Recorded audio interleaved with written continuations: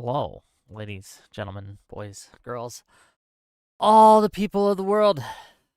How's it going? Quantum Fantasy, Wick, not at night. It's true. We're doing an afternoon stream today. I'll be meeting with Sitch and Adam as soon as they get me the show link, and we'll be going in to talk about all things ice. Should be fun. Sanctuary cities.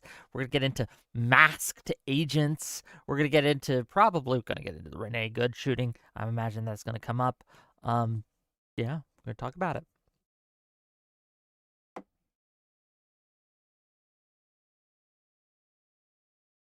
What's here?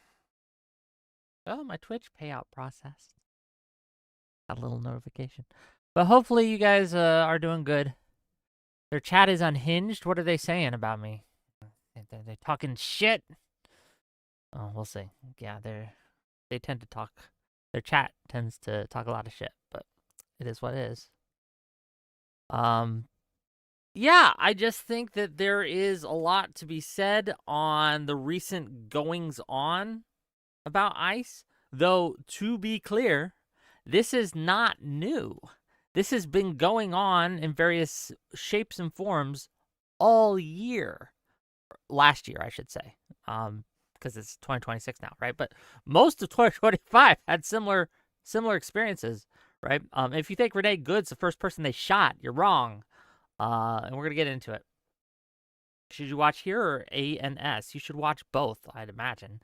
I like to, when I'm watching people who are collaborating, I like to have a tab open for each. Like, I watched Hutch on Adam and Sitch, and I had Hutch's show open, and I had Adam and Sitch's show open, and I switched between the chats because, well, I wanted to see what the different chats were like, to be very clear. And it was just interesting seeing the various different perspectives and reactions to the various statements made. What up? Hey, Corvus. Nice to see you. West Coast girl. Hello. Could I organize a Destiny versus Counterpoints debate on the Minnesota Good shooting? Connor's being an absolute ghoul. I could see if he's down for it. We had Counterpoints on my show talking about it this week. Yeah, I'm really just waiting on a show link. I hope I got the time right. I think I did. Let me look. Yeah, 11 a.m. Pacific, right? That's we're 3 hours, right? I'm pretty sure I am. Pretty sure I'm correct. Says 2. It's 2. Hopefully they show up.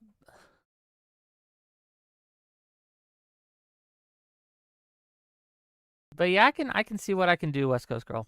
Elder Drazi, nice to see you. Martin Cerny, hello, hello.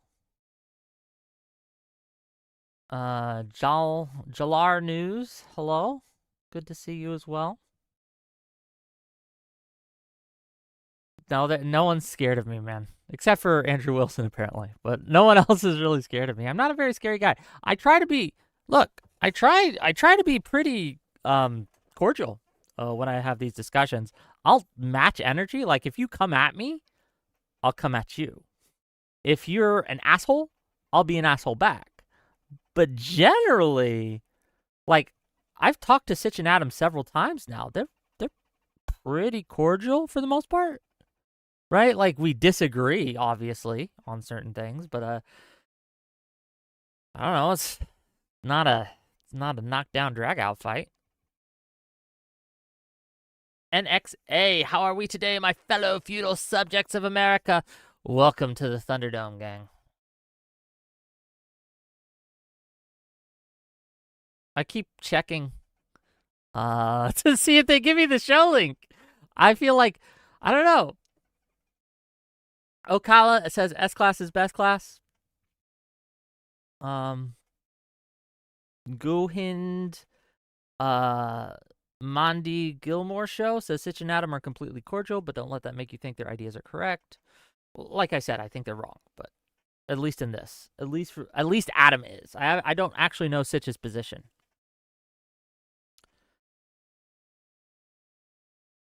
Martin Cerny says, I'm scared of Wick when he shaved. That's fair. Boobs, I guess. If I had boobs, I'd show them to you, but I don't. No boobs here. Sorry. There was another shooting last night. Don't know if you guys saw. We don't have much information on it yet. Allegedly, and I say allegedly because I don't trust DHS farther than I can throw them. Allegedly, an officer was chasing down a suspect. The suspect ran. Two guys came out with shovels or broomsticks and started beating up the ICE officer, and the ICE officer shot one in the leg. They all survived, and they're all arrested, I believe. But again, I don't trust DHS farther than I can throw them, so I don't know if that's actually the case. I don't have any good information yet on that shooting, so I can't speak to it much.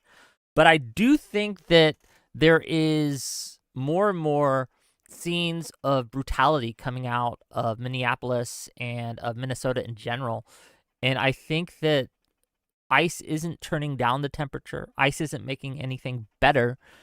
It's just making things worse. And while I'm all for deporting criminals, absolutely, deporting criminal illegal aliens, I should say. I don't want to deport normal criminals, right? We should put them in jail. Yeah, this ain't the way. This ain't it. There are other ways to do it. We've done it for years, right? For years, we've deported people without all these problems. Yeah, we'll get in. We'll talk about it.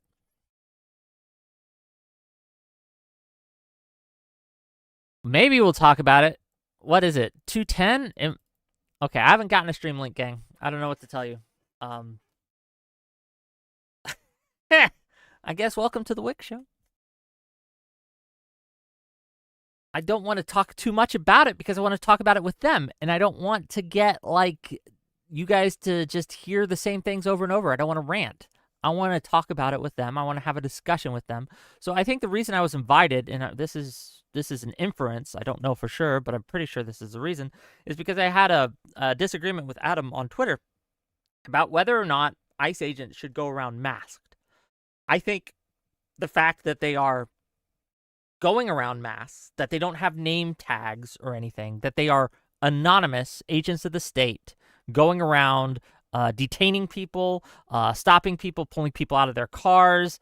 I think that this is creating even more danger for not only the public, but for the agents as well. I think it would be less dangerous for them in a de-escalatory thing if they were not anonymous and showed their faces, wore badges, wore name tags, and identified themselves as ICE officers, right? ICE agents and things like that.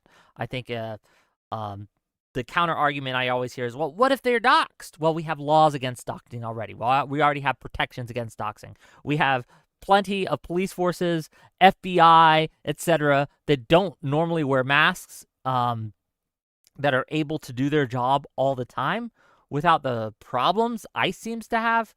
So I don't think masks are helping, and I don't think masks are making anything better. But again, we'll get into it. Maybe.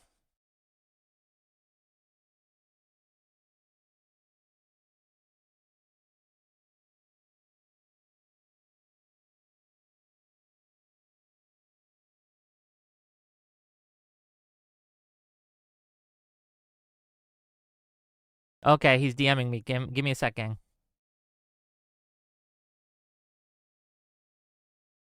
We might be transitioning, and give me a moment for the transition. It might take a minute to redo the setup and things like that. But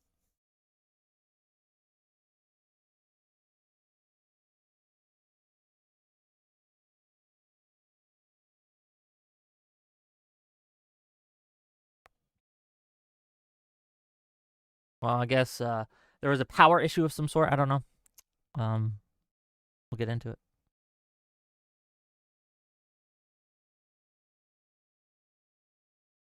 XK says, this is like when streamers want anonymity. The average person doesn't have that luxury, but these people in special roles want it, so they can't be held accountable. Shit. Look, there's a difference between a streamer and an ICE agent. I can't arrest you. I have no authority for the state to use deadly force. They do. With great power comes great responsibility, in that old cliche line. Okay, we got the link. So give me a second, gang. I'll be right back. Okay.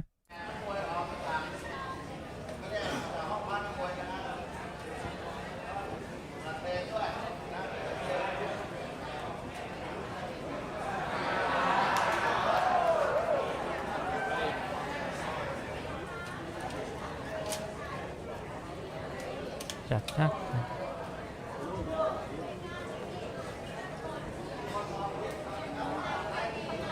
Yeah, they can still help. Oh, hello? Hey, Whick. What's up? up? Oh, nothing much. Give me 1 second. Let me adjust. We're not live yet. I know you're live, but Yeah. So no slurs or anything, guys. Okay. You know. Damn it! I know. I'll hold back. Sitch has been dropping F slurs all the time now. So. Constant. Listen, that was one time, okay, on Pierce Morgan's show. And weren't you quoting?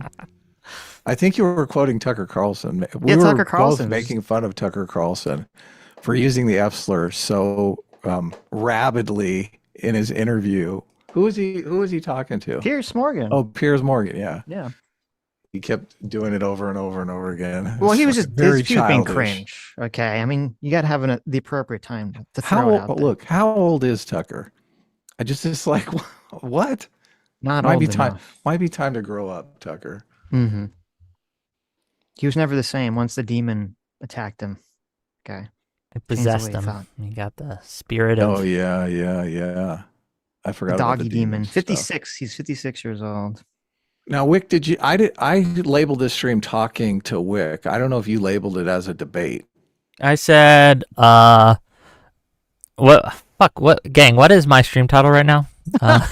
It's Ice, Anonymity, and Responsibility, Whick versus Adam and Sitch. But that's just, the versus isn't a big Whick deal. versus, well, look, it's Whick versus Sitch. First of all, we're not 2v1ing you here, so okay.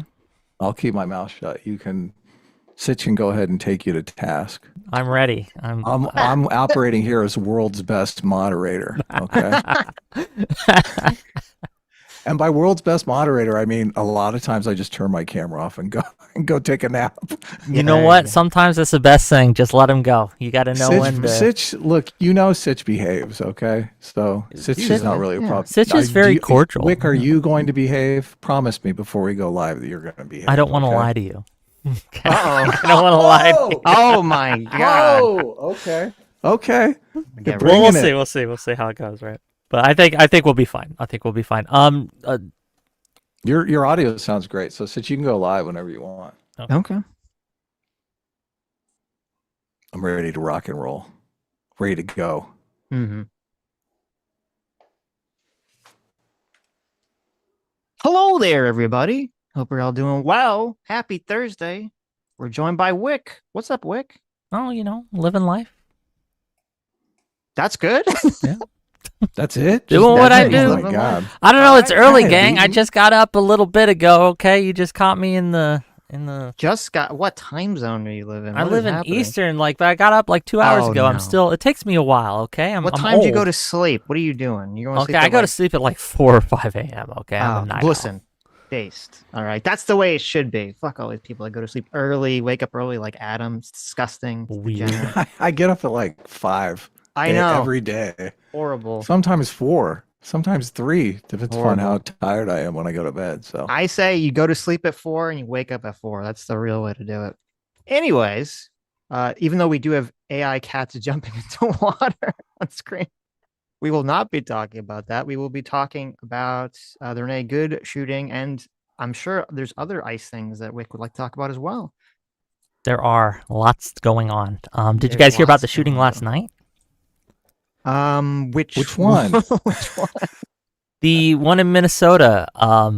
And I don't have a ton of information on it yet. DHS says, and I take it with a huge grain of salt when DHS says anything at this point, but DHS says that they were trying to detain a guy. There was a chase. He ran to a house. 2 people came out of the house, and all 3 of them started beating the ICE officer with broomsticks and shovels. and then that ICE officer shot one of them in the leg because he felt his life was in danger.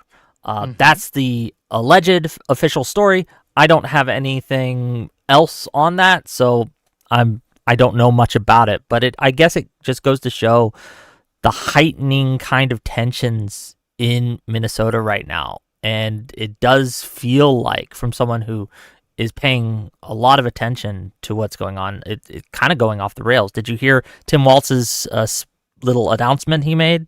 His little 5-minute spiel he did? No, what did he say? Basically, he's calling on Trump to end the how did he put it? End the siege. I'm not sure if that's the word he used, right? And to de-escalate, tone down the temperature, get ICE out of there. And he called upon the populace to start recording ICE so that they can document their abuses for later prosecution.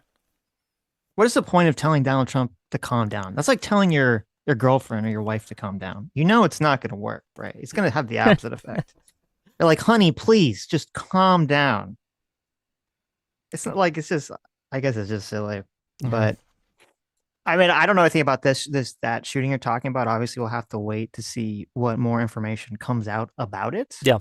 Because, like, yeah, obviously, if ICE is chasing someone for some sort of legal reason, and then a bunch of people jump out and start beating the shit out of them with broomsticks or whatever, then that's a good way to get shot, if that's actually the case. Yeah, if it is as DHS says it is, and again, large grain of salt, DHS is not a great track record with truthfulness on these things, then absolutely, if you're beating someone with a shovel, they're going to shoot you, and you deserve that. Well, maybe not deserve is not the right word, but you get what you get.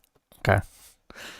I say if you're attacking a federal agent with a shovel, you probably deserve to get shot, unless they're like a secret, evil pedophile or something. Like, well, you shouldn't be doing that. Sure, If you disagree with the situation, policy, you can disagree with the government policy. That doesn't mean you should attack the agent who's just doing their job. Yeah. No, I don't disagree. I think though that there is, like, again, heightened tensions out there, and it sounds like from the report that these weren't just random guys, that they were like the family members of the guy that was being chased. So it's not like just rando public people started doing that, right? But again, not enough information to make really too much on this yet and to say too much about it, but it's something I'm keeping my eye on. So what about, there's also the situation of the protester who got shot in the eye. Oh, with the non-lethals? Yeah. Non-lethal, and now they're blind in that eye. Yes. Yeah. How do you feel about that? I'm assuming you're in favor of blinding all protesters. No. In fact, you would have been mistaken if that was what you think my take is. I've been fed wrong information. Misinformation, if you will. Yes. I don't know all the details of what led up to that. Obviously, if you are being violent towards agents of the state, even if it's just annoying violence, right? Like where you're just like pushing them around or shoving them, they're gonna take you down, right? And so play stupid games, win stupid prizes on that. However, we have seen incidences where protesters aren't actually doing anything, and ICE agents actively will pull guns on them, loaded guns on them, and point them in their face. I don't know if you saw the clip that was going around a couple days ago where there's this old grandma lady who's just standing there, and the ICE agent lowers his non-lethal weapon, pulls out a pistol, and points it right in her face. I think that officer should lose his job for doing that. That is not something you do to the American public. Yeah, no, I agree. I definitely agree. Yeah, and we see this over and over again. That isn't the only incident where they have pulled loaded weapons and pointed them in the faces of people who aren't doing anything wrong. And so as to the kid who got shot in the eye, I don't know what he was doing beforehand. I don't. So I can't really tell you whether or not, how egregious I think this was. But even if you're going to shoot someone with a non-lethal, if you're doing it at point blank range, that's not something you should do. Shoot him in the chest, the center of mass. Get him out of there, right? If you need to. But yeah, it's just a level of just uncaring brutality that we just see on display over and over again from these guys. So Yeah. Well, I mean, I'm guessing when the guy is talking about when they investigated, I'm assuming, I could be wrong. I'm assuming the ICE agent wasn't like, I'm going to intentionally try to shoot this person in the eyeball with the gun yeah, or the rubber bullet. I don't. There's a video of it. I don't know if you've seen the video of it. Also here, I guess I sent Adam, the can you Watch send Together link to the you Watch just now, Together link, Wick. yeah, if you wanna where am watch I? it. Where is it? Where should it come up? It's in our DMs, Wick. Oh, okay, I don't okay. send it out at the same time because sometimes people get confused and they Yeah, end up give trying me, to give me a talk to us second. through Watch Together.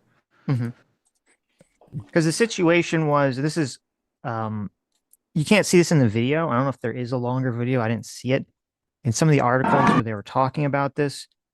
The ICE was claiming that the protesters were not only blocking, they're blocking the stairway and access to this federal building, but they're claiming that they're also throwing things and shooting fireworks at them. I don't know if the protesters respond to this. I saw one clip of an interview where the protesters said they were giving no comment to the news in regards to that. So maybe they were doing that, but it seems like they were, blocking the entranceway. They were doing something that they weren't supposed to do. The police officers come and they grab someone to arrest them, to detain them. And then people try to do this thing, which is really dangerous and really stupid, where they try to like rush in and grab the person to prevent them from being arrested or detained. Yeah. And this came up on Tuesday, and Hutch brought this up, and I do agree with it. I don't know if this is like a liberal versus leftist thing or something, but it seems like there was an attitude during the civil rights movement and a lot of other liberal protests that part of the protest was you would cause civil disobedience and then you would get arrested. That was like part of the cause. And now, and I don't know if you saw, it came out that that organization that Renee Good was part of, that was like the anti-ICE protest organization. Ice Watch or whatever. Yeah. Yeah, Ice Watch. Yeah. That whoever runs like their social media account had like reposted some Antifa guide of like how to resist arrest. And it was like explicitly giving like instructions on how you're supposed to like hold people in certain ways to prevent police officers from like pulling them away to arrest them, and how to like sneak into police cars and try to like free people from, once they're arrested and all this other stuff. And it's just that I think this attitude is so dangerous and it's so bad. It's like, okay, yeah, go protest. I mean, I don't think you should do illegal protest, but go protest. And if you're doing an illegal protest, get arrested. That's part of the protest. As soon as you start trying to go at the police or cause problems, like you're entering a far more dangerous situation. And these people, I think that they're just LARPing. They don't realize the level of danger they're placing themselves into until something happens where they get seriously injured or killed. A couple thoughts on that. I do tend to agree with you and Hutch that a part of the impact of the civil rights movement was watching people get arrested for breaking the law. And it was the law at the time that, like, for example, they couldn't go into certain establishments, dining establishments. This was a law in the books. They were doing something illegal, right? Mm-hmm. And part of the strategy was to have people see the state taking people and frankly brutalizing them as they arrest them to gain sympathy and to gain empathy. But part of that strategy was you would understand that, hey, you're doing something illegal, you're going to get arrested, right? Don't resist, don't fight back, don't do anything, because we want to show the juxtaposition of us not doing anything wrong versus them using the power of the state to force us to go to jail for nothing, for eating in a dining area. What are we talking about here? That said, one of the things that I will kind of, and maybe we'll disagree, maybe we won't.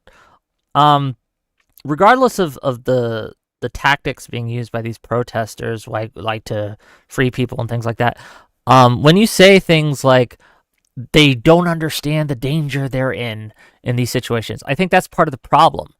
The danger that they are in is unreasonable amounts of danger, especially not for all incidences. There's obviously certain instances where they go way too far and they get what they get.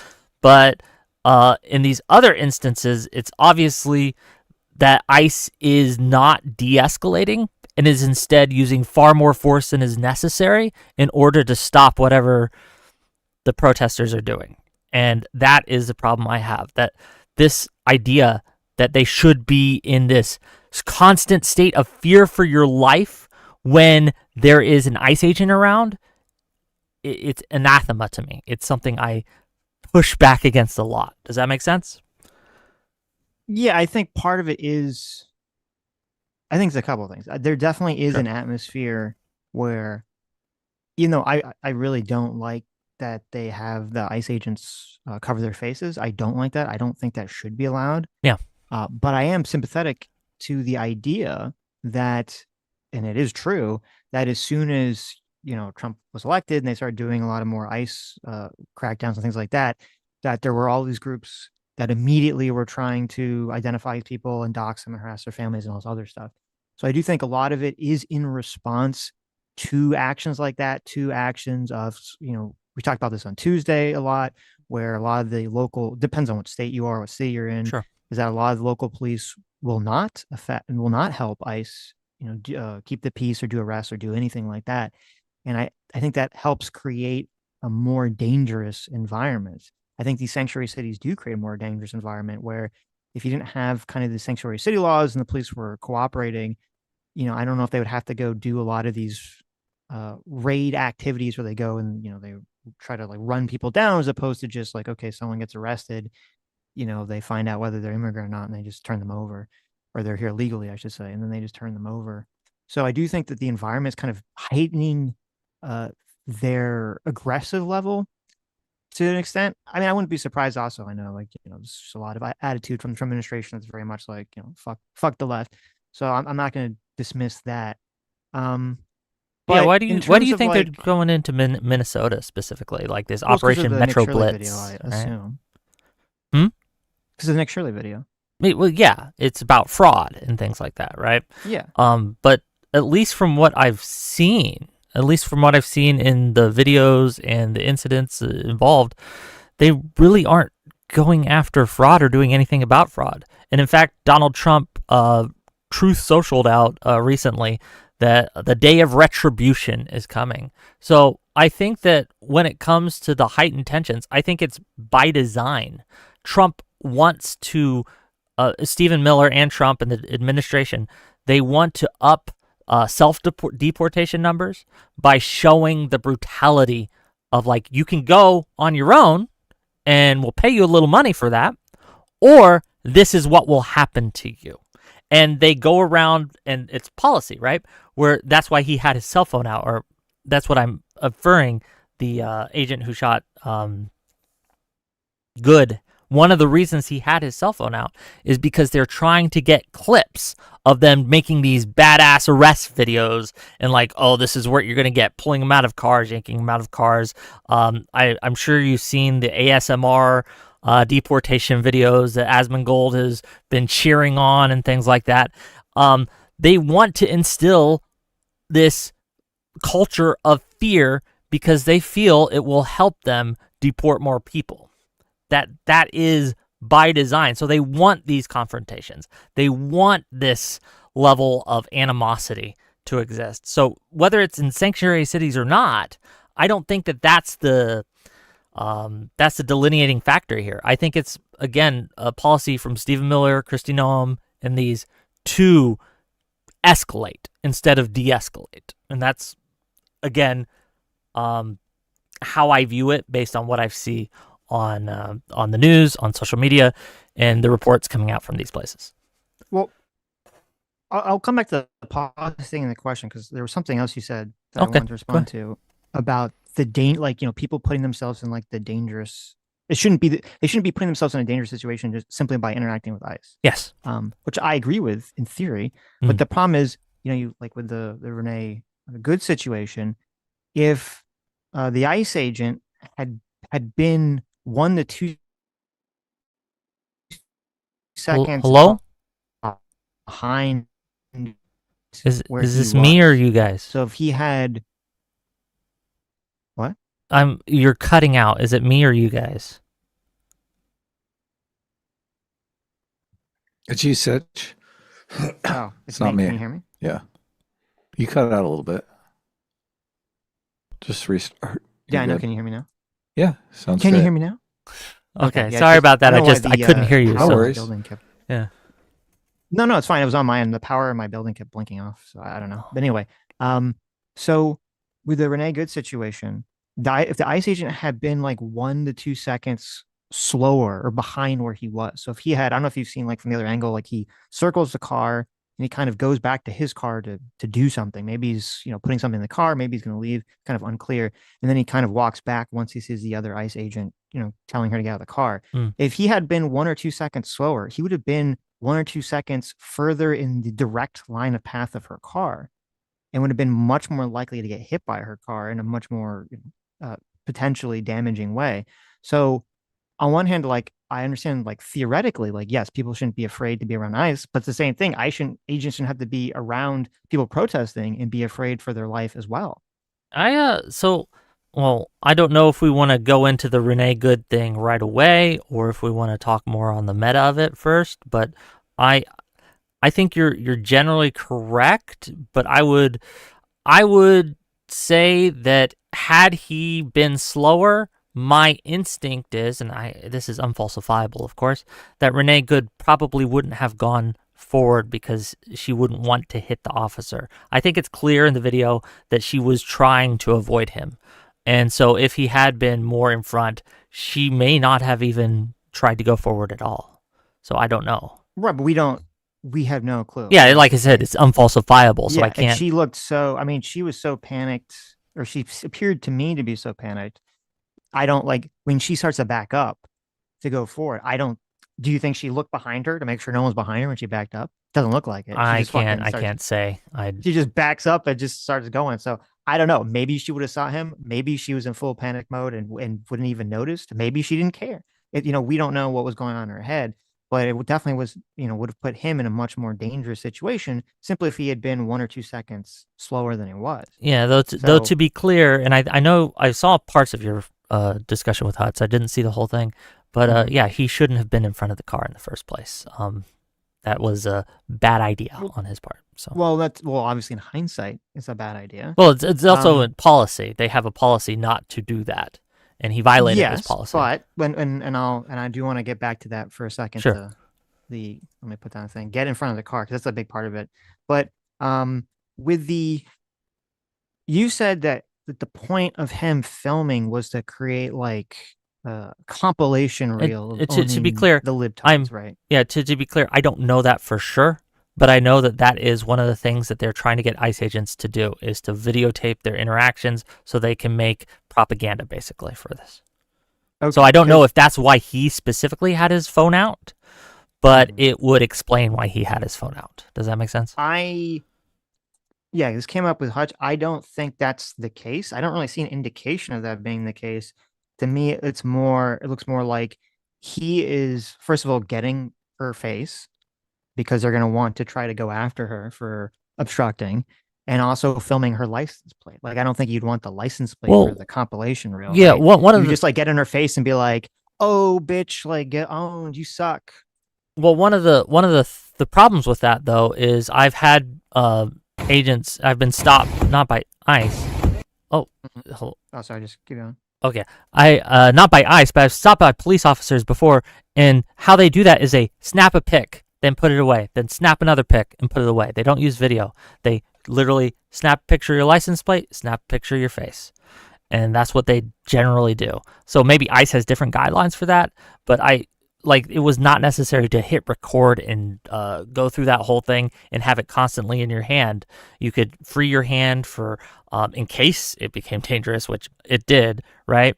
And not be hindered or anything like that. So it might be the case that he was doing it for the reasons you say, but there are just more, at least from my experience, it's more common just to snap the pic. So I don't know. So, and this came up again. This also came up when we were talking to Hutch. Is that part of the officer's job is not just, which I think the primary thing is, to get a picture of face, get a picture of license plate, to have that information. But part of it is for him to inspect the vehicle, to look inside, to see if there's weapons, to see if there's anything dangerous, see if there's a baby in the back seat, to just kind of get the whole scope of the situation. So to me, having an officer walk around the car with his camera out, especially when he doesn't have body cam, which I agree, they 100% should have body cams. To me, that is not I think it's a very large leap to look at that behavior and to assume some sort of negative intention there, as opposed to just a I police don't officer or law enforcement agents, just recording what's going on. I don't even know if I would characterize my view of it as negative necessarily. Like there is nothing inherently, at least to me, wrong with videotaping a police encounter or an encounter with an agent of the state, I should say, whether it be from the agent's perspective or from the person who is being detained's perspective or from observer's perspective. There's nothing inherently like malicious or negative about that. I think that, in fact, that's probably a good thing to do. I think it's good that ICE officers and agents of the state and police officers have video recordings of what they are doing in these things. So I'm not trying to implicate like a negative connotation that he's doing this, but I will say that there is the reason that Kirsty Noam, right, wants these things filmed, is to create kind of like the epic meme compilation and things like that. So, well, I mean, to be fair, you were implying a negative connotation, which is that the action was for the purpose of creating the clip compilation. it might have been, right? I don't know, and I want to be clear. Okay. I don't know. I have no idea. So Sure, yeah, I don't know 100% either, but I don't think it's fair to judge it that way without some sort of information that would put it when to me it seems completely reasonable that a law enforcement officer would be filming that interaction. fair enough. Especially when, I mean, we don't know the situation with, is the local law enforcement helping them? Because, like, to me, I don't know if you saw, like, there's like a different angle where you see he walks around, the one where he kind of walks around and then goes back to the car. I'm wondering, we don't know, but I'm wondering if he was just, okay, he films one rotation and then he's leaving because he's going to pass off the information to the local law enforcement or someone else to, arrest her. So he would be doing the thing that, people are complaining that they would want him to do. And then it's only when he sees the other ICE agent come forward and try to arrest her that he goes from like investigation and information mode into, okay, we're moving to arrest mode. And that's when he walks in front of the car for the second time. Yeah, I have no idea why he went back to the car. It could have been just to get a snack, for all I know. I have no idea, right? So it could be Okay, maybe who knows? adjusting I will have something. to see what he says. Yeah. But not that people believe it. well, I wonder if we're even going to get like a real investigation on this. I don't know if you guys know, but we've had 4 DOJ prosecutors from Washington resign over how they're conducting this investigation. Mm-hmm. We had 6 from Minnesota resign because they're trying to push an investigation onto Renee Good's wife instead of investigating the agent. So I don't, and this is part of my criticism overall for this administration, how they're handling things. I don't know if this situation is even going to be investigated. So I agree. Yeah. I think that it is fucked up, the administration's handling of this in terms of, I don't think they're going to investigate this at all. Yeah. They have no desire to investigate this. It's kind of a fucked up situation where the federal government under Trump I have no trust is going to investigate this objectively because they don't want to bring charges for any reason. But then I also don't really trust the state investigators because they're going to have massive political pressure to investigate and throw the book at this guy and, kind of railroad him and do all this other stuff. So it's kind of like a fucked up situation. But I almost always try to lean on the side of what you're supposed to do procedurally in these sorts of cases. And so even though I do think both sides are going to be insanely biased, they should have to do an investigation. They should not lock the local law enforcement out of the investigation. I think that's totally fucking crazy. I think trying to investigate and bring charges against the wife is really fucked up too. I mean, this is someone who I'm sure they do feel really guilty that their wife or girlfriend, I don't know if they're actually married or not, but their wife or their girlfriend died and they feel responsible for it in some fashion, both because supposedly they sort of motivated them to go to this protests or this action in the first place. And then obviously they said, drive, baby, drive, which was an insane fucking thing to do at the time period. So I think bringing charges against them is totally fucking crazy. But that all being said, in my mind, I'm going to clearly separate the Trump administration's actions regarding this, which I don't agree with whether it was justified for Jonathan Ross to shoot her the way that he did and to do what he did in the whole interaction. Yeah, when you say justified, are you talking legally or morally here? Because I think legally, and again, not a lawyer, hands up, I don't know. I don't know the legal ins and outs of everything here. But legally, it's very hard to convict a police officer. It's just very, very hard. They have a lot of juries and prosecution, and the courts tend to lean in the officer's favor highly. So legally, I don't know how much jeopardy he's in. I would guess not a lot, even if they were doing things totally above board and procedurally following all the correct steps. But my issue with him isn't a legal one, it's a moral one. And my position on the shooting is that he used force that was not necessary in that situation. And he should have known, based on the video we see, the context clues that he should have known that this was not something he had to fire at her for. But he did anyway. So I don't know if morally is the word I would use. I think there's a legal consideration, there's a moral consideration, and I think there's the like objective hindsight now that we know everything in the future version. And in the now that we know the future, yeah, he shouldn't have shot her, because the entire point of a law enforcement officer shooting a person is to prevent them from killing someone or doing great bodily harm to the person. And we now know in the future that him shooting her didn't affect the course of those actions at all. Whether he shot her or not, the same outcome would have happened in terms of the harm that happened to his own body. So from a 2020 perspective, hindsight 2020 perspective, yeah, he shouldn't have shot her. But I just want to read it. Yes, that's true. But I'm saying in the moment, he had enough context clues to know he should not have done that. So in the moment, yeah. I don't know why. I don't know what you're using to judge that, because I'd say you have a guy who's standing in the path of a car, a person who to me seems clearly in a panic mode driving the car is coming at you. And then they reacted in the fashion that they did.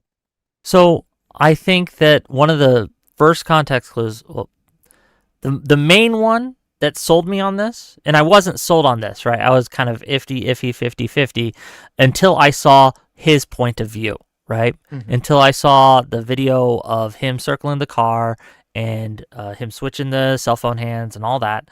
Because in that, you can clearly see, even before she starts to go, she's turning the wheel hard away from him. And his training at that point should have been, right, not to pull out his gun and start to point it at her, but to simply step to the right. And that would have avoided all the danger. And I think a reasonable person would have done that. Because I've been in not a detainment situation like that, but I've been sideswiped by cars before, coming out of a parking lot of Walmart and things like that. And I've had people kind of even get close to me and things like that. My instinct, and I think what his instinct should have been if he had been trained properly, is to simply step out of the way.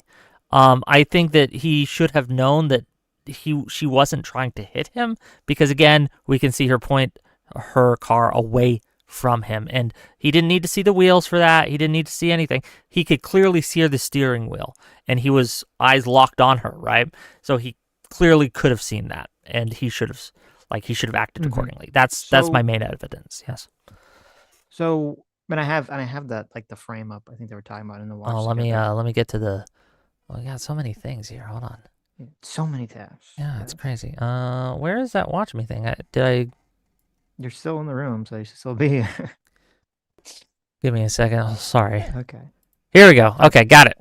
Okay. Cool. Yeah, so you can see here. So it's really when she starts to shift from reverse to forward that he starts to draw right here at this moment. So again, we're all sort of trying to do some mind reading here. Yeah. And I don't know. Again, I don't know why I don't want to call this the moral way to look at it, because you could have yes, in the pure logic Vulcan brain of the situation, he should like do the crab hop to the side as opposed to drawing and doing that decision. What I think happened, and we'll have to see what he says, or Sure. when if we ever find out what was going on there, is, as I'm sure you've talked about and know, you had a situation a month ago where he was breaking the window Mm-hmm. into some guy who supposedly was a pedophile or something, and he was trying to pull the guy out of his car, and then the guy takes off and he gets dragged, 30, 40 feet, and his arm gets all, bloodied and cut up and fucked up. Yeah. And so, you look at this situation where you have this car, this car that is starting to move, and we're all very focused on sort of like the direction of the wheel and the car. And we're very focused on Jonathan Ross and him pulling his gun out. But there's something that I feel like people are not really paying attention to, which is if you look at the ICE agent, the one who's kind of blocking our line of sight, his hand is in the car at that exact moment. And so he's reaching in to either maybe unlock the car, pull the keys out, or he's trying to do something. And to me, it would make a lot of sense if Jonathan Ross's thought process at the time is, I should try to protect my fellow ICE agent from getting dragged the same exact way that I got dragged. And that's why he's starting to draw and position himself, because he's trying to prevent her from taking off and potentially dragging this guy with him or with her. So it's possible that's what his thought process was. I'm not a mind reader. I don't know. But shooting, even in that incident, right, or in that instance, if that is true, let's say that is true, and that's what he was attempting to do or wanted to attempt to do, shooting her in the head would not have gotten him to that, would not have saved his friend, would not have saved his fellow officer. As we see in the coming moments, what happens, he shoots her 3 times, she dies, and she goes dead foot on the gas and just careens into the car that's parked down the street. Thank God no one was in that car, right? So if he was going to be dragged, that would not have stopped it. And in fact, it might have made it even worse because, again, dead foot can't really let up on the gas at that point, and he would have just been dragged more. Mm-hmm. So I think his training, again, should have let him know that as well. This is a large part of this is lack of good training in these officers' part, and on this officer's part. And again, they do have in the provisions in his training manual that they do not walk in front of cars like this. And my position on this from a moral perspective and from kind of like what you should do perspective is, if you violate a policy of your department, and this doesn't just go for law enforcement, by the way, this goes for everyone. If you have a set of policies and guidelines at your workplace that you need to follow, and you fail to follow them, and in the course of you failing to follow them, someone loses their life, whether it's your fault or not, I think you should lose your job. And I don't think that's an unreasonable stance to take. So regarding the dead foot Sure. thing, if you shoot someone who's driving, there is a coin flip. There is some sort of toss up about, okay, is that person going to de-accelerate? Are they going to move off the gas, or are they just going to dead foot on the gas? There is a coin flip there. It is, I don't think it's at all certain. I've never seen anyone try to do some sort of like, here's a statistical analysis of, what the situation is, because one of the videos, there was that court case that everyone was talking about in regards to this, which was Barnes versus Felix. In that, the dashboard cam of that exact court case, the officer is getting dragged by the car. He shoots the driver stops. And then there's the other one where the 2 police officers are kind of surrounded the woman who's in a parking lot, and she stole something. They're trying to get her out of the car, and she starts driving forward. The cop gets knocked up on the hood of the car. He shoots her. She stops. So I agree with you. Like, maybe she'll accelerate as this woman did. Maybe she doesn't. So I don't think it's like a very certain thing to say, like, well, you should never shoot. Like, if you're a cop and you're like hanging in the window, you should never shoot the driver. Like, I don't think that's the right play to make. I think most cops are going to shoot the driver, and I think most of the time that's probably fair for them to do. So that's the first thing.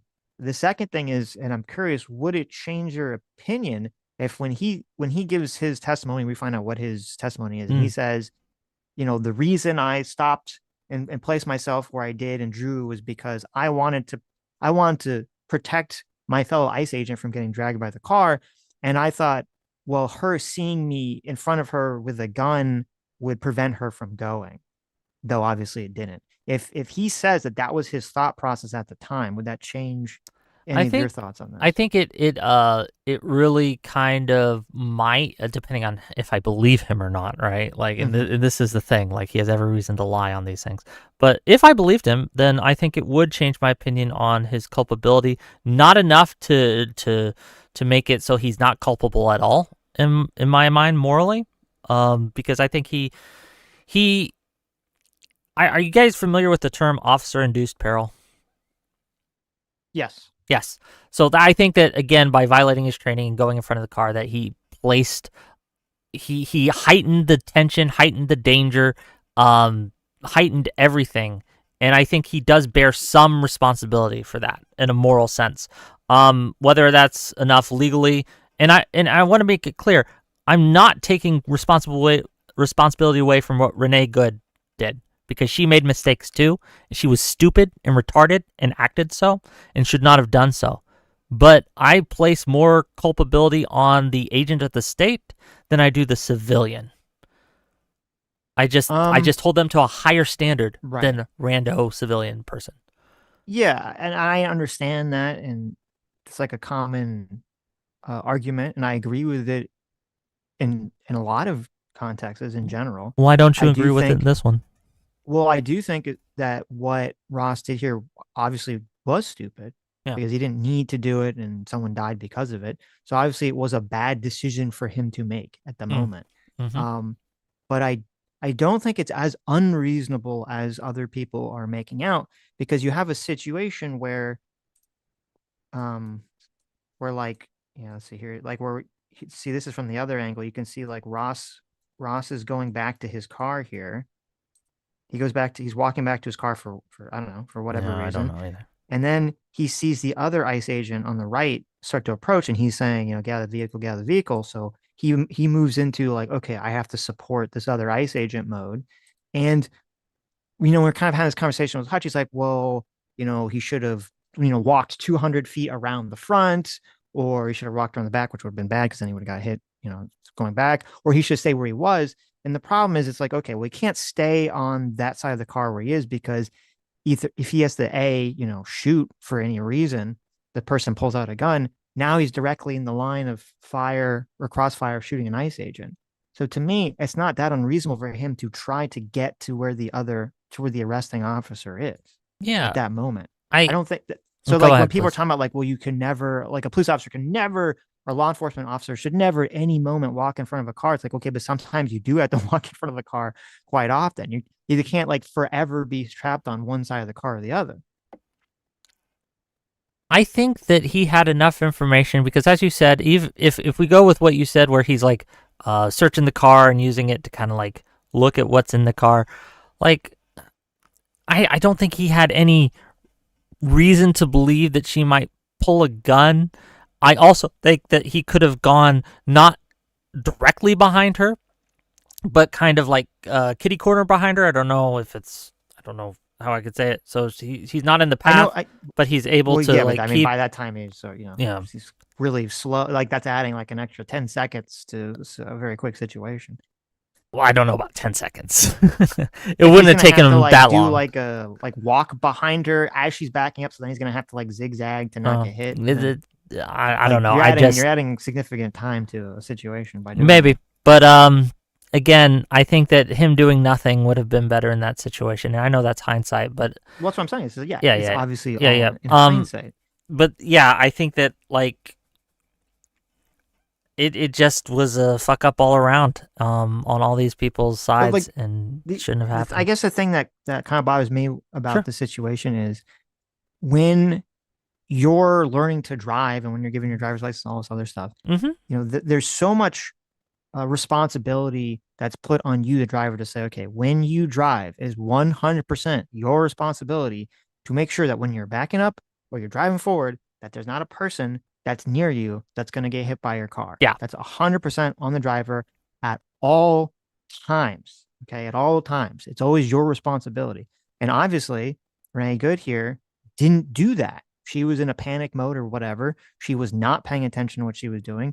What she did was incredibly dangerous. She had 3 different people And I don't even think she knew where any of them were standing, except for the guy telling her to get out of the car. She had 3 different people that were in close proximity to her car, and she's just trying to book it out of there without seeing where the fuck anyone is. It's super fucking dangerous. Again, like, I'm not disagreeing with you that what she did was reckless, right? Absolutely. I am disagreeing with you that I do think that she actively tried to avoid hitting anyone. I think that, and I'm going to be real with you, I don't think that ICE agent was ever in any real danger, whether he perceived it to be or not. Like, again, I've been sideswiped by cars as they've come out of a parking lot before, right? When they're not paying attention, I'm not paying attention, and oh shit, they hit me, right? There was never any fucking fear for my life in those situations. I was never in any real danger. Well, I mean, we don't know yet, but there was, CBS did report they made some claim that there was internal bleeding. So yeah, 5 days later, and it wasn't a report on internal bleeding. It was a report that 2 U.S. officials were briefed, and that's journo speak for someone told them that there was internal bleeding, which might be a bruise. I've had internal bleeding from stubbing my toe. So I doubt that report highly. Okay, but if it turns out that he does have a bruise, okay, sure. He lifts up his shirt and you see there's like a big bruise there where, he got clipped by the car or hit by the car or whatever. Does that change any of the analysis here? I don't know if I changed the recklessness analysis from both these people, but it does change I would go back on like, oh, he actually might have been in more danger than I thought.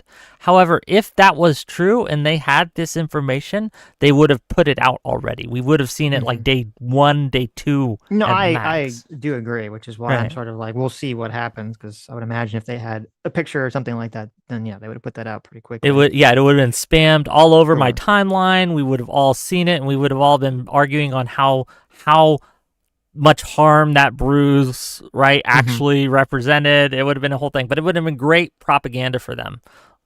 Sure. So that's why I'm doubtful of this. Like, I'm like, oh yeah, So to jump to the legal for a second here before we go back to the moral is so to be clear, are you saying that you just think like legally, well, it's hard to get a jury to convict, or are you saying legally that you don't think he actually should be convicted? I don't know. Murder? I'm not a legal analyst. My instinct. Come on, Whick, okay. Come my on. instinct is that he should be held legally liable for something because he had an alternative action that a reasonable person should have known that they could take to avoid all danger, and he did not do that because we have 2 criteria, as I understand it. And again, not a lawyer, but 2 criteria for self-defense. Do I have would a reasonable person in my situation fear for my safety or the safety of others, which we could argue he had. Okay. I don't disagree that that's something that might have happened, right? Regardless of the actual danger he may have been in, he may have had like, oh shit, this is all happening in the moment. The adrenaline spikes. I have a reasonable fear. Maybe I might grant you that. But the second thing that you need is necessity. In other words, is there another reasonable step I could take other than the use of lethal force that would stop this situation, that a reasonable person would recognize in this situation? And I think that's where he fails on this. But again, I'm not a lawyer because I think that anyone seeing what he saw, and we know he saw it because it was from his point of view, someone turning the car that's in front of him to the right hard and seeing where he was in position to this, a simple step to the right would have avoided all of this. So, but again, I'm not a lawyer, so I'm not going to die on that hill. I'm just letting you know. I don't agree. I mean, this whole thing takes place in a 2 to 3 second window, and the idea that in a 2 to 3 second window that there's not going to be a position where like, okay, an officer has 2 to 3 seconds to react to a vehicle, a deadly weapon, a vehicle moving towards them. And instead of, in the 1 second window, moving to the side or dodge rolling to the side or crab jumping to the side or whatever, they draw their weapon. Okay, which I agree, obviously, was the wrong decision to make at that moment. Yeah. But I don't think it's like, to me, it seems kind of crazy to be like, okay, because the officer in a 1 second window drew their weapon instead of moving to the right, that person is now going to jail forever or for 20 years because someone was acting insanely recklessly and very dangerously and was doing something illegal that they shouldn't have been doing. I don't agree with that. And I don't think that's the world I want to live in, where that's how law enforcement has to like interact with people who are doing crimes or doing things they shouldn't be doing. So there are lesser charges than first-degree murder that we could bring to him here, like reckless endangerment. We could draw manslaughter in various degrees. Like the idea that he would go to jail forever for this, even if he was found legally liable, just isn't true. Second-degree murder or something. I think that's too crazy. For again, in a 1 second. What about manslaughter? Would you be okay with like manslaughter in the second degree or something? No. No, really? No. Because like I said, the whole car turning takes 2 to 3 seconds. Him standing there to draw is 1 second, and then the firing is like 1 second or less than a 1 second. And the idea is like, okay, because in the 1 second window, a person drew their gun instead of moving to the right. You're like, bam, that's it. This person is like, going to jail for manslaughter or murder or something to that effect. That seems crazy to me. When the woman made the much more reckless and dangerous decision, an illegal decision, just to not just get the fuck out of her car. Look, if she had survived, start driving my car without looking to see if someone's in front of me or behind me. Sure. If she had survived, I would be okay with charging her for reckless endangerment, right? Because that was reckless endangerment, right? At least. But she didn't. And I think that we do have to recognize that police officers should make, and ICE agents, right, as agents of the state, right, they should make these split-second decisions. And when they decide it wrong, there should be accountability and consequences for them making these wrong decisions. And again, I'm not a lawyer. It's very possible that that a court would rule against me on this. But from where I sit and from what I've seen and from being in, I don't want to say similar situations, but situations where cars are coming at you surprisingly fast, right? And it's a shock. It takes less than a second to make the correct decision here. And that should have been drilled into him. One of the reasons that training works is because it takes over your decision-making process and you react in the way that you are trained to react, and good training leads to good decision-making. And I do think he should be held responsible or accountable in some way, shape, or form for what happened. Now, if we can't do it legally, that's fair, but he should at least be fired for what he did. Yeah, just from the legal perspective, sure, it's hard for me to imagine that he would have a lot of problems legally in terms of the positioning, because it seems to be like where a lot of the conversation in terms of the positioning. Because legally, yeah, you can say that policy says you should be more you shouldn't be walking certain way or places in front of cars or whatever if you think they might go forward and all this other stuff.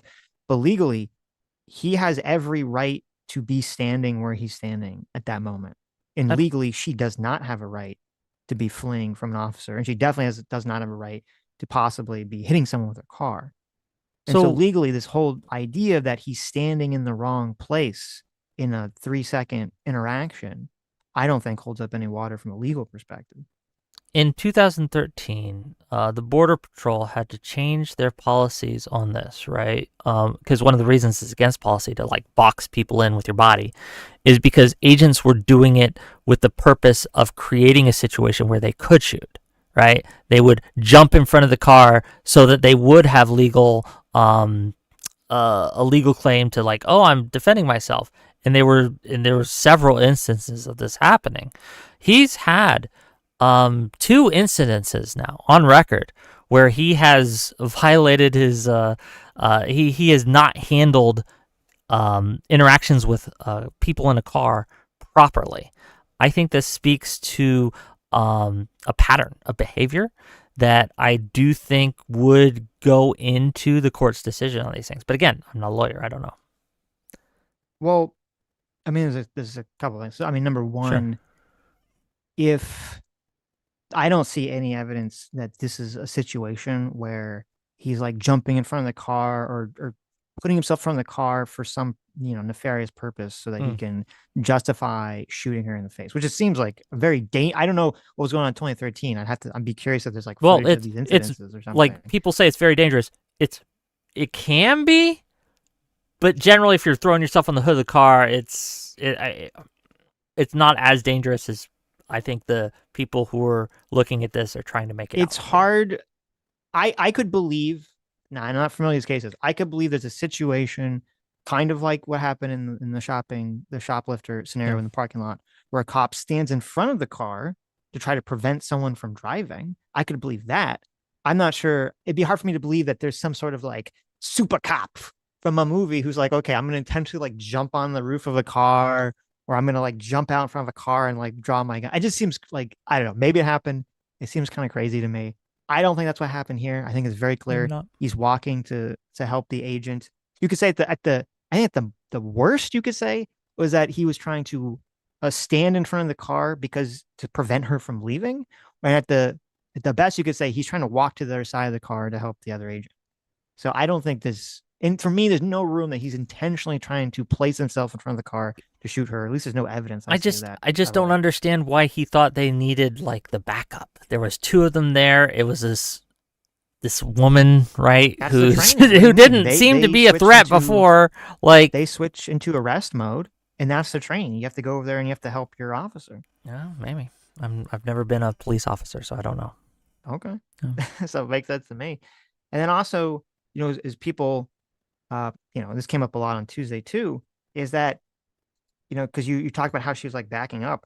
If she hadn't backed up, actually, she might have been in a much better situation. If she had just gone forward and to the right, I don't know if she could have cleared the road, because I think that's really why she backed up. But if she had just gone forward and to the right as soon as that happened, he would have been firmly he would have been on the passenger side. He wouldn't have been anywhere near the front of her car. But the fact that she turns her wheels to back up, it actually aligns him more in front of her car than he was originally. I mean, he was obviously walking around, so it could be he got to where she was wanting to like speed off, and she wouldn't have seen him come, and he would have been actually clipped and hurt and all these things. I can't, like, this is all unfalsifiable. We can't really say. No, I'm saying what I'm saying is that the way, like here. Yeah, like let's when look. You see the way that she backs up. Okay. She's kind of aligning herself more where if she just drove here, then look, no one would have been in front of the car. Sure. Right. Even if she drove there, if she hadn't backed up, her backing up was probably to clear the road. Yeah. And it lines him more up in front of the car. So actually the backup was like a big mistake on her part. Now he's walking. I'm not going to say he wasn't walking. He was walking, but they're both, he's walking and then she's backing up and aligning herself more into his direction. Sure, but he was, intending to go in front of the car. That was the direction he was traveling. And as you say, he was probably looking to support his buddy, and that's probably where he was going to put himself anyway. So, right. But I'm saying her backing up to me is again another. More of her reckless behavior, more of showing that she was making the wrong decisions. And again, showing that she was at fault here. I am absolutely okay with saying she made terrible decisions during this that she should not have made. She put her own life at risk, obviously, right? And other people's lives at risk in a way that is unacceptable. But I don't think the penalty for what she did should have been getting shot in the face 3 times. No, well, it's not a question of penalty. It's a question of, you're putting an officer in a dangerous situation, and then he's going to react with use of force. But I think that you should react with minimal use of force, and he did not. Again, with hindsight, I say yes. Yeah. Like conceptually, I say no. If someone is potentially threatening you with a vehicle, I think you're 100% within your rights to use a gun. Yeah, I think that in certain cases, yes. Right? In certain cases, I'd agree with you. But in this case, with these circumstances, and when we look at these things, we have to look at the totality of circumstances, right? All the things that are surrounding what is happening. I think in this instance, no. And that's where our disagreement is. But again, I repeat this because I think it's important. I am not a lawyer, so I can't speak to that. So my advocacy here, or what I'm actually arguing here, is a moral justification. I think that regardless of what the law says, what he did was morally wrong. He should not have done this. And because he did do it, someone is dead that should not be dead. Okay, so let me ask you a question from the Go moral ahead. perspective. Go Okay, ahead. let's say, like, hypothetically, I don't know if you're looking to watch together here. Okay. Oh, give me a second. I keep having to switch. Go ahead. Yeah. It's okay. Okay. Yeah, say hypothetically, okay, so you see he's walking. Yeah. Let's say hypothetically, bam, like right when he's like dead center in the car, okay, Mm-hmm. she immediately peels forward, okay, as opposed to sort of the way that it happened. So he's like really dead center in the car and he has no time to jump out of the way. Does that change Yes. your opinion In on that this? case, I think that he has a much, like, where you're going to go at this point, and it looks Right. like, and it's very obvious if she's pointing directly at you and she's not turning her wheel either way, right? And you can't, like, I think it's fine to pull out a gun or something. In that case, Mhm. morally, that would be perfectly acceptable to me if that had happened. Okay. Well, I'm just because I'm trying to hone on like what is the specific Oh, thing that because he had because, a like, if a that's the case, I mean, you still have the problem with like, well, you can still shoot them and they can still dead foot.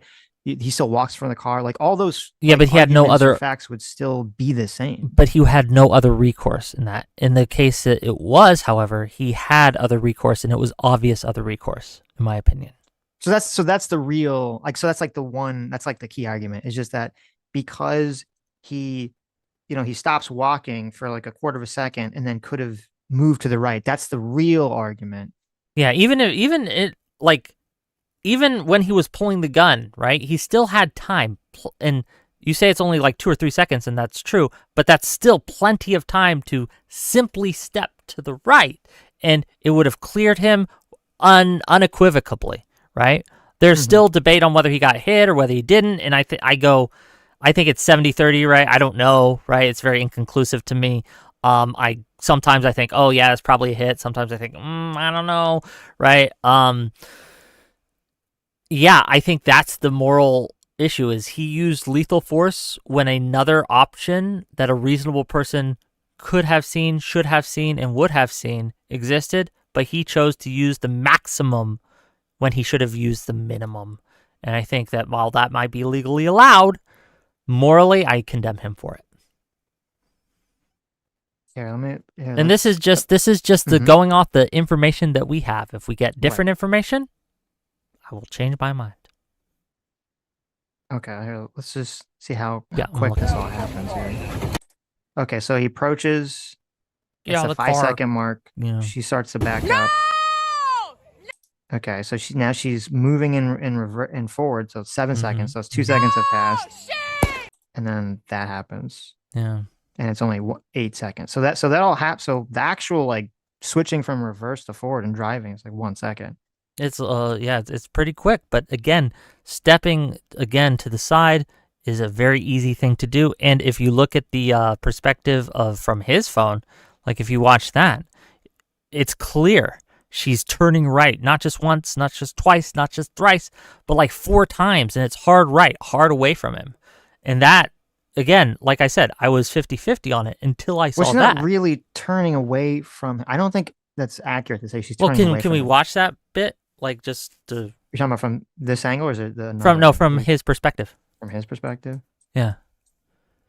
Because I don't think she even sees him or is even cognizant of where he is Yeah, at but any he point in sees this interaction. her. Right, no, but you're saying that like because you're saying that she's turning away from him. She's not turning away from him. She's just turning to leave. She's not really turning in. Well, regardless conjunction of to her any- intent here, it is pointing the car well, I mean, directly away from him. But that's I do think it's important for saying her intention is not to hit him versus her intention is she's not even paying attention to him. Right. Because one of those is very dangerous and one of them is her taking some sort of cautionary steps to try to not hit him. Well, let's watch the. You want to come at us? You want to come at us? I say go get yourself some lunch, big boy. Go ahead. Out of the car. Get out of the fucking car. Get out of the car. See 1, 2, and you can see her turning away from him, right, pretty clearly. And at this point, just step to the right, and you're good. So we're at 1 minute 41 seconds. Okay, so hold on. Yeah, it's like 1 minute 42 seconds is when she starts moving. Out of the car. Okay, so it's 1 45. So in the 3 seconds, you're saying is that he should have zeroed in on the position of her hand movement and then jumped to the right. Well, he was looking at her anyway, right? He should have noticed that, and he should have just Well, first of stepped all, to the right. He doesn't need to jump. First of all, this isn't like a head camera. Okay. He's holding the camera in his hand. So we don't know what exactly he's looking at. He could be looking at her. He could be looking at the ICE agent at that moment. I think that the camera he should, if he's going to support his buddy, he should have been looking at her. Because if you said it could get dangerous, she could pull a gun, she could do all sorts of things. Yeah. But I'm just saying that we don't know. And also just the idea that as she's as she's backing up here and you're saying that she's like spinning the wheel, she's like aligning herself more to hit him. So to me, that doesn't track that well. He sees her turning. Therefore, that means that he should be safer when it's like, well, he should actually be less safe because she's turning. I disagree, but because again, when you see something like we can acknowledge turning lines up with his body more than if she had just driven forward. He can't see the wheels at this point, right? Remember, the only thing he can see is her steering wheel. When you turn the steering wheel to the right, the car tends to go to the right. That's a reasonable thing to think. No. I'm saying from the other angle where we see the wide angle here, her backing up is aligning her more with his body, not less. And so the idea that like, well, he should be looking at the wheels at this moment, or he should be doing something, looking at her hands at this moment and somehow making some determination, I don't think that doesn't track to me. Okay. Like I said, he's not looking at her hands specifically, but he is looking at her, should be looking at her in case she does something dangerous. And he can obviously see the hand. She's not a tall woman. Her hand, like her fucking hands are like at her head level. It's hard to miss. Yeah, he should have clocked that, and he should have stepped to the side, and no one would have died. And I think that a reasonable person, like this isn't I'm not asking for superhuman levels of perception here. I'm talking, this is a reasonable thing that someone can do in the moment, and you can notice in the moment, and you should have noticed in the moment, but you didn't, and you made the wrong decision, and someone is dead. Yeah, I agree. Obviously, he made the wrong decision because he made a decision that ended with someone dying that didn't have to die. So you obviously made the wrong decision. To me, when you say like the moral question is like, okay, what level of, you have two people that are acting in some fashion and they're both acting, in a fashion that they probably shouldn't have. Yeah. Is one of them more morally responsible for the person's death? And the way that I kind of calculate that mine is I think, okay, well, why do we need to compare them? I'm just curious. Because that's how you assign responsibility. I mean, when we are assigning a responsibility, I think assigning responsibility to one person doesn't preclude us assigning responsibility to the other person as well. I'm not saying it does. I said he acted incorrectly. Yeah. Well, we're talking about him specifically because we can't talk about her because she's dead. So we can't really do anything more to her. But to him, and my argument here is that he needs to be held accountable, right? Whether it be in a court of law, if that's the appropriate place, or put at least suspended. But I would say firing is the right way, because again, DHS, and to kind of zoom out a little bit for a moment, if you'll indulge me here. This isn't the first time someone's been shot by Border Patrol DHS agents, right? In Chicago, I don't know if you're familiar. They brought a woman to court. What was her name? Give me a second. I got her name here somewhere. Martinez, I think, is her name. I don't know if you guys remember this case, but the DHS claimed that Martinez rammed them, and so they had to shoot her because she was trying to ram the officers and put them in fear for life. It went to court because they charged her with this. It turns out that, oh no, the officer had rammed her and then shot her 5 times and then texted, 5 bullets, 7 holes, put that one in your books, boys. And guess what happened to him? Nothing. He's still on the case. He's still doing patrols. He wasn't even fired for that or suspended for that I know of. He's still acting like entirely within the realm with DHS authority. Even when he lied about the encounter, he shot a woman 5 times, he mocked her for it. I don't think that these people are being held accountable. And this guy, right, I think it's much less egregious than that other individual, to be clear, at least from what I can tell. However, he still killed someone, and he violated protocol. He violated the rules of his, the duty of his office, and he acted immorally, in my opinion. He needs to be fired. Mm-hmm. So with the Martinez, Miramar Martinez, right? That's her name? Yes, that's the one. I don't. The body cam footage isn't released yet, right? Or the dash footage isn't released But yet. it isn't. But they Okay. had to drop the case because of it. Right. But I'm just saying, in terms of that, the specific of that case, like obviously, if it goes down the way people were saying it went down, as you suggested, like that's obviously completely insane. And I think that person should not only be fired, but they should have criminal charges against them. That's crazy. Yep. I would caution even bringing it up in this conversation, because I feel like what happens a lot of times is some large organization is behaving in a way that we say, okay, it's bad, or some agent is behaving in a way that's bad. And so therefore, when someone else kind of acts in a way that's perceived as similarly, it's like, well, we didn't get this person, so maybe we should get this person. I understand Or what you're saying there's about some that. sort of like Like this blame that sort of- retributive, like group Right, that's punishment kind of like thing. Yeah, I get you. merging here. And because I think you just have to look at this simply as the just Jonathan Ross situation. I wouldn't be remotely surprised if there's a whole bunch of fucky-wucky shit that ICE is doing and not being held accountable for whatsoever because of the Trump administration policies and kind of the political environment we're at the time. 100%. That's yeah, very plausible. I don't think it has anything to do with this situation at all. I don't think Or we do can. think what the guy was doing to me seems much more reasonable than anything that you're talking about. To be clear, I am discussing like this on several layers. There are layers to this, and while I agree that we can't hold Ross here, this agent, responsible for what that other agent did, nor should we. And I understand that there is a potential that it is biasing my view of this. I will grant you that potential exists. I do think we do need to talk about these in a connected way, because it shows what DHS, and this is one of the reasons I'm talking to you guys, and one of the things I want to kind of make clear to you guys and to your audience, is that DHS has a pattern of behavior where their officers aren't being held to account, and this needs to stop immediately. It needs to stop now. Kristi Noem should be impeached, and I think that the leadership from top to bottom needs changed, and the way that they're going about things needs to be changed, because it's putting people's lives in danger because of lack of training and lack of accountability. It is emboldening and empowering other ICE agents to act in ways that they should not, because they know that they won't even be punished in these situations. Okay, I mean, listen, that can all be true in other cases. I wouldn't bring it up in this case. I wouldn't use it in this case whatsoever. Okay. I do think it does bias this case. Well, yeah, completely. But again, I don't want to just talk about this case today. I want to talk about what they're doing in Minnesota. That's fine. as well. I'm just So, yeah. okay. That's fine. Okay.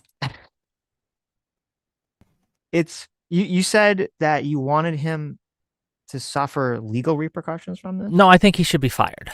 Okay. Whether or not there's legal repercussions, I don't know. Well, no, do you want him to suffer legal Do I repercussions? look, I want Renee Good to be alive, right? I don't want any of this to sure. have happened. But when it Sure. comes to accountability, I want him to be held accountable for what he did.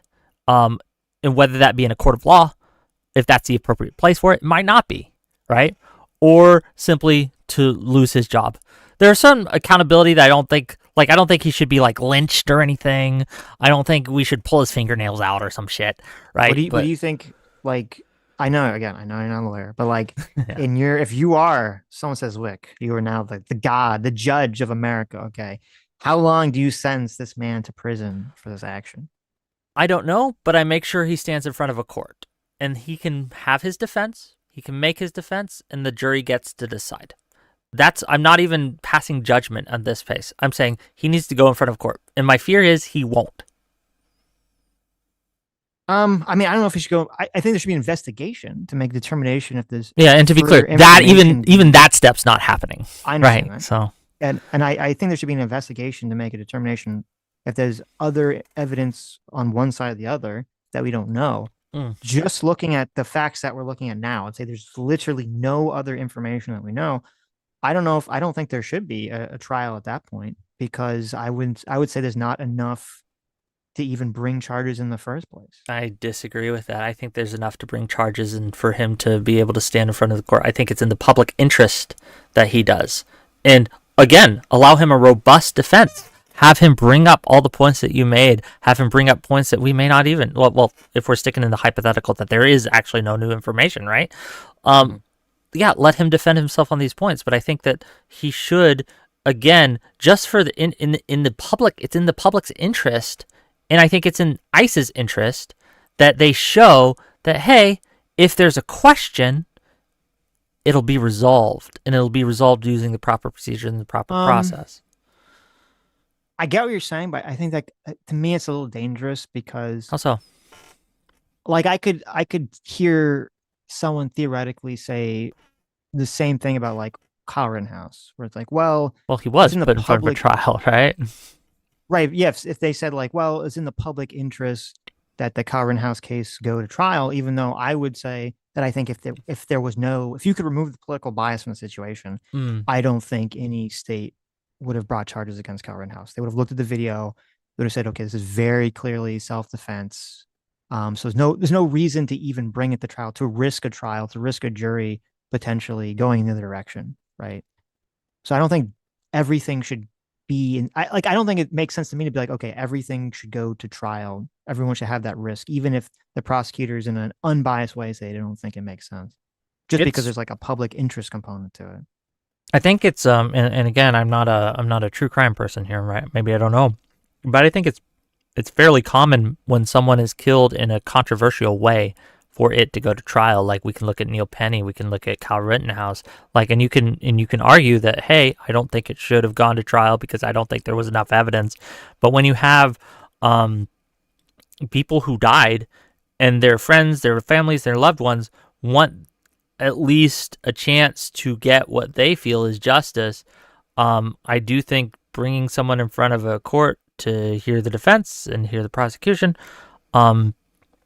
I think that's entirely something that we should do. Well, okay, but like with Kyle Rittenhouse, you think he was innocent? Oh yeah, I think it was. To me, it was clear that he was being chased by a mob. He had a legitimate fear for his life. He exercised amazing trigger discipline. He tried to help the person out when they were shot. I think that all the evidence that I saw that said, oh man, he's probably innocent of the charges. But I still think he should have stood trial for it.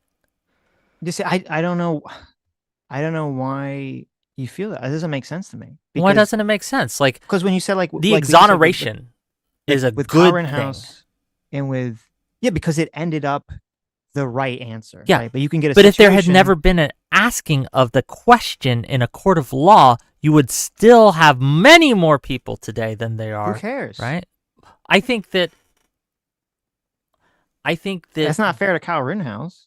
But it is fair to the people. To be like sacrificed potentially on the altar because a bunch of people who are ideologically biased look at those videos incorrectly.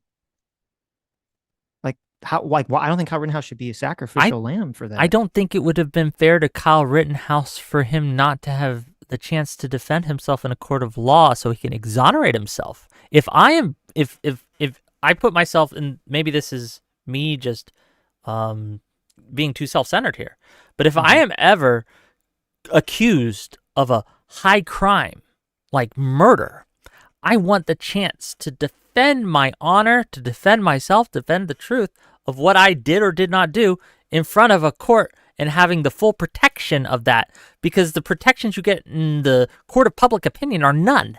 You don't get anything, and they could just smear you and crush you, and I think it's worse if someone never is given the chance to exonerate themselves. Maybe am I crazy?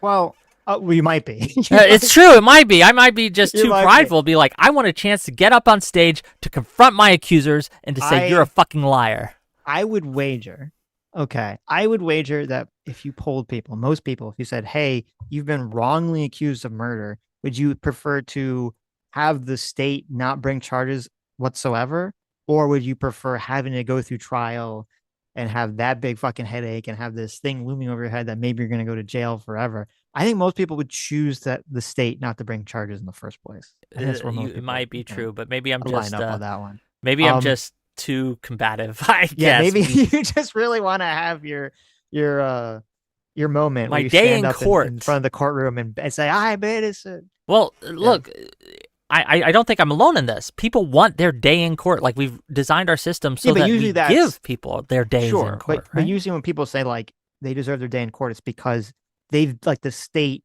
has accused them of a thing. So you're like, okay, well, they've already been accused of the thing. They should deserve the chance to defend themselves, as opposed to, well, no, maybe they did something. Maybe some people think that what they did was wrong, but the state decided not to bring charges against them. I don't think it applies in that situation. And in terms of like with the Kyle Rittenhouse thing, I don't think I'd be curious. I don't think most people change their mind on that. I think if people thought he was guilty and then he got, let go as innocent, I don't think they're like, well, I guess I was wrong because a jury said he was innocent. Like, I don't think that changed most people's minds. I don't know if I agree with that either. Obviously, I haven't done a poll on this, right? Mhm. And I'd be curious if there was polling. I wouldn't be surprised if there was. I just haven't looked at it. But I know people who did change their mind. There's a lot of people who are what I call court cucked, and means that whatever the law says, that's the truth, right? If they had convicted him, he would be guilty. If they had found him innocent, he would be innocent, which isn't always necessarily the case, right? But I do think that a lot of people changed their minds during the course of the trial. We can look at Johnny Depp and Amber Heard. A lot of people changed their minds in the course of the trial when that went through, right? A lot of people follow these things and they watch these things and they look to these things. I just, again, I don't have any data on this, but right. Well, I think my instinct is that yes, Sure, it did change a lot of minds. No, and I guess I think it is fair. There are people who they will change their mind. I don't think they change their mind. They change what they say in order to appear correct. So it's like, oh, well, now he's innocent, so I have to say he's innocent. So I was never wrong in the first place, right? Or I just want to be on the correct side of things. I think this kind of happens too when like laws change. People just like, well, I have to be on the side of the law, right? Like, so I guess maybe I do agree with that concept, is that does happen. The Johnny Depp thing, I think that the reason people change their minds because a lot of like weird shit came out during the trial. Yeah. I don't think that much new. There was some new things, but like most of the information that I think showed that Kyle Rittenhouse was innocent came out the next day. Like a lot of those video angles, I'm pretty sure were all up and uploaded on the internet the next day. Very clear evidence that he was innocent. And I guess I just cannot agree with the concept. It's the same thing with Daniel Penny. A lot of these, I say probably all these court cases that are in these situations, the only reason to me the state brought charges against Daniel Penny and brought charges against Kyle Rittenhouse and people like that in those situations is 100% because there's a political bias that's pushing them to bring charges. If there was no I assume you would agree with this. If there was no political bias, like if Kyle Rittenhouse was shooting, Nazis or white nationalists, he's at the Unite the Right rally. The It's the exact Charlottesville same rally set or of facts whatever, beyond right? that. Like, there's no fucking way they're going to bring charges against him. People are going to be calling No, him, he's a hero. I just agree with you that political bias is a thing, but I don't think that I don't know if that changes my mind on what I think should happen. Just because I can acknowledge that there political bias in who we charge and who we don't. I think that it, again, is in public interest, and I would argue in the defendant's interest, right? If they're innocent, It should change your mind, though, because if there wouldn't be a public interest if the public didn't have a political bias on the situation. Because that's sort of like your I don't know if criteria. it depends on what you mean by political. I think that the families and friends and loved ones of those people who were shot by Kyle Rittenhouse deserve to have a day in court too. Whether that be civil or legal, right? They should have had the ability to say, we think you killed him and we want to try to hold you accountable for that. That's not, I don't know. I think that's kind of a weird criteria. It might be. Because, like, if I'm walking down the street and some guy for no reason comes up to me and he's like, "Hey, I'm gonna fucking kill you," and he pulls out a knife. He starts charging me, and I just happen to have a gun, so I pull my gun and shoot him. Okay, I don't fuck his family. I'm sorry. Fuck, and there's a camera, and we can see the entire thing is like on film. Okay, you can see the entire thing is shot. Like there's no ambiguity about the situation, and his family's like, "Whoa, we need our day in court because we think what happens wrong." Like fuck you. Like Why do I have to go through this? Why do I have to be put at risk to go to jail because some fucking crazy person attacks me? I don't care what the fuck their family thinks. I'd have to think about it more. I will say though that Okay, we're that's getting fair. we're I getting think ahead that's of I think that's not a great criteria. maybe, but we're getting ahead of ourselves because remember the whole reason we're talking about this is because I think that there should be some accountability for the officer, the agent who shot Miss Good, and unfortunately, and I think you agree with me here, there's not going to be an investigation, and that's.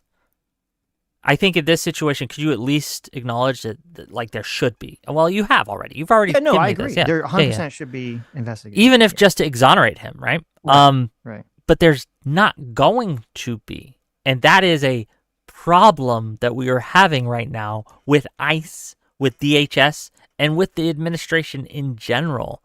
And look at what they're doing to Jerome Powell. They're trying to bring up charges based on some kind of like building code shit, but it's obviously cover for them just to get him to lower interest rates, even though he doesn't want to for the various reasons that they're doing. Like this administration there's something rotten in the state of Denmark here. It's bypassing proper procedure in order to protect their own and to go after their enemies. And I think Good deserves better than that, right? The people of Minnesota deserve better than what they're getting here. And I think we can see this as the case because we had 6 Minnesota prosecutors resign. That doesn't help Minnesota, right? These people were prosecuting fraud. These people were prosecuting the Hortman murder and things like that. And they are in such a state, and the administration is engaged in such biased and I would consider probably illegal pressures onto government officials in order to do what they want or else, that they're feeling honor bound to resign because of it. And not just in Minnesota, in Washington, D.C. as well. You have four prosecutors who have resigned based on the handling of this case. It's unsustainable. We have a problem here. And Ross needs to be investigated. And if he's exonerated from the investigation, so be it. But let's have an investigation. Let's see what the facts bear out. Mm-hmm. With the Jerome Powell situation, I mean, I'll be honest, I haven't really looked into it at all. Sure. My bias leans me in the direction of saying that it's probably bullshit, and that's probably them just trying to put pressure on Jerome Powell because they don't want him to be the Fed chair, and he's not doing what Trump's saying. But I don't know. I haven't really looked into it at all. But that's where my bias leads me. But again, I think people have to be very cautious to separate the Trump administration's actions from how society or the law should treat Jonathan Ross. Jonathan Ross is a random ICE agent. He's not the full force of the embodiment of the Trump administration. And I think too often we sort of want people to exist as avatars for various forces. And I think a lot of people want Jonathan Ross to be like the avatar of Trump. I think a lot of people want Renee Good to be sort of like the avatar of, the lib resist or the martyr or whatever, right, that everyone's looking for. Yeah, I get you. Yeah, and they want to like cheer on the fact that she was killed, which I think is super fucked up. No one should be cheering on the fact that she was killed, and she has a child now that has no parents. So it's like, but we should not be making people the avatars of organizations. They are independent, individual people that did an action. We have to look at it through this individual lens. Yes, the Trump administration doing a lot of shit I don't fucking like. People in my chat attack me all the time when I don't like Donald Trump or they say I have TDS or whatever. But that should not be relevant to this conversation at all, in my opinion.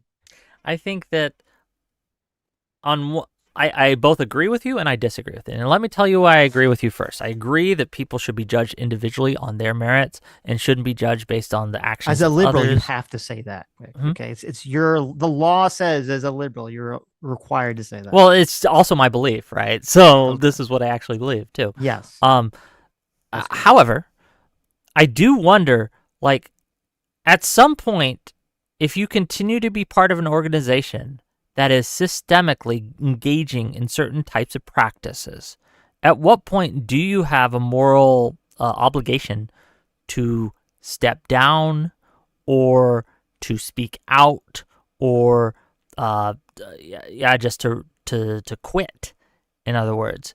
And I think that we are rapidly reaching the spot where any ICE agent who continues to be a part of an organization without, I'm not talking to people who are speaking out about this, who are trying to reform it from the inside, but right, like the people who are engaged in the Minnesota Blitz or whatever they're calling it, the Metro Surge and things, because we know they're looking for volunteers for this, right? It's not the army, right? They don't get like this. It's not the same level of ownership they have of your soul, right? How much do we hold them accountable for this? And I don't know. Like as a society, like Ari Cohn of the fire.org. I'm sure you're familiar with the organization. They're a free speech organization. Yeah. One of their lawyers, and I don't mean to suggest he's speaking for fire.org, but one of their lawyers put out something that I kind of agree with at this point. ICE agents are not our friends. They're not our neighbors.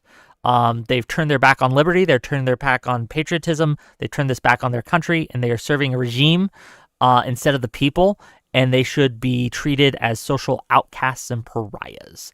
And I'm leaning more and more. The more I see the way that this administration's acting, the more I see the way that ICE agents are acting, the more I'm leaning towards that position of, no, these people do bear some responsibility for being a part of this organization continuously.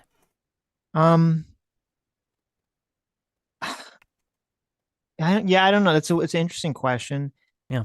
I think like if we were to give an extreme here, we're talking about like the Nazis, then obviously I would agree with that. You're part of some sort of like horrible fucking military force that's, killing people in mass and Holocaust people and invading other countries and et cetera, et cetera, et cetera, right?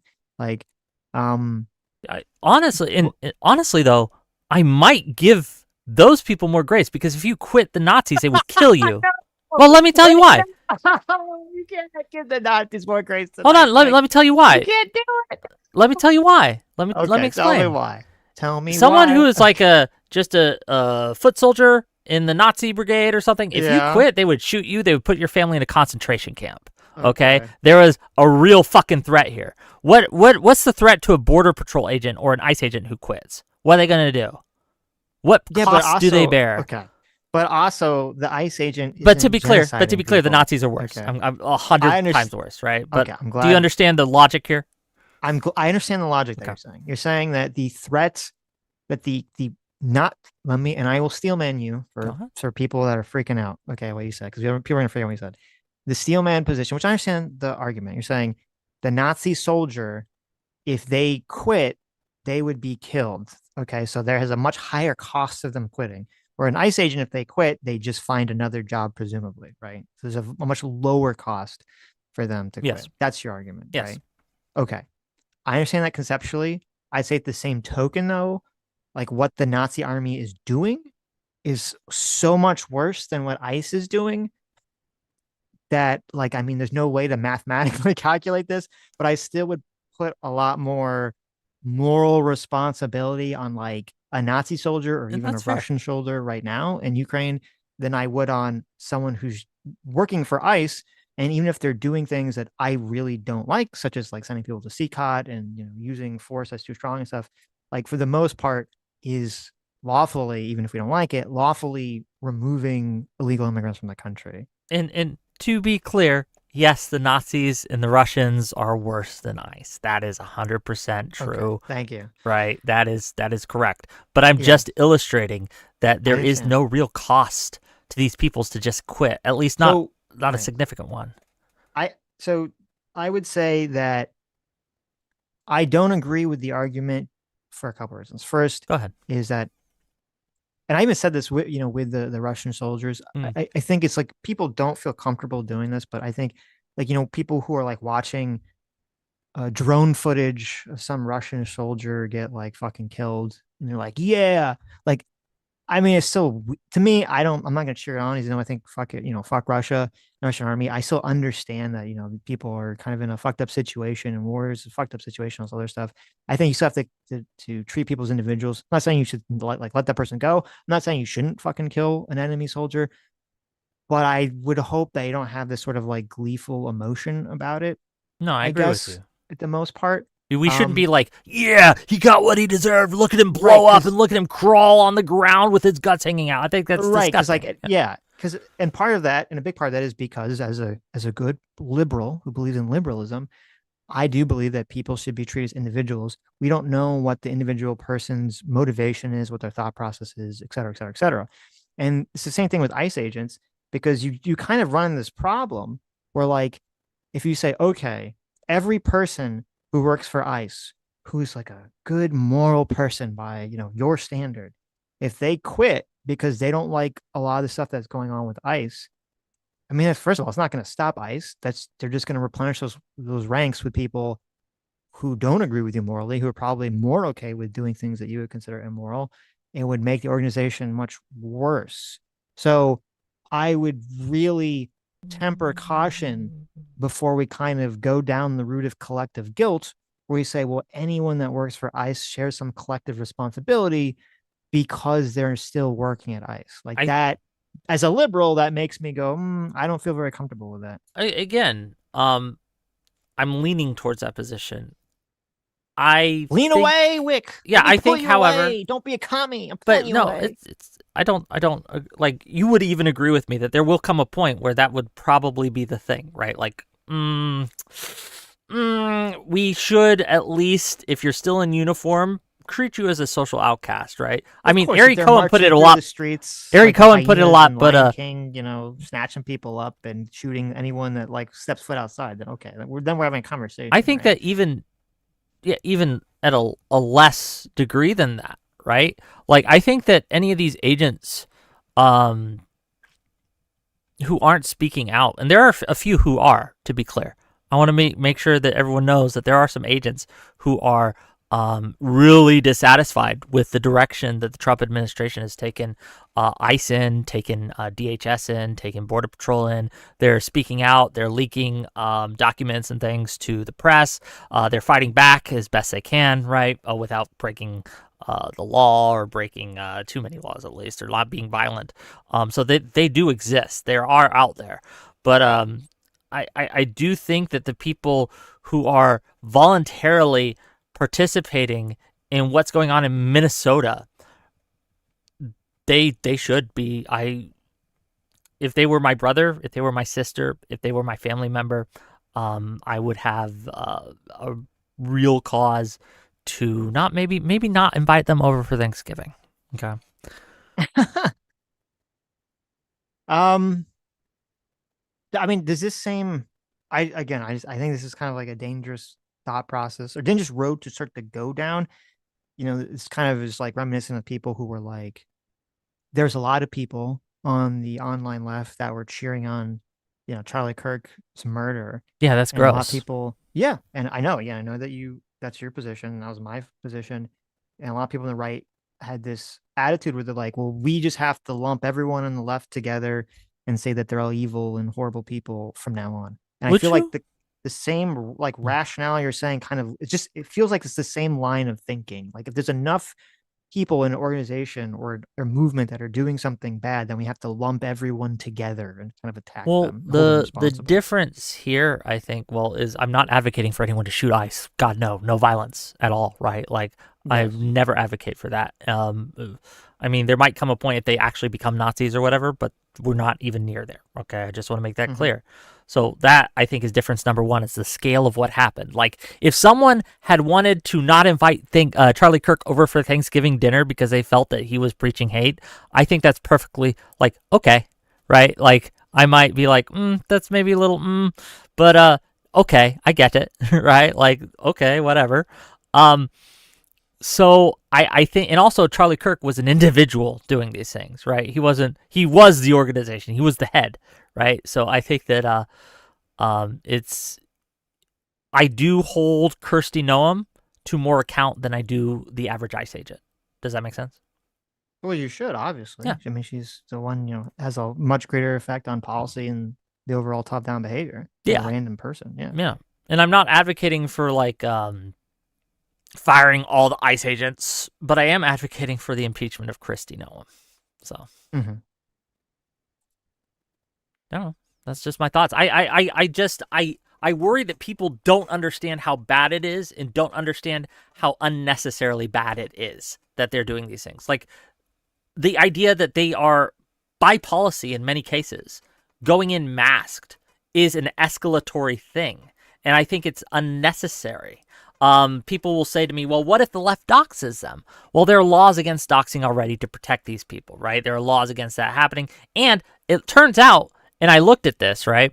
Border Patrol, DHS officer, like Border Patrol and ICE, there's less than 100 have died in since 2003. Okay, less than 100. And most of them died from COVID. This isn't a high-risk job.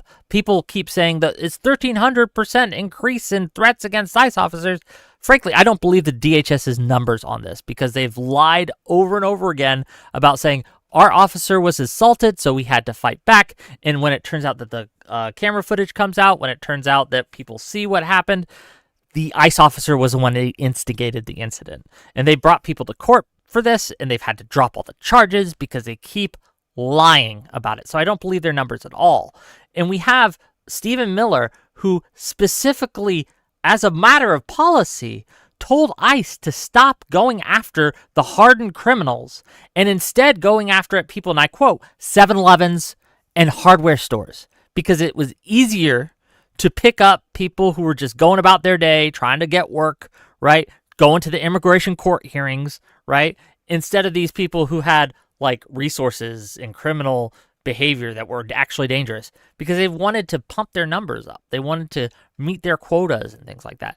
And so we have, again, by design, this terrorization of the populace in order to scare immigrants into not coming or to self-deporting. And a lot of U.S. citizens are getting caught up in this, and a lot of people are just getting brutalized, and they shouldn't have to. And so I do hold the ICE agents who are engaged in that to some level of responsibility. Just following orders doesn't cut it for me. I don't know, I'm ranting, but that's my thoughts, and that's how I feel. Well, first of all, you'll never, I don't know what Stephen Miller's specific words were. You'll never catch me defend Stephen Miller for anything. Gotcha. He's got, very shady individual. But you said that you think wearing masks is an escalation. Absolutely. Okay, because as I said, I don't think they should wear masks, but I would never classify it as an escalation. Like nice agent showing up with a mask on is not escalation. I think it heightens the tension of the encounter. I don't know if I agree with that. Maybe. I mean, there's very still clearly that they're ICE. We haven't had a situation that I'm aware of a bunch of masked men pretending to be ICE and using that as some sort of way to do a crime or something. Let me make you aware of that. Well, let me just say, because when you say escalation, it kind of has like baked into it a justification for people to act or react to ICE's presence in a way that is not necessarily legal. So just to be clear, there have been, and this is a spike that has happened since they started doing this, of people impersonating ICE officers and then kidnapping people and sexually abusing them, taking their money, robbing them. Really? We've had several incidents of this happening. It's a problem because, again, for a while, ICE was going around and they didn't even have badges and they weren't using warrants and they weren't identifying themselves at all. And criminals absolutely took advantage of that. So that is something that has and is happening right now. And then we have like the idea that if I was God-fearing, which I am, red-blooded, which I am, patriotic American, Second Amendment enjoyer, which I am, walking down the street and I see a van pull up and masked dudes go grab some lady off the street, she starts screaming, there's a chance that I escalate that situation, right? Because I just see masked dudes coming around and kidnapping someone. What am I supposed to think? And I think that for ICE's protection and for the public's protection, having them be identifiable and having them go maskless in 99% of cases is a better way. Let me ask you this. Do you think that public trust is important when it comes to any kind of policing action? Say that again? Is public how important is public trust when it comes to? It's very important. Yeah, sure. It's very important. Masks decrease that. Masks make it look like, whether that's the intent or not, look like these officers are trying to avoid accountability. Yeah, no, I agree with the concept that you're saying, and I agree. I think it's fucking insane to have an unmarked vehicle pull up and a bunch of masked people pull up that don't have any sort of identifier on them that says ICE or anything. The vehicle doesn't say ICE, nothing like that, that they don't have to show people their badge and they just grab someone. I think that's fucking crazy. Okay. 100% agree. That should 1000% never happen in America. They should have to be clearly identified as law enforcement on their clothing. They should have to show their ID to the person at the very least, that or their badge or something to the person that they're picking up. 100%. So I agree with that. But in terms of the impersonation thing, I was kind of curious because actually it's interesting. There's like a Wikipedia article about the incidents that happened in 2025 about this. Like most of the time, it's like a person comes up and they say like they're ICE. And it doesn't really, like, you could still, you could get a t-shirt that says ICE or whatever. You can get the little Kevlar thing and put a little ICE badge on it. Like, I don't think that's a person wearing a mask or not. And maybe I shouldn't have brought it up. I don't think a person wearing a mask or not doesn't really have any impact on a person's ability to impersonate ICE. I think that has more with just having to show proper identification, which I agree. They should always have to show that. Well, in this case, the mask makes it harder to identify the people who are impersonating them. And if we had but I don't think if we had a law, let me finish. Right? If a police officer stops you, yeah, they just give you like their badge number or whatever. They're not giving you like a picture ID or something. So it doesn't really but when matter if you see their face. After if they rob you or something, you can call them like, hey, this is a police district or whatever. One of your officers just robbed me. What's going on here? Oh, what did he look like? Oh, he had brown hair, brown eyes. He had a gaunt face. You can't do that if they're masked, right? Well, what are you supposed to do? So what did he look like? He was a mask. Nowadays they'll put on a COVID mask. But listen, I agree with you in concepts. I said I don't like the whole thing that they're wearing masks. I don't think it's the issue that you're talking about. And I don't think it's an escalate. I think you could say that some of the tactics, like have a van of people come up, grab someone off the street, crazy that identify himself. I agree. That's crazy. But I don't think simply wearing a mask is an escalation that would either justify or merit a protester or a person's response, assuming they know it's an ICE agent, to do some sort of bad action, right? Again, I'm not trying to justify. I'm not trying to justify the protesters here, right? Okay, so but like if an ICE agent shows up, everyone knows they're an ICE agent. It says ICE. They have a little car, says ICE, or it's got the little flashing lights on it. They're wearing a mask.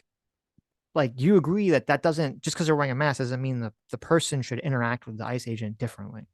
They shouldn't, but it turns out they tend to do that. And if we know that that's the case, whether it should or shouldn't be, reality exists, whether we like it or not, then I think that it is in the public's interest not to do that. Because masks also affect the agent as well. It emboldens people when they feel more anonymous to act in ways that they otherwise would not. And we know this from the internet of all things, right? And we know this from other studies and as well, that it also makes it harder to communicate, right? It's harder to see emotion when someone is wearing a mask, so you don't know how serious they're being, and it's easy to see anger because of the eyebrows and stuff, but it's much harder to see other emotions, and it just ratchets things up in an unnecessary way.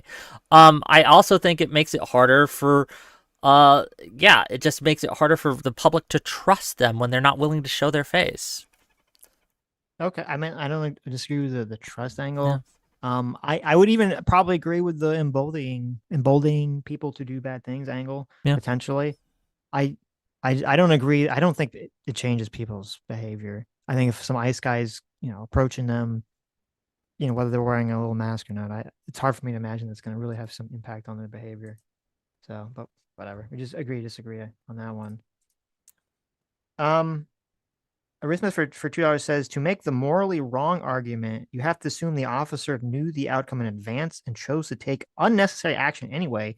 You can't make a morally wrong choice without knowledge that it's wrong. Disagree with that as a concept. I think that you can be negligent and make an immoral action, like through negligence, not through intent. I don't think you need intent.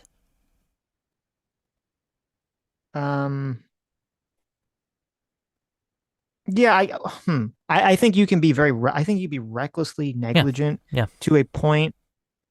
Like, I mean, the classic example people use is, you're drunk driving, and you hit someone. You don't mean to hit someone, but You've you engaged made in a actions that, decision to impair yourself in such a fashion where you understood it was possible that you would hit someone. It's hard for me to see that to be the case with Ross in terms of just because he, walked in front of the car and in a 1 second, he didn't move to the right and drew his gun.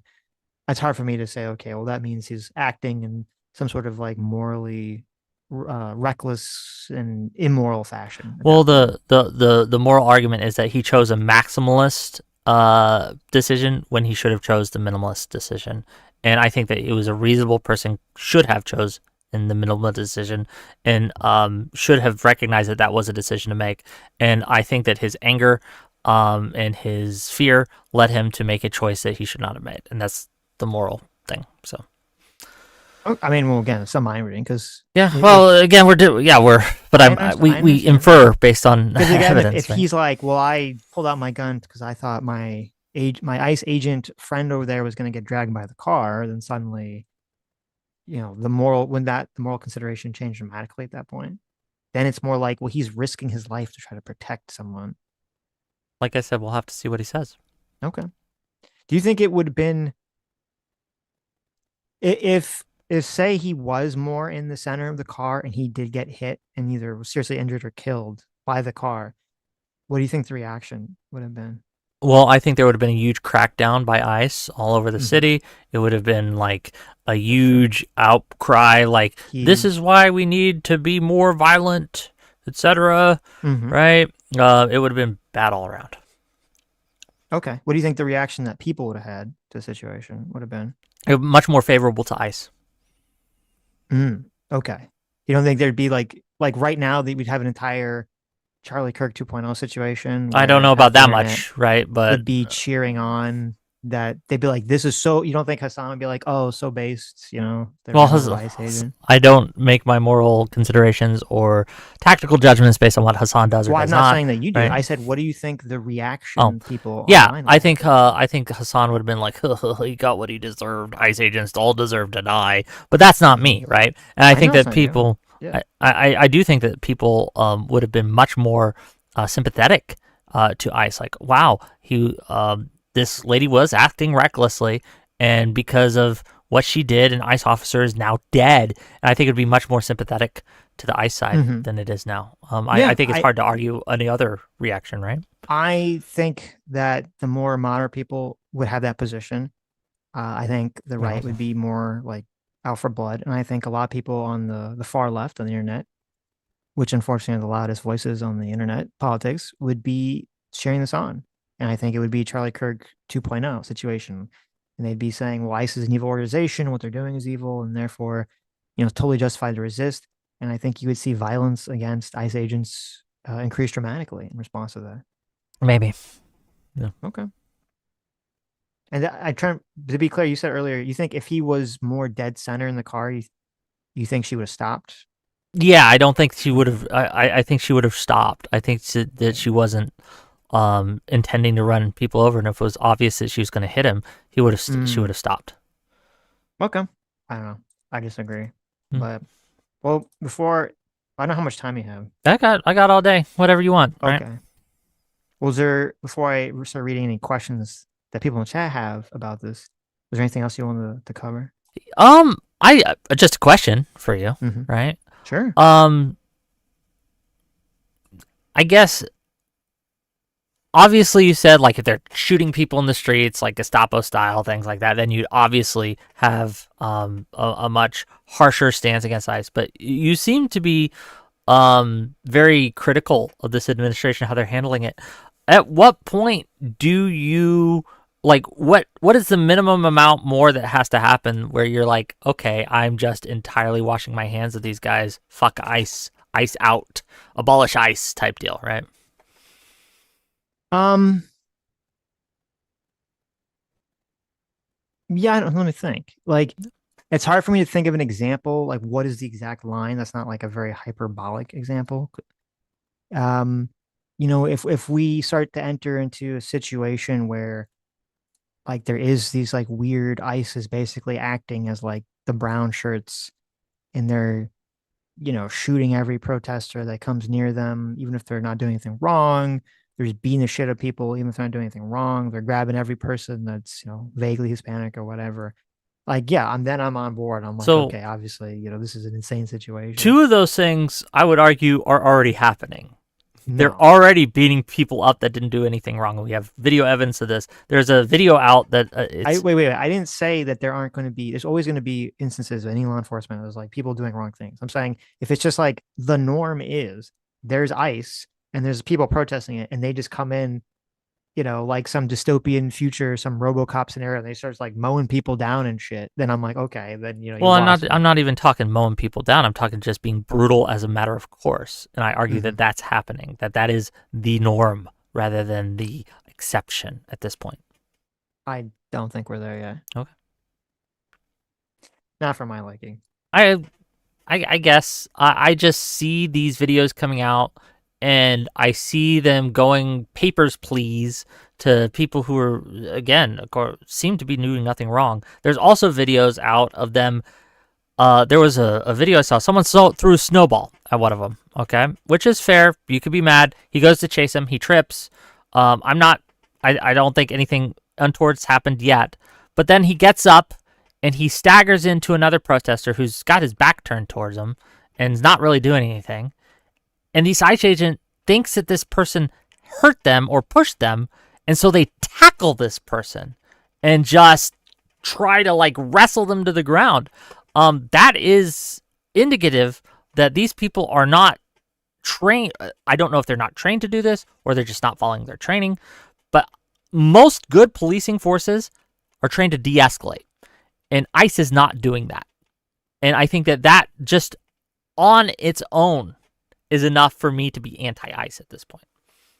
So, to be clear, because I haven't is there a video of this? I haven't I can find it for you, yeah. This. Okay. You're saying someone throws a snowball at an ICE agent and then the ICE agents respond by tackling them? That was but it's not the guy who threw the snowball. Here, they tackle the wrong person. where do I send this? How do I get this up? Is it a YouTube link? It's a Twitter link. Oh, I mean, you can just DM it to me or DM it. Yeah. If you have this on YouTube, you can put it in the watch together at the top. Let's see if I can get it into YouTube. That's not going to do the Twitter video. Yeah, unfortunately. Yeah. Let me just share it to you, and you can. Okay. Just because I mean, if you're throwing Send shit it to me, Whick. I can bring it up. Oh, sweet. We'll do it. If you're throwing shit at there you go. Law enforcement, and then you get tackled like that. Yeah, no, I said, no problem if he tackled the guy who threw the snowball. That makes sense. Yeah. Yeah, no problem if he's tackling the guy who threw the snowball. But just watching how he deals with the situation in the crowd, it's just well, watch. You can bring it up and you can see it, and everyone can. Okay. I sent it to Mr. Adam. So. I did. It's 20 seconds. I'll send it to you, Sitch. Go ahead and read another super chat. We'll watch it in a second. Become the Knight for $10 says, I just wanted to tell Whick that I love him. Even though we're watching different movies, I can be a drunk jerk on Twitter sometimes. I guess I like Sitch and Adam too. Nice. Well, who is that Always secret admirer? Who was it? Enthusiasm. That was Become the Knight. Oh, hello, Become the Knight. I know Become the Knight. He's a good guy. Okay, I have the video up if you want to do a 3, 2, 1. So do I. You ready? This Twitter video. Let's see. 3, 2, 1, go.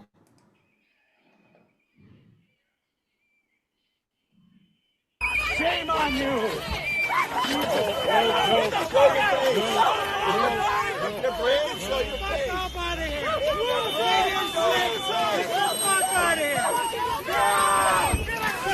For those of you just listening, there's a bunch of guys. Hey, look, he clearly tackles the guy that tripped him.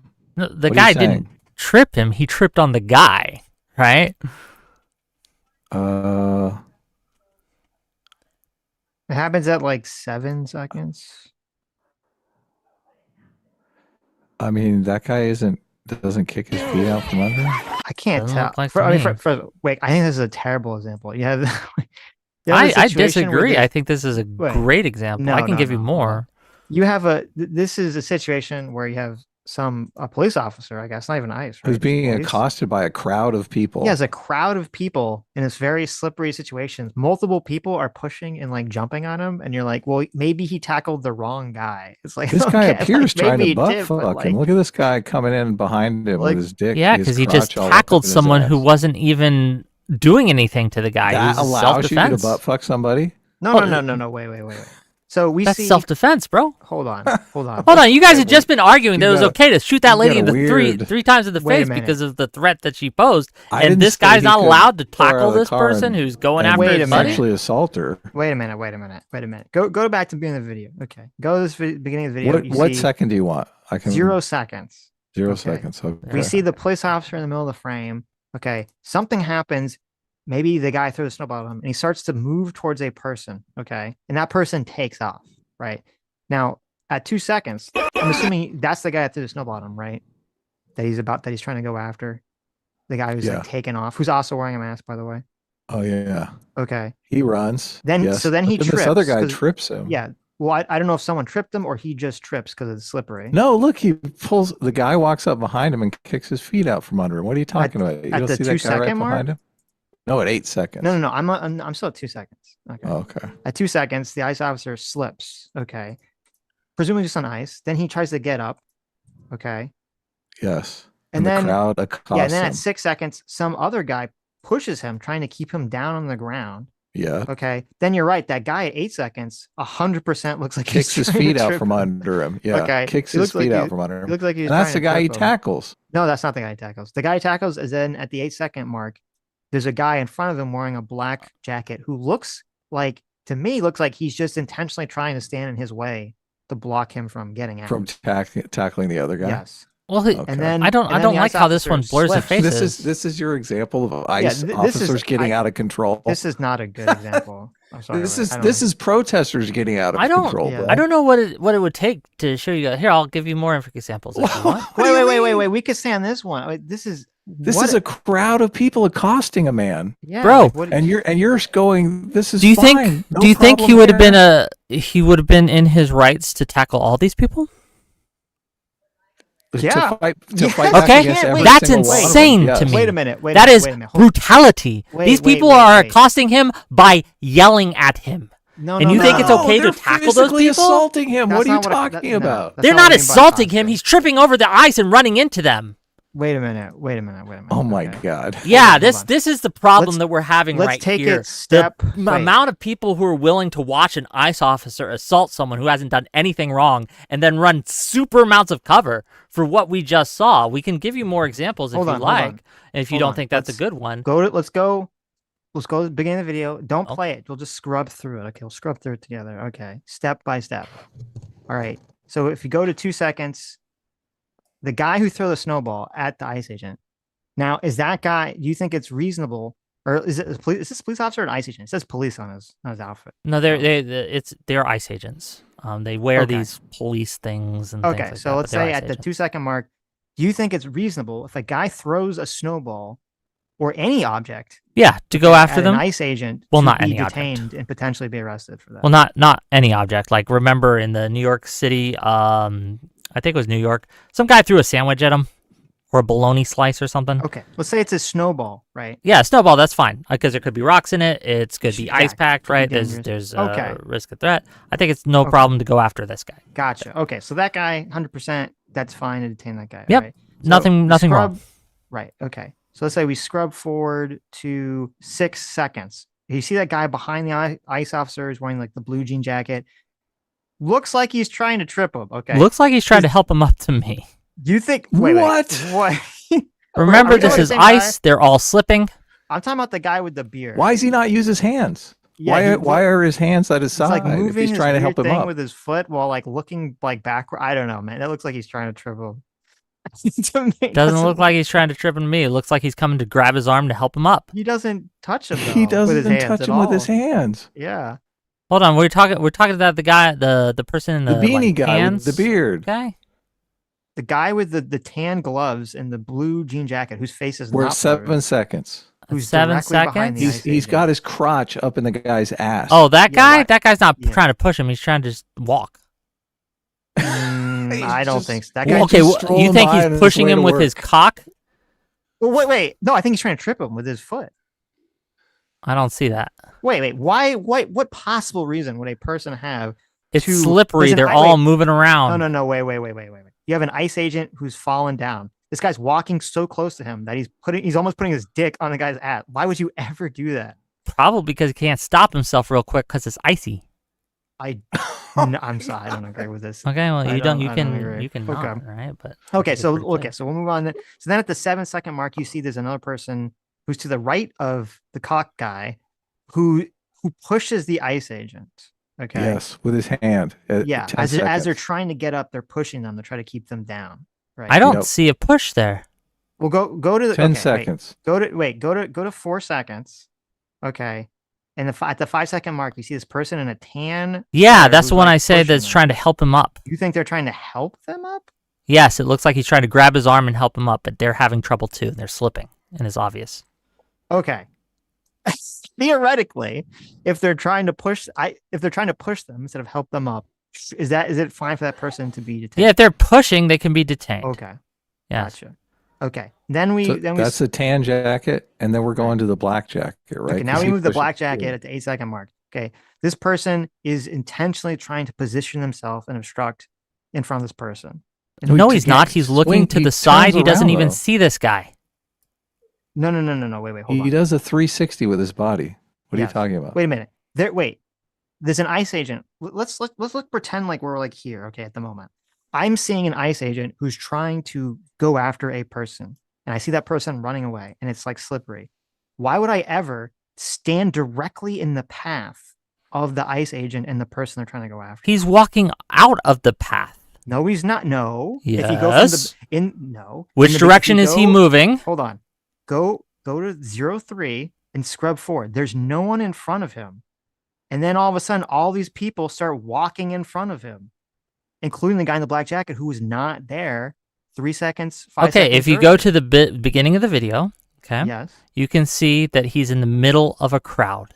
Okay, Yes. these people are all around him. Then Yeah. someone throws a ice object from outside the crowd, and he moves to try to get that guy. My God, These they're people, pulling on his these people, legs, Sitch. are you thinking they're all trying to purposely get him in the way at this point? Because there's more than one ice officer there. 100%. There's more than one Yes. thing happening. This is happening in a couple seconds. It's an icy ground. They're just kind of moving around. This is part of the problem with the that thing I talked about earlier on Instagram with the anti-ice people when they linked, the little booklet. This is part of what they tell them to do is if the police or ICE decides that they want to arrest some protester or someone, you're supposed to just get in their way and make it easier for that person to escape. That is it's an intentional tactic. Okay, I don't see anything in the video where most of these individuals. I'll even give you the one in the that's butt fucking him or whatever. Okay. I don't see anything where they are intentionally getting in this guy's way, especially at- the guy who he's tackling, who is moving at- out of his way as it Okay. goes. Look at go to the 4-second mark. Okay, where you Yes. see the agent is like on the ground, and you can see in front of him, or to what will be the front of him when he's gonna try to go in the direction. You see it. There's a person in the blue shirt and there's a person in the tan sweater, right? And you can see how they're moving and how they're trying to stay up. Wait. Just hold on. You don't see the guy with the black jacket because he's not there. He moves there once the guy gets up, but he's not. Oh, you there. do see the black jacket. and he's right behind the guy lady with the tan jacket. So he moves around the lady with the tan jacket to get No, he in front of the agent. No, he does not, because the tan jacket moves. He's still in the Yeah. same place. Okay? This guy gets up. He's moving forward. He's still in the same place. He's still in the same place. He's still in the same place. He's still in the same place. And then he tried to move out of the way when he noticed the guy coming. This guy trips over him and then tries to tackle him. Or does tackle him, I should say. Okay. I don't think we're going to agree on it. I don't. This is my problem, though. We are seeing things, and I think it's fairly clear that this is what's happening. And I think you're giving infinite charity to ICE and zero charity to the people who are being brutalized by ICE. Well, it's like one ICE officer and like 20 people. Hold on, there's more than one ICE officer present, and we can see that at the beginning. At the end, I see there's 2 more people jumping at the end, but like at the beginning, it looks like there's one guy. The only place where are those? Yeah. The only at the end, you see there's like the 2 men. They're like crossing the street. Well, I see at least 3. So there's one at the beginning. He's has the police thing on. They're all the way across the street when this begins, and it looks like they come up. So they come up quickly after the guy's been accosted by 20 people. Right. So it's interesting that you're saying 20 people on one guy, and he's the one that's being accused of brutalizing them. He's the one with a gun. He's the one with the power to detain these guys. Somebody threw a snowball at him. Oh no. Right? It's fine to detain that guy, but gives him the right to detain hold on. that person. One guy's throwing a snowball and you're condemning him. The other guy's got a gun and is tackling people and you're not. But wait. We've been trying to go through this. I've been trying to go through this step by step. Okay.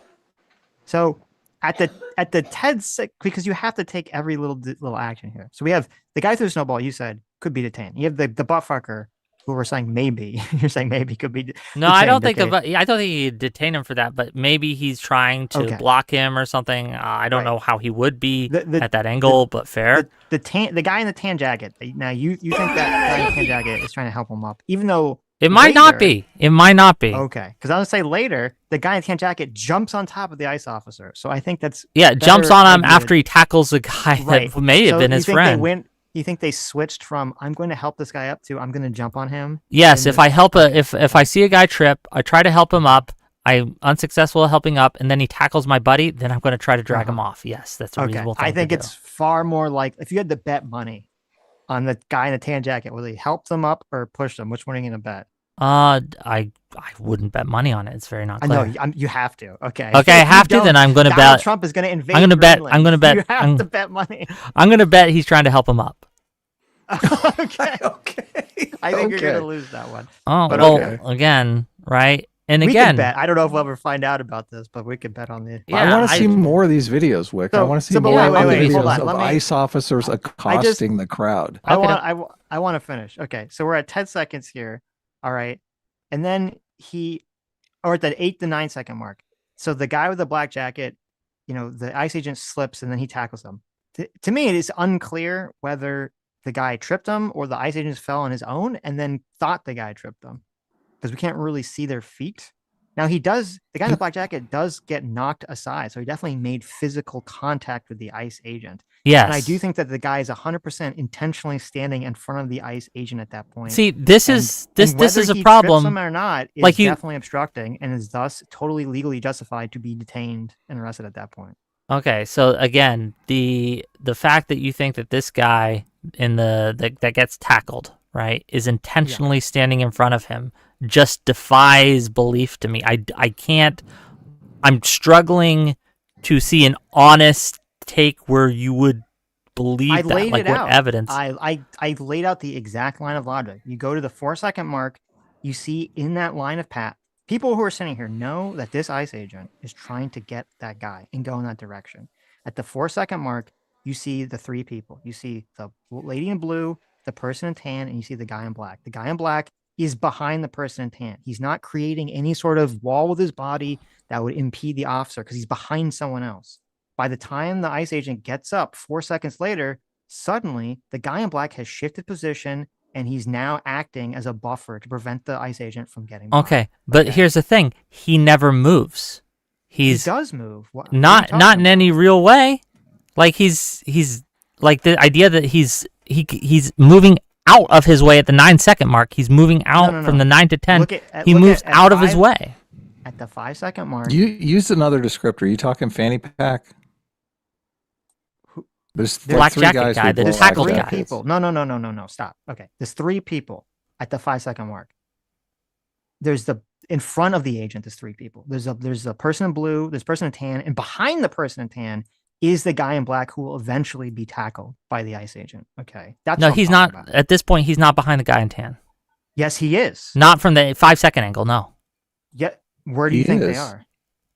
I don't see them in this he's shot. behind the Okay, brown go back. handbag. Hey, go back to 4 He's brown, seconds. brown handbag. Go back, yeah. Go back to 4 seconds and kind of scrub through. You can see them walking behind the tan person. You see, 4 to 5 seconds. They're moving behind the tan person. Everyone's see them now? face is blurred out. See Yeah. that big blur over there? That's his face. Why are all these people's faces blurred out? That's a good question too. But, Well, probably but the person who uploaded it wanted to make sure that you their see face the was blurred. person, yeah, because Why was it important that they remained anonymous? If they're Well, victims not of all their ICE? faces are blurred out. Like you see the buttfucker guy isn't, and you see the That's true. yeah. Because they That probably is thought true. that person wasn't going to get in trouble. But okay, but wait. So if you go from 4 to 5 seconds, you see the guy in black that gets tackled. What? Yes, but again, at the 5-second mark, well, this is perspective thing. From the perspective of the camera, he's to the side, not behind, and I think that's where we're getting in. No, no. The person in the black jacket who's not the person behind the ICE agent. The person in the black jacket who's behind the person in the tan. There's a person with a fanny pack. I'm not talking about the person with a fanny pack. That's a complete. Oh, you're talking about yellow pants? Okay, maybe this is the problem. Okay.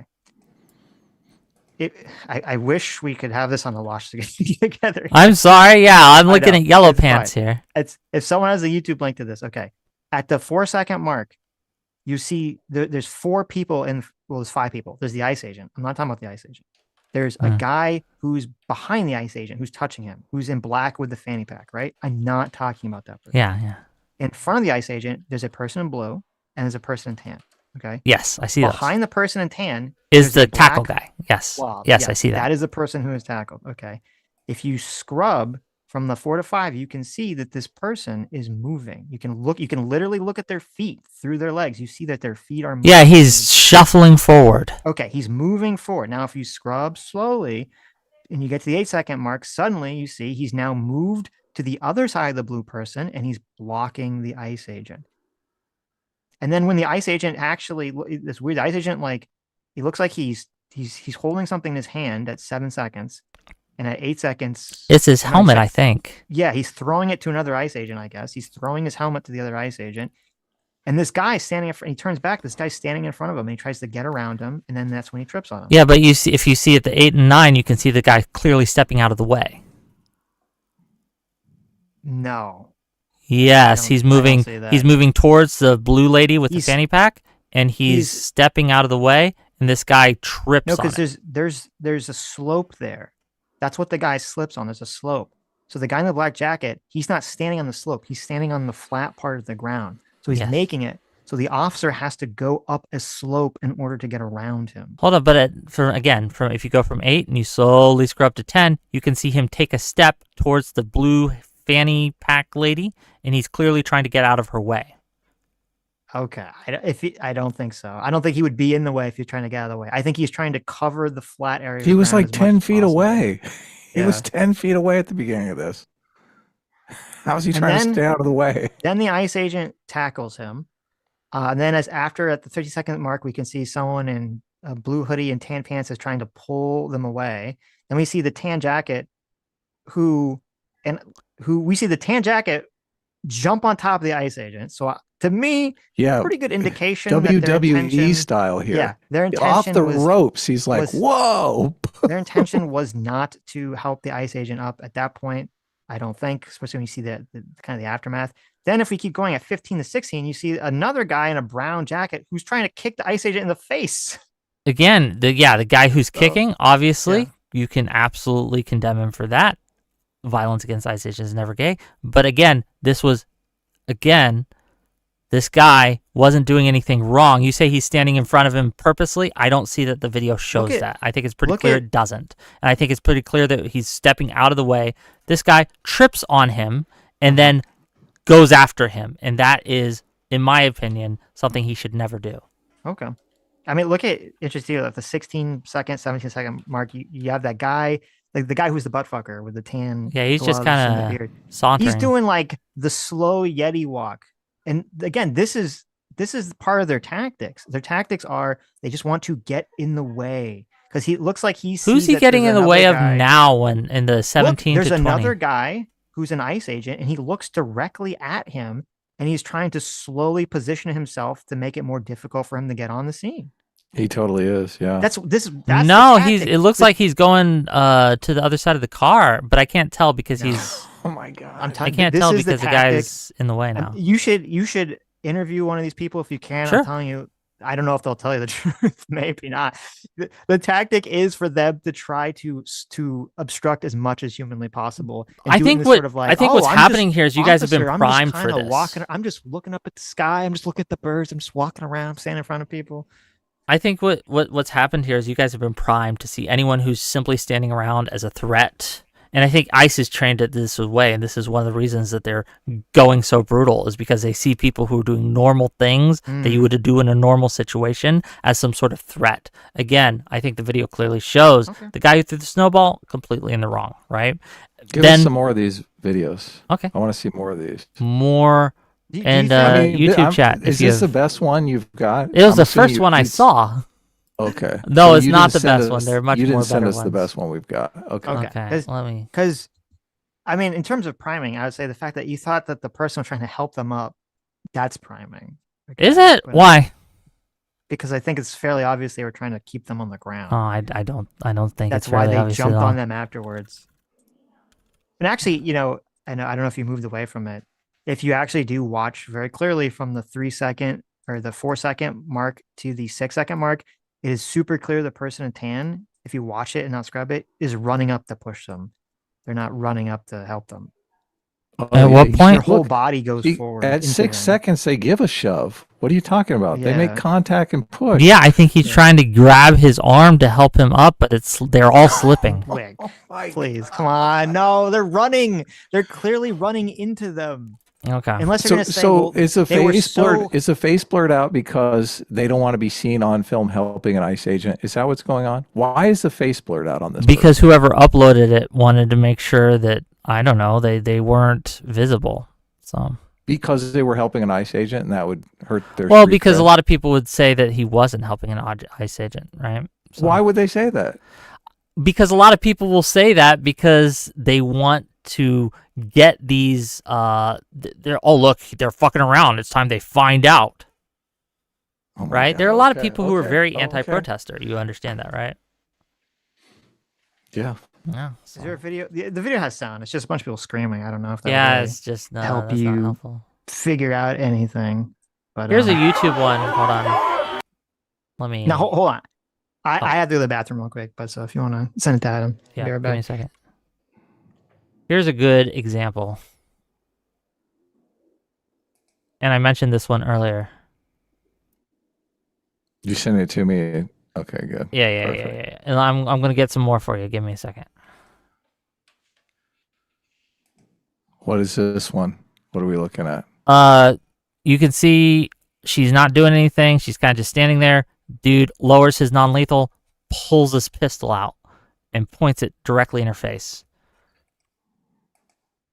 So the woman is not doing anything provocative. Oh, this is on YouTube. We can put it to watch together. Yeah, that's why I put it on YouTube for you. Right? Okay. Hold on. Let's do that. There we go.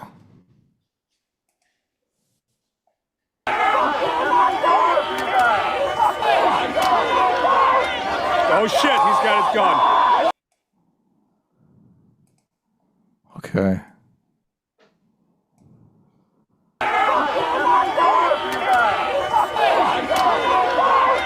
Oh shit, he's got his gun. He pulled out his fucking gun.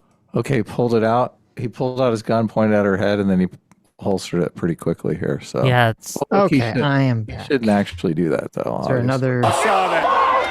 Oh shit, he's got his gun. He pulled out his. But look, she has the proper response. Obviously, Whick. She puts her hand out where they can be seen and slowly backs away. Right, and he immediately holsters the gun. So Do you acknowledge that law enforcement do pull their guns out to chill people out?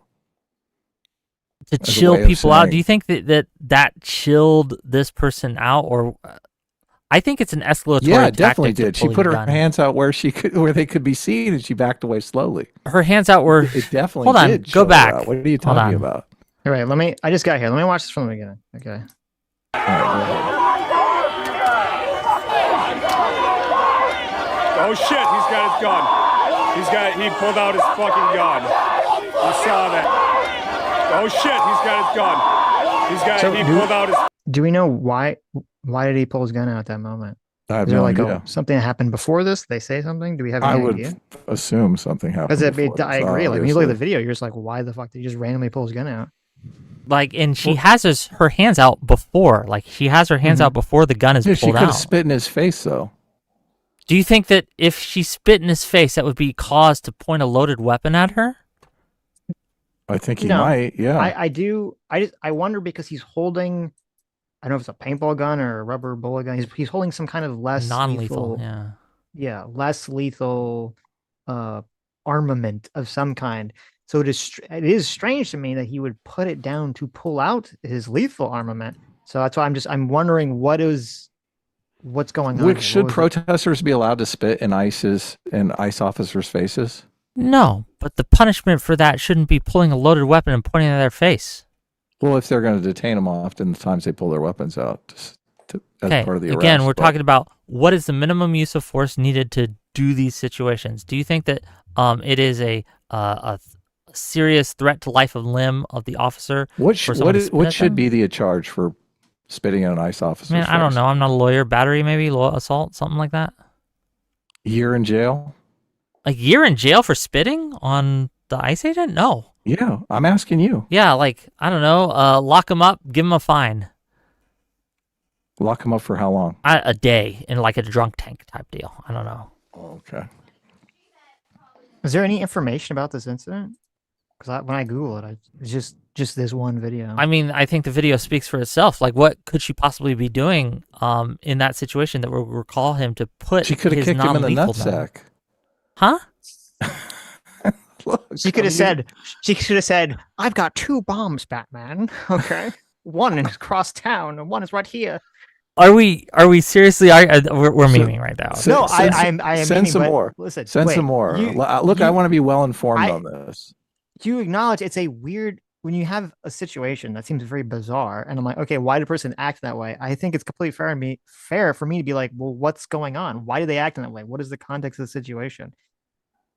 Why would a person put down a less lethal weapon and pull out a more lethal weapon just to put it back down 2 seconds later when a person's approaching them? Will TikTok work for you guys or no? For the watch together. I mean, You could try putting it in there. I don't know if TikTok works in the watch together or not. let me make sure. I didn't even know who it was. No, I just not this guy. U.S. citizens Oh, well, testified here's a good before one, but it's not about brutality, but it's about how they're treating U.S. citizens. Let me see if I can put this in here. How do I put things in here? Yeah, you see at the top, the little search bar at the top. Uh, That's got the YouTube link in it. can I suggest it? Do I click No, on it? if you just put it in the little search bar. Oh, there you go. Oh, okay, it's kind of working. Yeah. This U.S. citizen testifies about being detained. Yeah, Oh, there's about there's a 20 of video- them oh, okay. where they're and There's a woman being pulled out of her. Oh, I mean, if it's just a compilation of people being dragged away with no context, I don't know if that's really going to help us making kind of determination. Well, you have the The testimonies of what's testimonies are happening. among the more than Okay. 20 included in a Senate subcommittee report titled Unchecked Authority. The report denounces federal immigration authorities, saying U.S. citizens have been physically assaulted, pepper sprayed, denied medical treatment, and detained at times for days. During today's forum, video showed moments of the encounters, including the moment federal agents crashed into Diane Figueroa's vehicle in Chicago. She and others describe inhumane conditions. Their accounts parallel what people with varying immigration statuses have reported. I repeatedly told them that I was recovering from 2 recent kidney surgeries.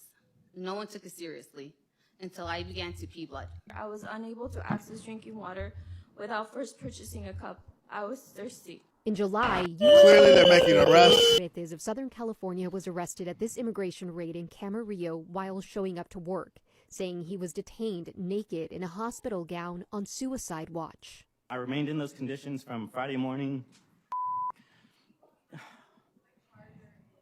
until the moment I was released.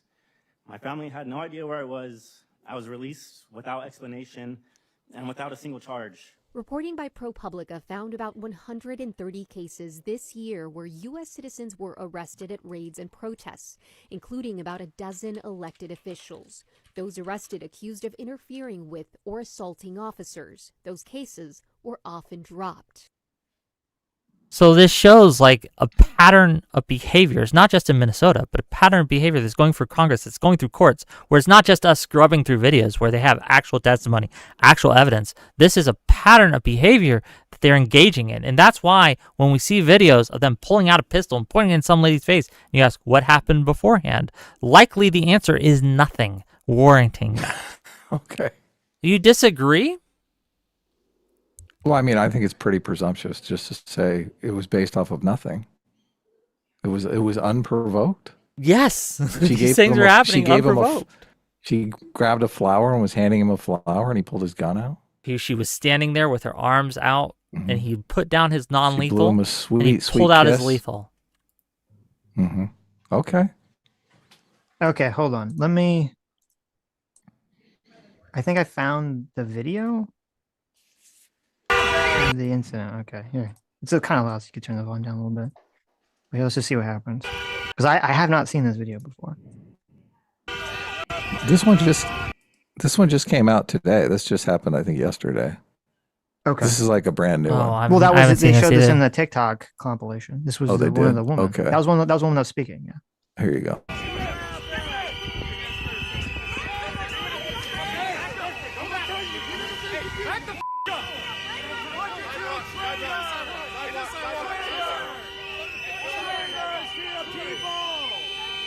Shame on you! Force is not law! Force is not law! You are not following the law!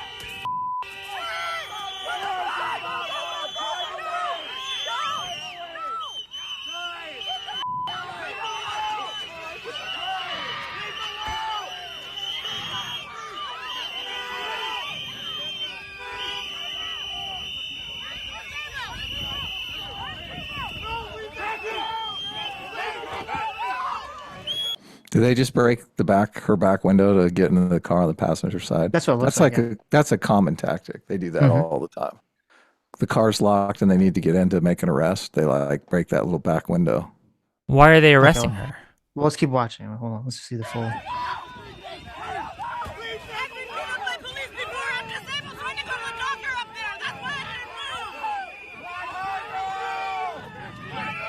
They told her to go about 6 times. You didn't see the guy with his arm out? Go, go, go. Yeah, and then when she goes, they break her window and drag her out. Well, I think she missed her window.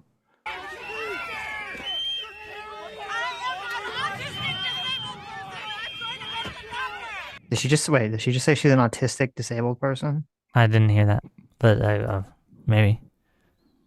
They're like, okay, you're not going to go. Time to arrest you and impound your car. Whick, I hope you actually go before you get the car impounded, okay? Promise me you'll do that. I'm Well, worried we're gonna they see were you in giving one of very those, look chaotic instructions. She probably didn't want to make sure no one was in front of her, so she didn't get good, right? Like she didn't get shot in the face. And they're giving her mixed. She's hearing mixed instructions. It's a chaotic scene. They tell her to go forward. She starts to go forward. She stops because maybe she doesn't want to hurt anyone, doesn't want to hit anyone, and wants to be careful, right? And then they tell her to go forward again, and then someone breaks her window, and it's just crazy. Right. Do you think that there's a better way that ICE could have handled this? So, well, hold on. So let's just go through this. We're at zero. Sure. I put it at 0.3 here. So it looks like here. Let's go back to this whole thing. Okay, it looks at this point. Now, again, this could be an angle. I don't know if that woman is on the sidewalk. I think she might be on the sidewalk. She's in the street. It looks like at this point she should have enough clearance to drive away. Yeah. away. It's Forward, possible there are people yeah. standing outside a frame, but it looks like even though that car is stopped, that there's enough clearance. There's a guy in this front of her angle. too that looks like a protester that keeps waving her through. Yeah, that happens later. So here, let me. Okay, so yeah, that. Okay, maybe it's hard to tell because of the angle. So that woman is clearly on the sidewalk. Yeah, she's on the Okay. corner. She's got- Okay, so now the ice tells her to go, and they're trying to push the protest away. They're telling her to go. She starts to go. She stops for whatever Okay, reason. but so it really right at this moment, it looks She like could she go could very easily. clearly drive Yeah. by at this moment. So I'm unclear as to what she's saying and why she's not driving forward at this moment. Right? Sure. Yeah. Okay. Because it, like you agree, it looks like she should be able to just drive. Yeah, she should be able to just drive at this Okay. point. But again, there's No one's Looky pointing a Lou, gun like, in her face or anything. yeah, she's probably, again, there's a lot happening here. I and know, she's but probably it looking, yeah. also it looks like ICE is kind of ignoring her. Like they just flagged her on, and now they're kind of not really paying attention to her. Okay, now she's saying something. No. Okay, this is the first interaction where an ICE officer is in her window speaking to her, and the ICE officer puts his hand out and points down the road. So we can assume he's saying drive on, Yeah, right? something like that. Mm-hmm. She's got another ICE officer behind her who's backing up the first ICE officer. And this guy in the hat here, he looks like a protester. I think he walks to the front of the car and tells her to go. The one in the red? Yeah. Force is not law. Force is not law. Yeah, he's So telling her. Look, he's Yeah. waving her on. Go, go, go. You got these other ICE officers that I think break her window once she doesn't go. You are not Oh, you got the other guy on the other side of the car waving her on. See that guy back there, Sid? Yeah, they're telling Yeah, her to yeah. go, clearly. Mm-hmm. following the law. She And starts that to guy, go. So that guy in the hat says, "Fuck." And that this." guy goes, "Fuck this," and he Yeah. breaks her window. Yeah, but So he you can- notice so right he can before this, unlock she's the starting to door. go. Is she? Yeah, if you look, her car moves Hold on, forward. let me see. Okay. Her car starts to move forward, and then he smashes it, the window, and Well, she it's stops. actually that's pretty dangerous because if you look where her face is, she's not looking forward. So it seems like she almost just took her foot off the brake. See, look, she's still looking clearly while she's going forward for like a sec. He lurches for like a second. She definitely steps on the brake when the guy breaks her window. Yeah, Yeah. then yeah. So she This was is lurching. not. He shouldn't break. You're not supposed to break the front windows because you can get glass in the passenger's face. So I'll give you that, Whick. He should be breaking that back window because you can Well, unlock the. I don't front know of why the they're car breaking from a that window back at all. I would. Well, I they're would, going yeah. to impound the car. I would agree that I think him breaking the window at that moment was far too quick because I don't even know if he could hear what the conversation was at that moment. So all the Yeah. screaming. So I will say, yeah, I don't think he should have broke the window at all to do this. But at the same token, and I mean, I would have to see if there's some sort of body cam footage or something. I have no fucking clue what this woman's problem is because she seems like you agree. It seems like she has enough space to get by. Why is she just sitting here in this chaotic moment instead of just fucking And she's- driving forward? She's going She's forward been- though. She she's is. been here for Hold on, I want to 30 make this seconds. clear. You guys understand because you mentioned that she took her foot off the brake and she starts to go forward, and then the guy breaks her window and she stops because obviously, right? The ICE agent is getting Okay. away of their own commands. Why? So as I already said, I agree. The guy should not break in the Yes. window. But I'm asking you, she pulls up here. Okay, so she has 20 seconds to go forward and doesn't. Why is she? What is happening? I have Why no is she idea what's staying happening here. here. Maybe she's Well, but talking to that's someone on the important side. context. She's just being a looky-loo. She should be moving forward. That's But true. that's Or okay, she's but- obstructing or she's obstructing. deliberately. Yes. What would she be obstructing?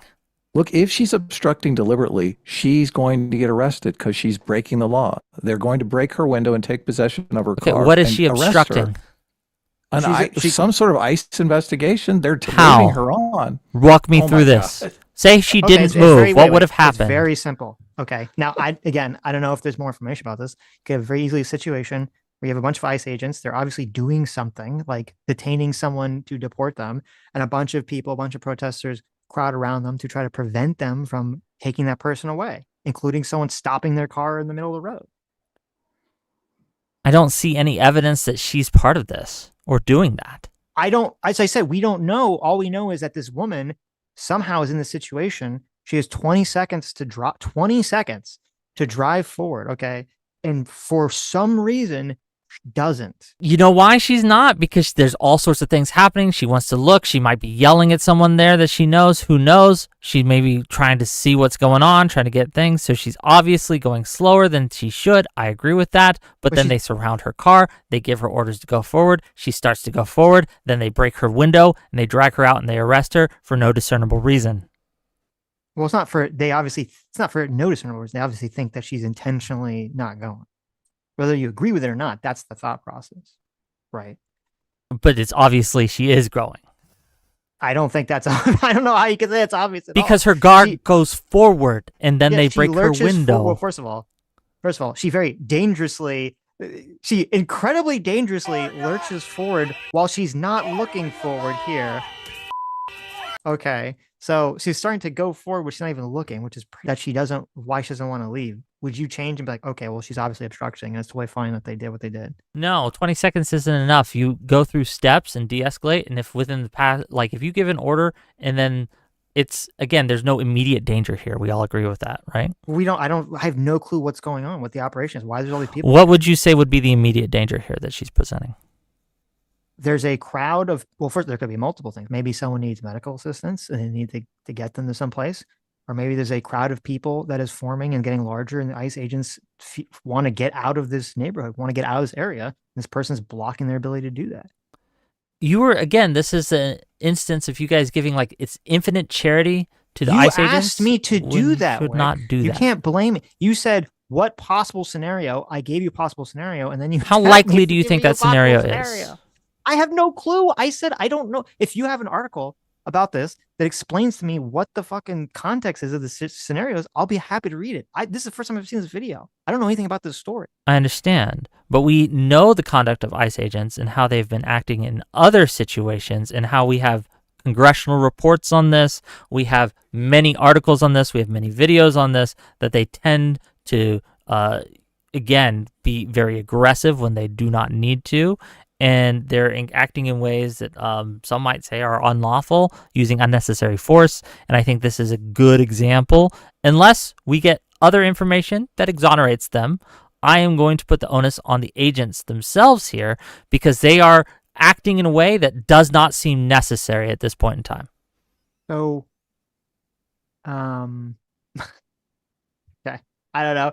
We'll see. As I said, I'd be very curious as to what she's saying with the ICE agent that she's talking to.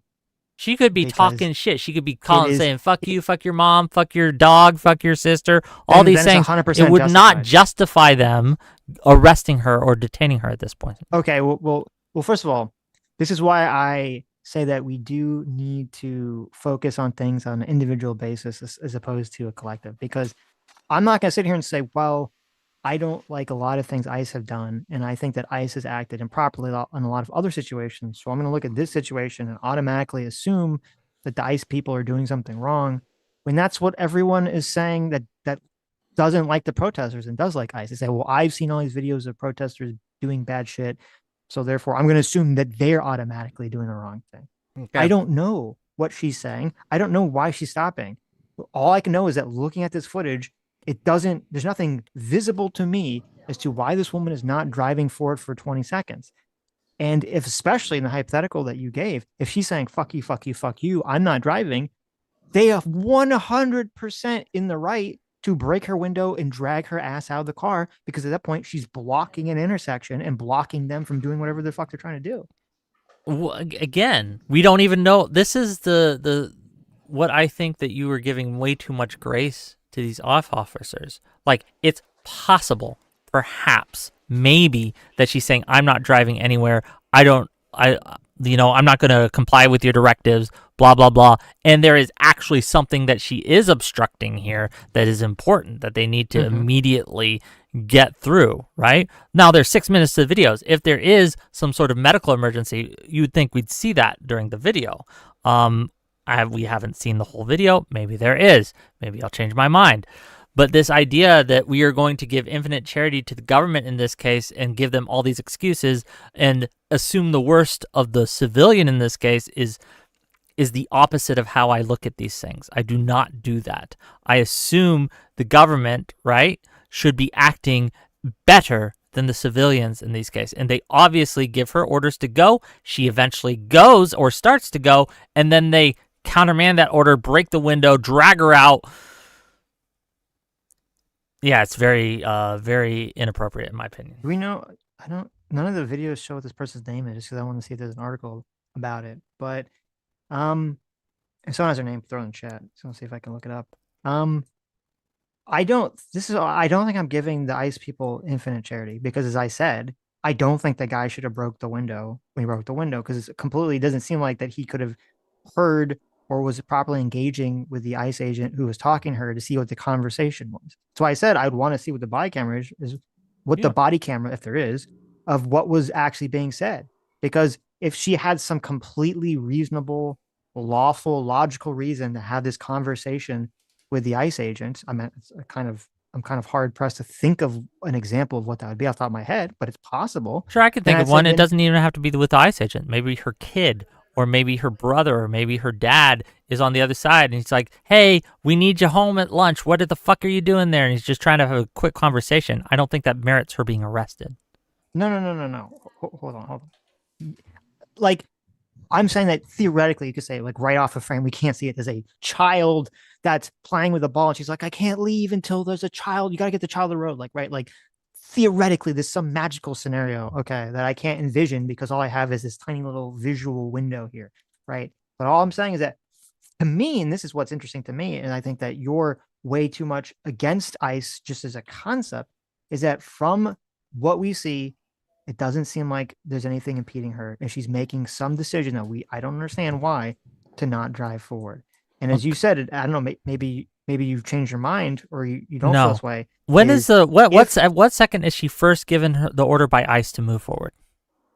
I'm really curious. Let's see. Let's go back to the beginning of the video.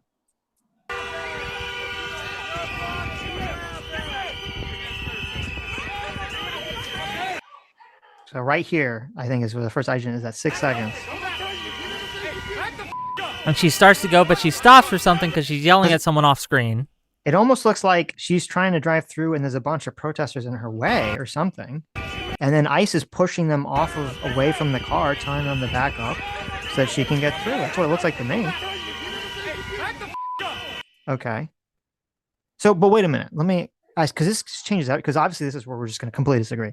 If your position is that even if we get the body cam footage and she's saying, "Fuck you, I'm not moving," you're saying you still think it's wrong to drag her out of the car at that point? At that point in time, the way they did it, yes. I think you look for de-escalation first. And again, she did comply. And no. We're just, hold on. Just Sure. moving that aside. Let's say, hypothetically, okay, she's just saying, "Fuck you, I'm not moving," right? Mhm. And the car moving forward a little bit, that's just like, it was an accident on her part or something. It's not her intention to leave, or she's signaling that she has no intention to leave by her words, okay? Just so we can kind of get where we're at. Okay, so in your hypothetical, she said, "I'm not moving. There's no way I'm moving. There's nothing you do to make me move. I'm staying here," right? Yeah. In this world where she would do that. I don't know why she would do that, but let's just assume she would. Okay, then I could say, okay, then we start the process of getting her out of there. Again, repeating orders, which they seem to do. If that doesn't work, having this, "Hey, turn off your keys, step out of the car." If she fails to do that, then you can take escalatory measures and step to step. It does not look like that's happening here. Okay, so well, can you agree with me on that it does not look like that hypothetical is happening in this situation? Well, it's hard. Again, we don't know what's being said. So for all I know, he says the guy could be saying, "If you don't leave, we're going to detain you," and she's saying, "Fuck off." Because when he first comes, right, if we go back, right, when he first orders her, she begins to go forward, but then she stops again because someone off screen is yelling at her and she's yelling at them, and I don't know what's said there, but she's complying at first. Then she stops again because of something. They start to have more discussions. The people are ordering her on. She starts to go, or she puts her foot off the brake, which to me implies an intention to go forward, right? And then her window is broken and she's detained. I think that happened far too fast. I think that happened with far too process of de-escalation here.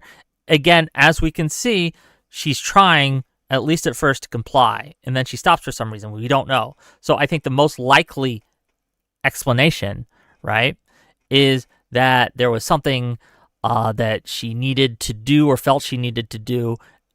The way that these ICE agents handled it, I think, is entirely inappropriate. Okay. Let's see. Actually, just we're in the chat. It says he thinks if you hear it, it's kind of a different question. If you hear it, it sounds like the window almost breaks before she starts to lurch forward. It's possible that she heard that and that's what made her jump forward. No, it's very clear. We no, can go back and look at it looks- again. It's yeah, you very can- clear but- that she was going forward before he broke Let's it. try to listen instead of look here. Okay. Why would we not use our eyes? Force is not law. You are not following the law. Yeah, he wasn't even near her. He wasn't even at her window when she starts moving forward. You are not No, I'm not talking about there because she moves forward but then stops on her own accord Yeah. here. following the law. See, he's moving forward before he got there. Maybe it's hard. That's very like No, I within think like it's a pretty quarter clear. second of each other. But anyway, so I can't tell. But going back to the hypothetical, Hold on. No. Okay. Let's stick on this because I think that is indicative of the mental hoops people will go through to put blame on the civilian. Like, it's obvious and clear that she starts to go before he reaches there because light travels faster than sound, right? And we can see it. And she's starting to go. But they Wait a minute. put this weird thing in their mind, right? Where, Wait. wait a minute. Do you disagree with anything I said so far? Okay. When we're watching an event happen, okay, at the distances that we're watching, you're not going to see a difference between the light and the sound of it at this distance. So that's not relevant here. Yes, but when he's claiming that you can hear it before she goes forward, and it's obviously not the case. It does sound to me now, as I said, that's why I said I don't know. It does sound to me when I listen to it that I hear the sound of the glass breaking before I see it on the window. Now that could be a weird thing that happens sometimes when you film videos or upload videos or something. That's why I said I don't know. And I don't think it's super relevant because my argument that I'm making about this doesn't really hinge on whether I'm just she was speaking going to to your go chatter, forward or not, right? especially when 2 seconds earlier she lurched forward and then stopped and she could just been doing the exact same thing. Okay. So it's not, this whole thing is just, it's not really that super relevant, which is why I just kind of wanted to listen and then move on. Okay. But I want to go back to this hypothetical because I Sure. think it's important Sure. is that if she says, I'm not moving, fuck you. And they say, and the guy saying, if you don't leave, we're going to arrest you. And she says, fuck off. Is that fine then for them? No, because then they have to give her the order to step out of the car, to turn off the ignition. Because again, there's no real imminent danger, right? Well, they don't in this have to situation. do those things. You could say they should do those Yes, things. they should. And not Okay. doing these things is something that I I think is morally disagree. culpable. It's the idea of using maximal Why? force when you can use minimal force. Wait a minute. If a police officer, a law enforcement officer is saying, get out of here, leave, and you say, no, fuck you, I'm not leaving, why would the law enforcement officer think, well, if I tell them to get out of the car, that's going to magically make them comply with me at that moment? Like, why Because would you they will think that? also add, okay, you're under arrest, turn off the vehicle, step out of the car. And How do you that know gives he- them okay, another so if chance he to says- comply. Okay, so if he says, get out of here, and she says, no, fuck you, and then he says, okay, you're under arrest, get out of the car, and she says, no, then Fuck they you, can, then you like, escalate then to you try can to open the okay. door, So they just have break to the window, say- then you can do all Okay. that. Okay. But the Okay, I idea is disagree. to give as many chances for them to comply as long as there's no immediate threat going on. It's using Okay. minimal force instead of maximal force. I disagree. I think if a law enforcement officer gives you a lawful order to do something and you tell them to fuck off, they could immediately go into arrest mode on you. And I think that's Could they hit you with a non-lethal right then? Not unless you're doing something dangerous. Yeah. So you don't believe in maximal force immediately, right? No, Like- I didn't say maximal force. I said they could immediately go from giving you a lawful command, you tell them to fuck off, and then they immediately go to they're arresting you. I have no problem with that. Yes, but again, in this situation, instead of dragging her out of the car, they can, again, order her out of the car. If she doesn't comply, then fair enough. But it takes no time at all to take these extra steps, and this is not a time-sensitive issue. Why does that matter? It matters because of how authority figures treat their civilian populace. We want them to give as many chances as possible for the civilian populace to actually comply with these things. We want them to de-escalate the situation. ICE does not do that. And that is to their detriment. That is something I want in my policing, whether it be from the federal level or whether it be from the local level. I want a police force, agents of the state, to try to de-escalate a situation, to use minimal amounts of force necessary. I want this to be how they treat the populace, because their ideal is to protect and to serve, not to get as many arrests as possible. I mean, listen, I agree conceptually with some of the things you're saying. I just, again, to me, if there's no different, if a law enforcement officer tells you to leave or to do something that's completely lawful, logical, makes sense, does not put yourself in any danger whatsoever. They say, drive your car, leave an area. You see it's like a bunch of protests, kind of chaotic area, and you tell the police officer, fuck you, I'm not leaving. To me, it makes no difference what they say. Well, you're under arrest, out of the car, or they just start pulling out of the car. It's the same difference to me. Okay? This is just a fundamental like them just simply saying yeah. You're under arrest, out of the car, and you saying no, which it's almost inconceivable that the person would say, oh, well, even though I wasn't going to leave my car, now that you've told me I'm under arrest and get a car, now I'm going to comply. Yes, because it applies different levels of resisting arrest is different than disobeying a lawful order from a police officer. And there's different charges and there's different levels of fines and imprisonment, and there's different consequences for these things. Okay.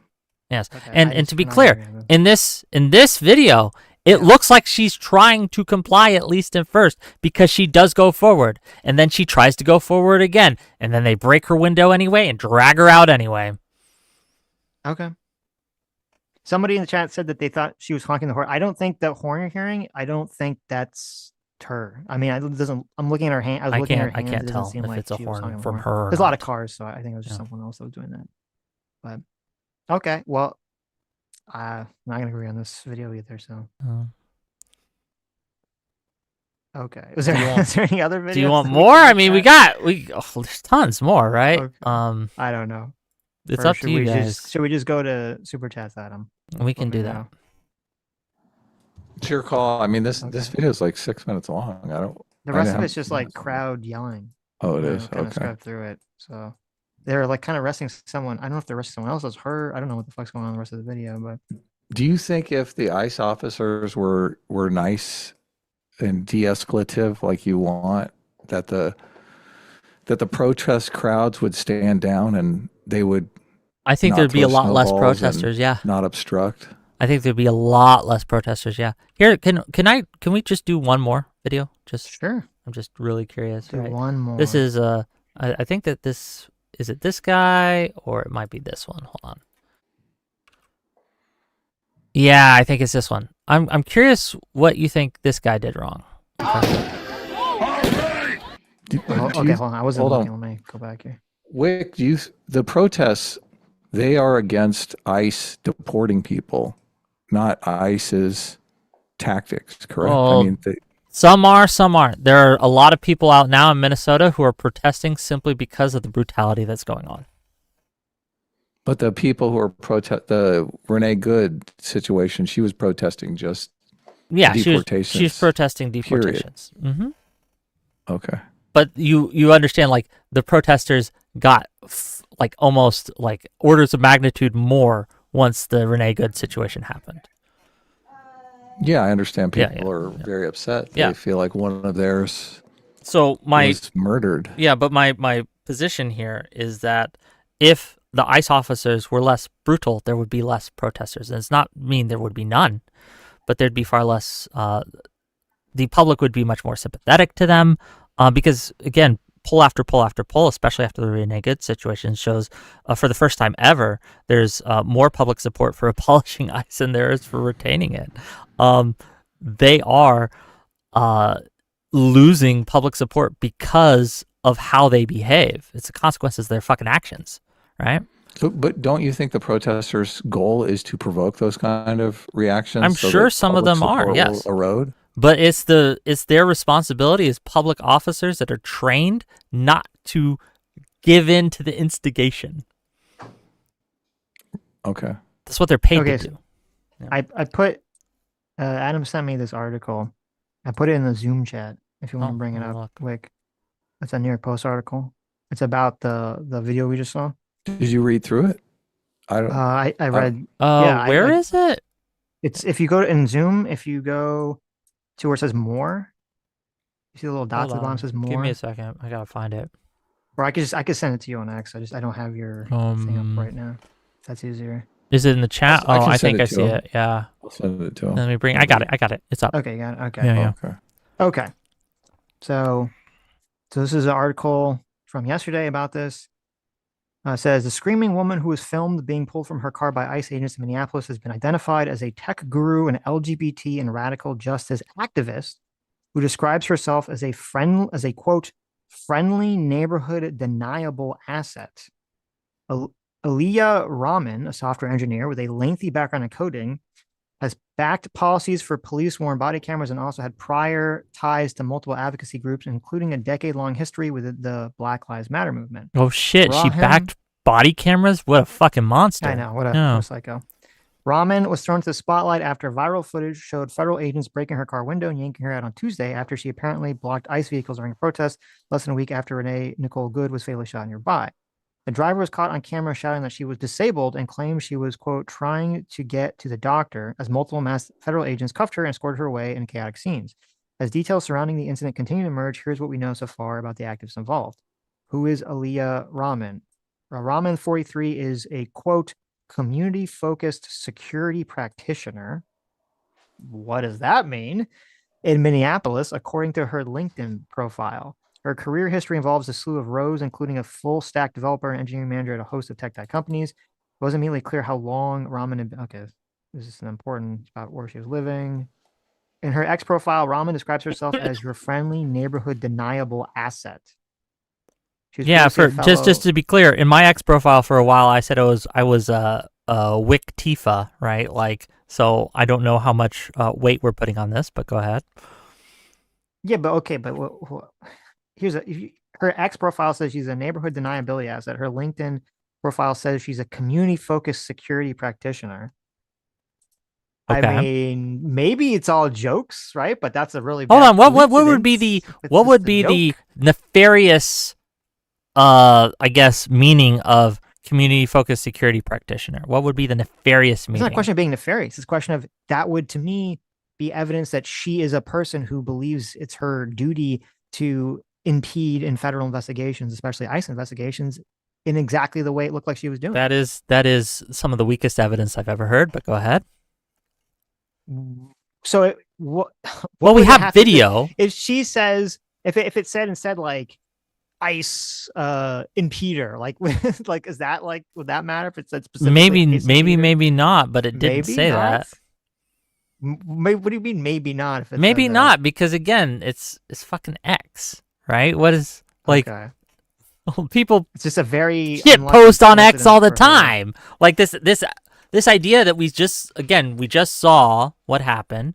We saw her try to comply with the orders, and then this post hoc rationalization. This is part of the propaganda machine that you guys are just slurping up here. Okay. Like they'll post hoc rationalization, try to paint any kind of civilian in the worst light possible, which they did with Renee Good, by the way. They falsified her criminal record to try to put out that she was some kind of child abuse person, and they spread that on X. Like, this is a disinformation campaign, and this is part of it. Well, I'm reading what it said that she was labeling herself.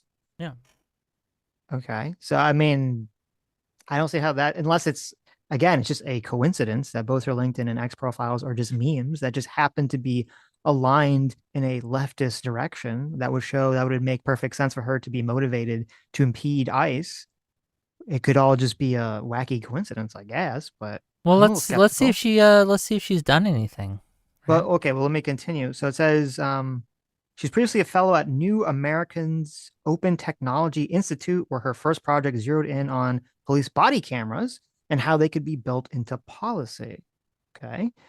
Quote, her work is informed by a background in legislative, electoral, and community organizing for racial and criminal justice campaigns, 15 years of software development for the social justice movement, and a former life as an educator and researcher working in public education and workforce development. Her bio on the Institute's website reads, okay, what is the likelihood that her headings are just memes now, where it says friendly neighborhood deniability asset and community focused? So because she wants, so to be clear, you want body cameras too, correct? I do, yeah. Okay. So what about this suggests that she was purposely trying to impede an ICE operation? Well, before we can get to that, I'm just saying, does it seem less likely or more likely that her descriptions of herself are memes or serious now that we know what her job was?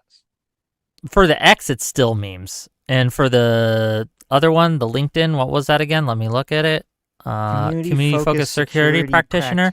No, that probably wasn't a meme, but again, wanting security cameras, such as body cameras, is, again, community-focused security practitioner. And there's nothing wrong with that inherently. Okay. And there's nothing to suggest that she was doing anything wrong here in that. No, but you understand how this adds nothing to the story, but paints this kind of like implication of sinisterness that does not actually exist. It's a question of, I said when I looked at this video, sure, I don't know what her motivation is with 100% certainty because I can't hear what she's saying to the ICE officer. Sure. All I can use is my visual eyes to say it looks like there's nothing blocking her way. Okay.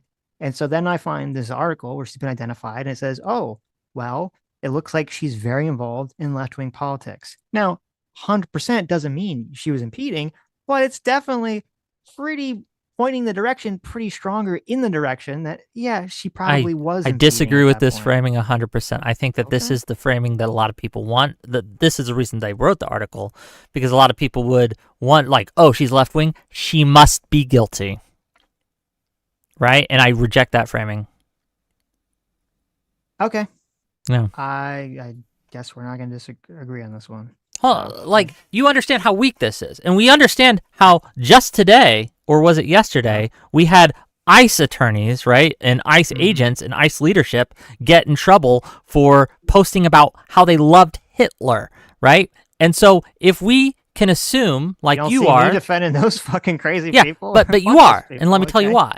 Right? Okay. Because it's this double standard that we have where, okay, so she's a community organizer, security practitioner person. This leads you to believe that there might be something nefarious there. But then when we see ICE agents who are former Proud Boys who have... Just let me finish, please, let me finish. Well, you keep saying I'm saying nefarious. I'm just saying it's showing where her ideology is. Okay. Do you not think, then, that knowing that there are Proud Boys on the ICE Boys ICE roster, right? Knowing that their leadership is friendly towards Hitler and Nazis might make us lean towards the ICE officers are probably behaving in a way that is unwarranted. Why does, in one case, it leads you more likely to believe that the left-wing person's at fault, but in the other case, it seems to have no effect? If there was, if you had like posts of Jonathan Ross, or some... Oh, we're not talking about Jonathan Ross. We're talking ICE in general. I'm giving you a hypothetical. Okay. If you had posts of Jonathan Ross or of this ICE agent that was involved in this, or like there's some other thing where it's kind of like unclear what's going on, and you're like, well, what was the ICE agent doing something like either A, could have made legal sense, or B, they're just being like a huge piece of shit. And then you're like, well, here's Sitch, here's posts of them talking about, that they fucking love Hitler or that they fucking hate immigrants, or that they love fascism or something. Like, I'm going to look at it and say, oh, okay, well, that's definitely strong evidence of possibly their motivation in that moment. And I would take that into consideration. I wouldn't take into consideration the fact that other ICE agents who are not involved in this incident were doing those things. Yes, but we know that their leadership again, has been implicated in these things, so we can infer that the policies that they make, the training that they do, tends to lead them to be more aggressive than they should, correct? I'm not going to say yes. It's Okay, possible. well, It's I definitely don't know, possible. like, I think it's an obvious double standard that you're holding. That's all I'm saying. It's not a double standard. I said it's very possible Okay. that the cultural environment that ICE exists in right now is really fucked up because of Trump and Christine Noem and all this other stuff. That's definitely possible. The person that got shot in the eye said, and if this is true, this is fucking crazy. And these people should be thrown, I don't know if they could go to jail, but they should definitely be fired. So that they were laughing at the guy while he's like, his eyes like bleeding out, he's going blind or something. That's like psychotic. Yep. Okay. So, but those are those people. I'm saying I look at every person's actions individually. I don't think it's right for you to say, well, because there's you think there's some environment, some cultural environment in ICE officers, and because other ICE officers did bad things or said bad things on the internet, that you're going to look at this video of this woman and say, well, that means that she most likely was doing the right thing and that the ICE agents were doing the wrong thing. You can't look at it that way. The reason I'm bringing it up is because you're using outside information to say that she's acting in the wrong way, and I feel For that's her wrong. specifically. Yeah, but if you have information about the ICE agents, that's completely Okay, within the realm of consideration. But this information you're giving me doesn't move the needle at all for me Okay, one well, way that or does it another, for because you, it but- doesn't actually suggest anything nefarious or untowards or lean you to believe that she would behave in a way that was less than legal or inappropriate. When we can see the video and we can see her trying to comply with these orders, and she stops and then she tries to comply again, and then her window is smashed, I think that is much more positive on what's going on than you have to kind of put your thumb on the scales by bringing up these articles and say, well, she was the left wing, so you know what that means, boys. Okay. I don't think I did that, but Okay. then we can move on. So we can- there was what was the other video? The one in the chat right now? I'm just Okay. curious what he did wrong. I'm just curious what you think. So this is All right, they're not ready for primetime players. You got your super soakers. You got your fucking baloney. Where are we going? We want us over here? Oh, we got the power march. What are we doing here? What?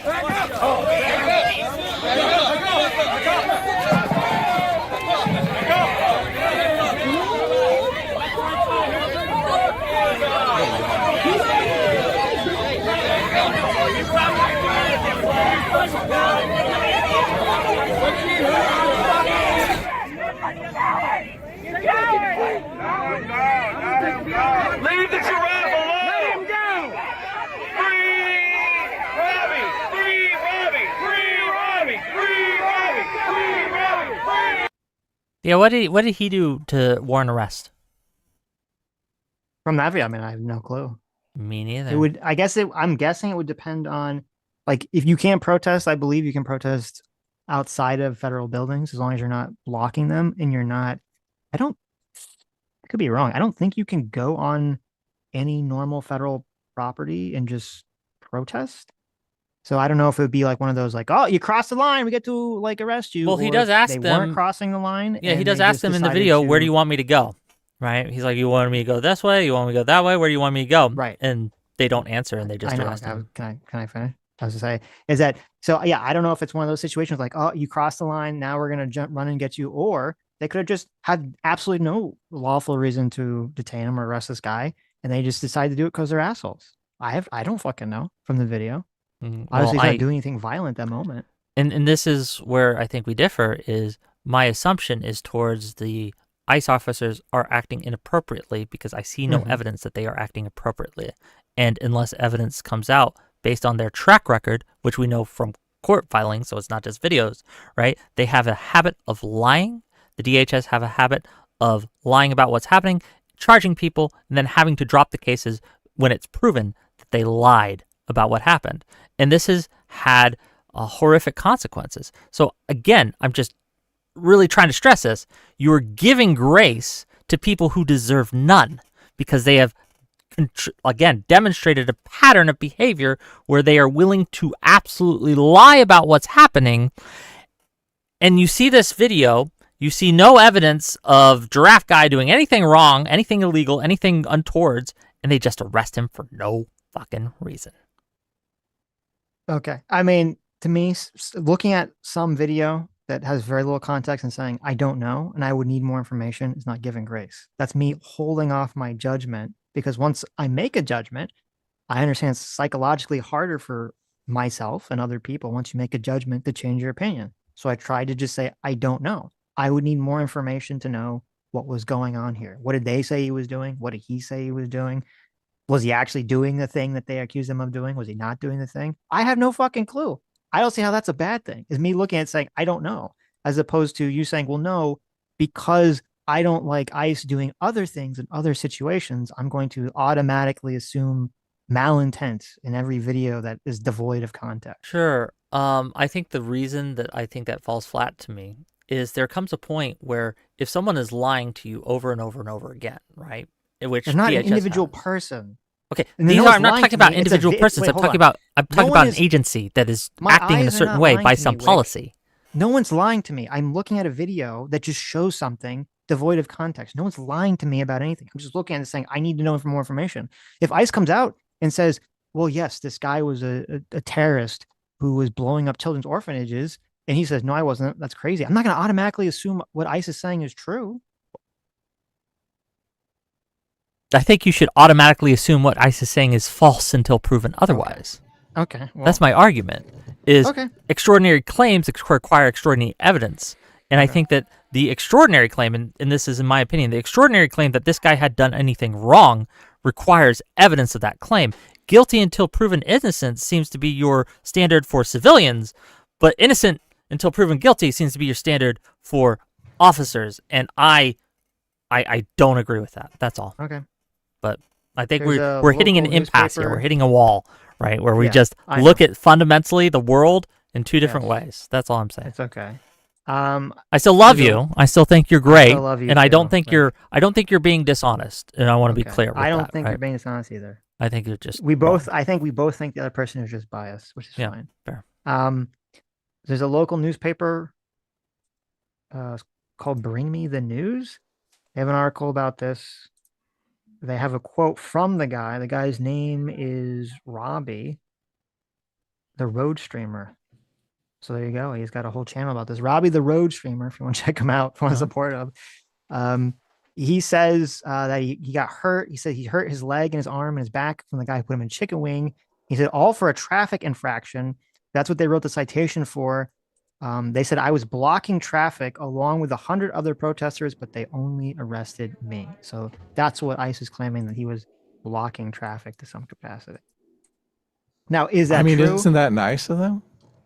Is they could have it? arrested all of them, but they There you only go. Yeah, arrested they one only guy. arrested- I mean, Yeah. look, they all got off easy. Right. I don't know if that's true. I would have to see like a wider shot. Are they clearly blocking one entrance into the thing, and were they asked to back up? If they're clearly blocking one way into the thing and they're asked to back on the street and they refuse, then I say completely fair game to arrest someone. If that's not the case, then I'd say it's completely unfair for them to arrest this guy. Is that fine? Is there No, disagreement with I that? still think, again, we see on the video that he asked him, hey, where do you want me to go? And if they wanted him to move in that case, who's blocking, they should have told him. They didn't. Have you ever watched how people who you know are criminals or you know are guilty interact with police officers before, like on any police footage? I'm not a cop slap Okay. guy, so I don't tend to. I'm not do those either. videos, yeah. But one of the most common things that you see, and I guess it's not even with police, the most common things you see when people are like lying or fucking with you is you're like, like the police officer says, like, go do something, and they ignore you. And then as you're like move into I'm in business mode to move closer to you, they start pretending like they don't understand what you want them to do. They're like, where am I supposed to go? Where do I go?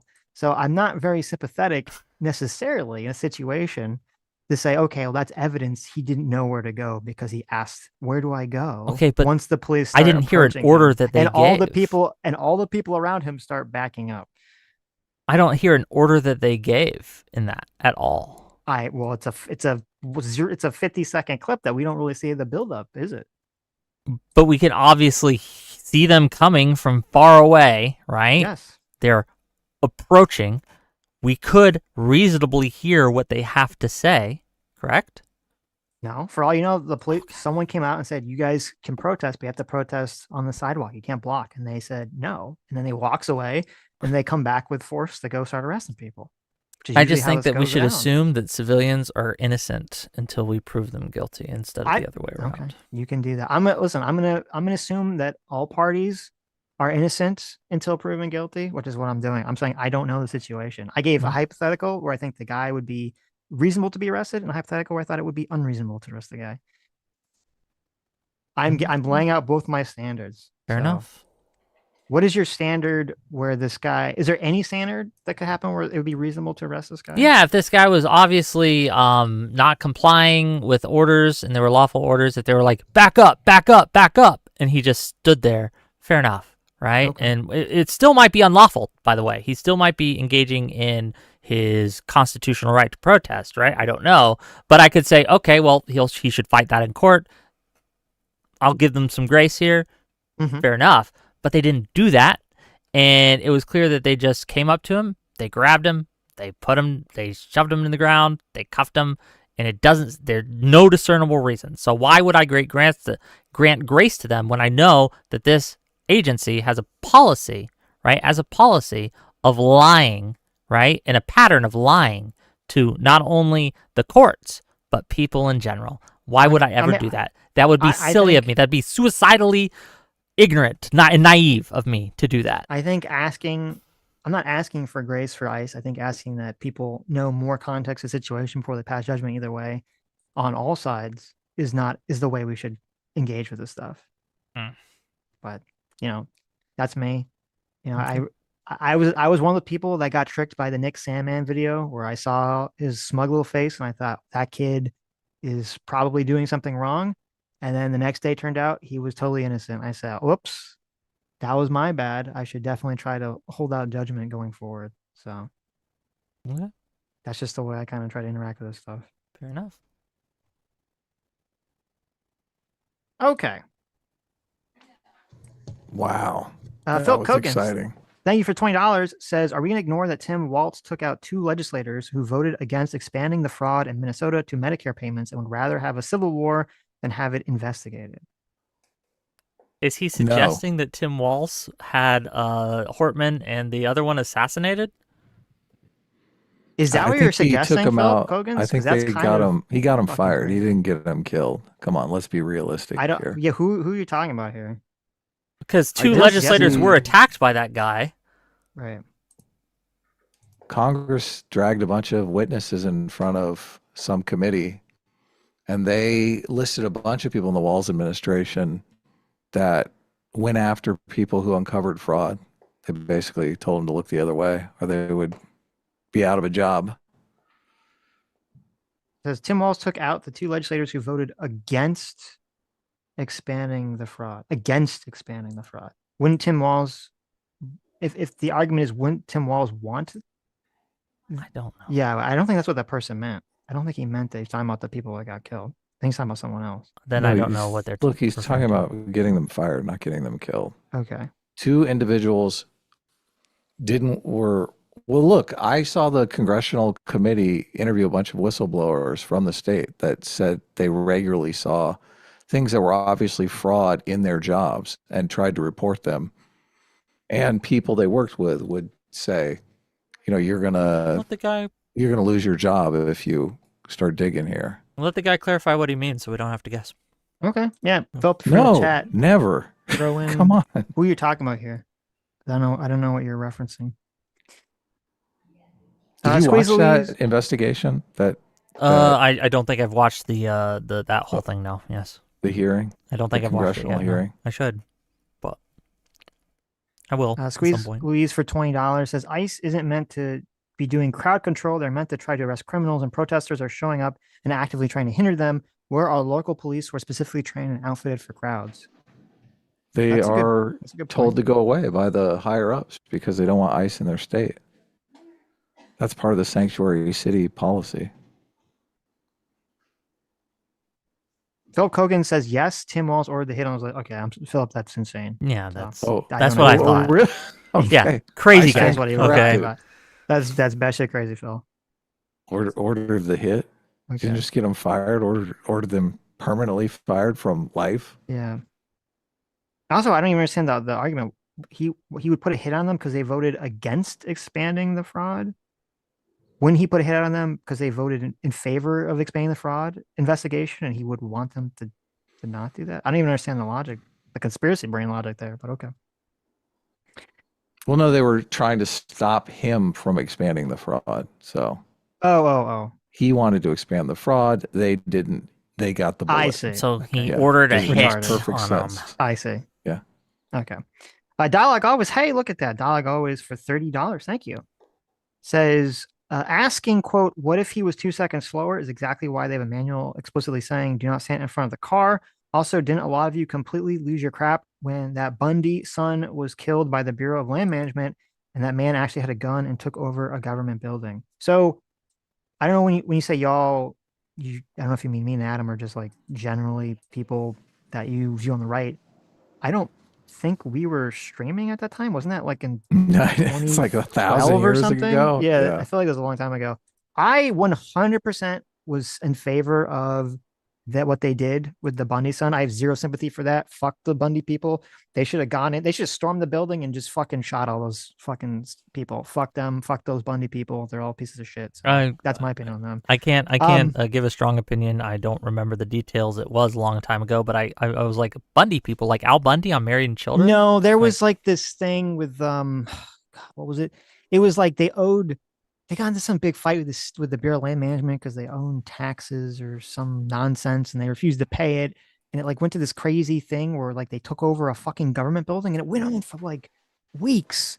They literally had with guns like taken over a fucking government building. It was crazy. So I don't know, bizarre.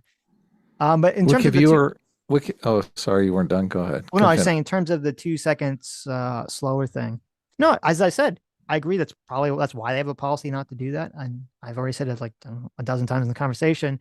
Obviously, in hindsight, shouldn't have done that, but that doesn't negate.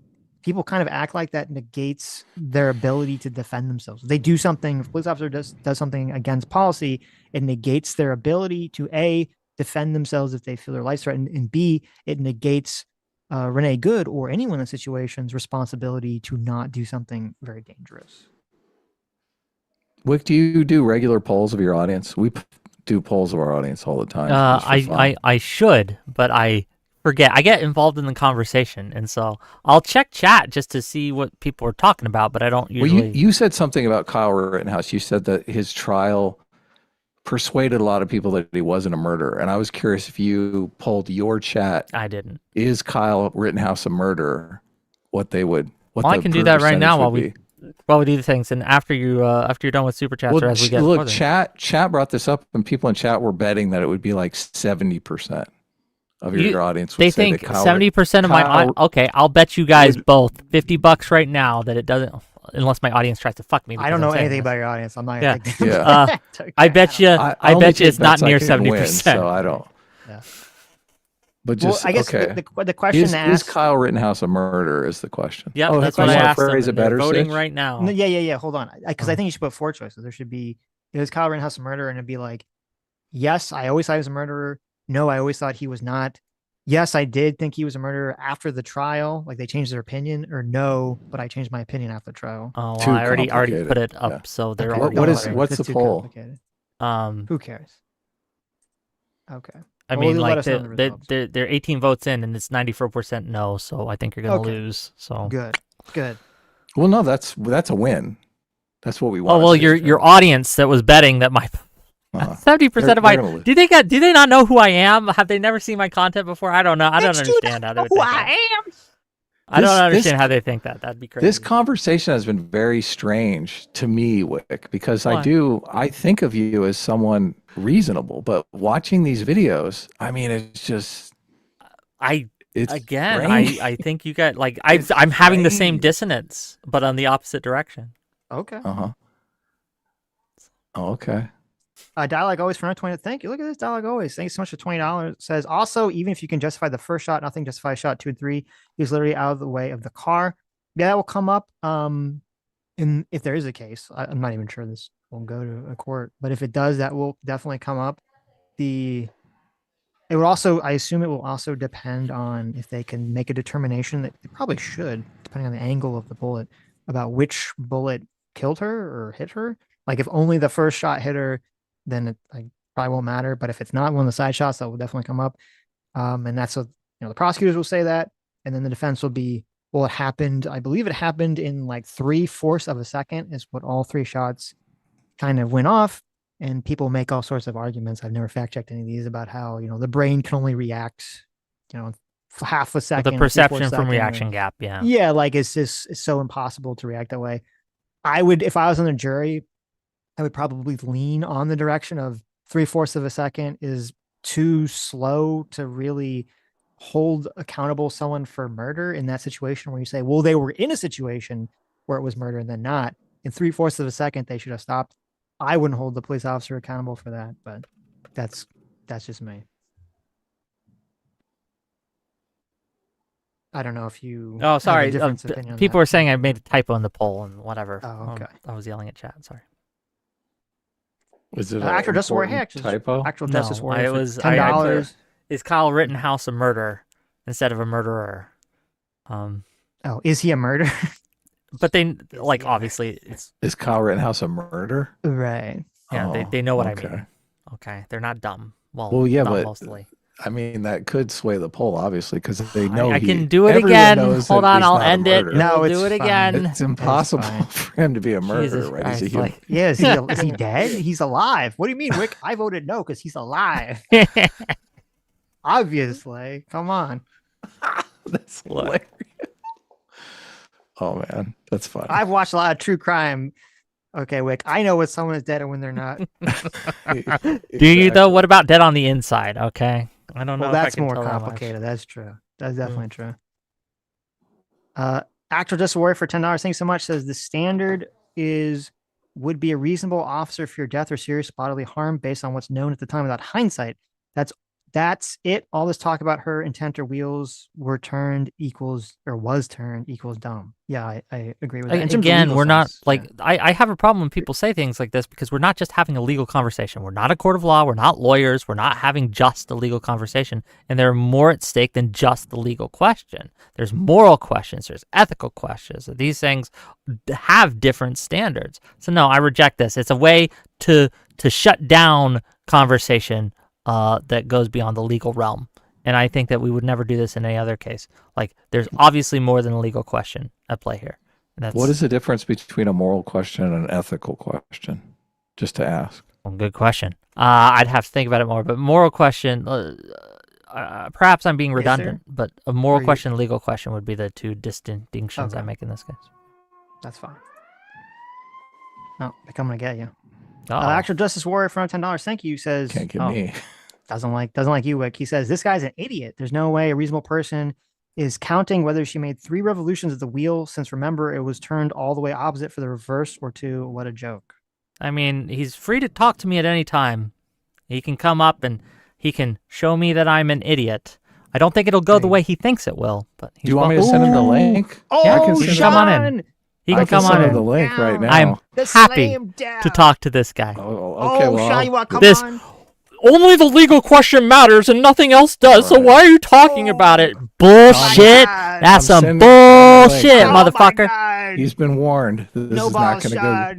He's It's not calling you going to out. go good for him. Wick is slapping you Okay. around. But yeah, he's more than welcome to come on. I don't mind talking to anyone. Well, Right now. look, he might be afraid to come on. So I'm not. I don't. Am I intimidating? I don't think I You're am. a scary guy. I think I'm pretty. I think I engage with people in a pretty. As long as you don't come at me for the throat. Like I'm gonna give you some grace. I'm gonna give you I some. think you're completely fair in how you have these conversations. Yeah. We're not talking over each other or yelling at each other. We're not insulting each other, right? So Well, we could if you wanted. we could, but no. It's the beard. The If beard's it'd be better intimidating. content, right? If you think That's like true. Yeah. That's true. I'm too lazy for that. I don't like that. Our Hilts hurt. What's up? Our Hilts hurt for $2 says, "Stop being silly, Wick. Wick, stop being silly." How can I not be silly when the forces of Sirius are at work? Okay, I have to be a little bit of a silly goose. Okay. Dialogue always for another $20. Thank you. Look at this. Dialogue always has what the number the one. heck? around. Look at this. What the heck? Good on you, dialogue always. Yeah, Says, I know thanks. this question isn't going to be asked. Well, here we go. I know this question isn't going to be asked, but if the one argument for not resisting arrest was that you could fight it in court and face the person that did it, what happens when the person is masked and unidentifiable? So my understanding would be that if you sue the government for doing something, right? Well, first of all, normally when you're fighting something in court, you're fighting, like you're being charged and you're fighting that you shouldn't be charged. You're right? not Like suing fighting, the individual, yeah. Yeah, you're not suing the individual. But if someone you were suing the individual because I don't know you did something wrong or whatever, I'm assuming you would 100% legally be able to get that your lawyers be able to get the information from ICE or whoever you're suing. I don't believe the organization could just ignore a lawful order to identify the officer involved in a potential crime. I think maybe the concern there, and to be clear, I don't think it's a great argument for my side. That's why I didn't make this argument, right? But the argument would be, if I can steelman it for a moment, that they'd play fucky-wucky games. The government would play fucky-wucky games with who they're putting on the stand and things like that, and you wouldn't be able to tell, right? So I don't know. It's not a good argument, right? But there's a masked man. Yeah, I agree. It's a bad because I mean, like, what ICE agent be like? Oh, I will fall in the bullet and pretend to be the guy. I don't know. I'm sure there might be right? there might be another argument that I can't think of right off the top, but I didn't make that argument, so I don't know. Sean responded in chat. He said, "I'm driving now." Look at this coward. Oh. Look at this coward. Yeah. Okay. Well, you know what? My next week, except for Monday, is full open. Pick a day. Listen, brother. Listen, Sean. Yeah. Okay. I don't know if you remember this. Adam and Connor had a bloody, yelling, screaming match while Connor was driving. All right. Just because you're driving doesn't mean shit, Sean. But anyway. Shaw says, I'm driving now, but he didn't answer the question how it's reasonable to expect him to count wheel revolutions. It's not reasonable to expect to count wheel revolutions, but it is reasonable to, if I can answer the question, like it is reasonable to see that she's turning away from him. And when a car points to the right, what direction does a reasonable person think the car is going to go in? It's the right, obviously, right? So when this person's turning the wheel to the right, and you can obviously see that, right? Again, to emphasize the point, do count the wheel rotations, but you can obviously, she's turning the car to the right. She means to go to the right. I should step to the right, so I avoid that. It's easy. You should have just done the electric slide. The electric slide is a time warp. Okay, so step to the right and it jump to the left, step to the right. I forget. You're right. Anyway. Well, no, but he might have gone left then, and then I don't know. Would have been bad. Val Van Gogh for $20. Thanks so much. Says, anyone against borders is a traitor to this country. I don't hate illegals. I want them deported and free to make their home countries better. I want people who support no borders, parentheses, Whick, in prison because I do hate traitors. I'm just curious. Did either of you guys hear tonight that I said I don't support borders? Yes.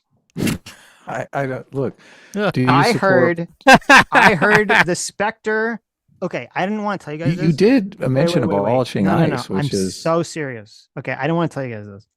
But while we were streaming, a portal opened up behind me and a time-traveling Charlie Kirk came out and told me that you do not support borders because you will win the presidency in the future and we have to stop you right now. It's just, I bring it up because it's very funny when I've actively argued against open border people, right, on my stream, and Look, I don't like ICE, but ICE is younger than I am. We had borders and border control well before ICE ever existed. Just because I think ICE is doing a bad job at it doesn't mean I won't want border enforcement or borders. That's silly.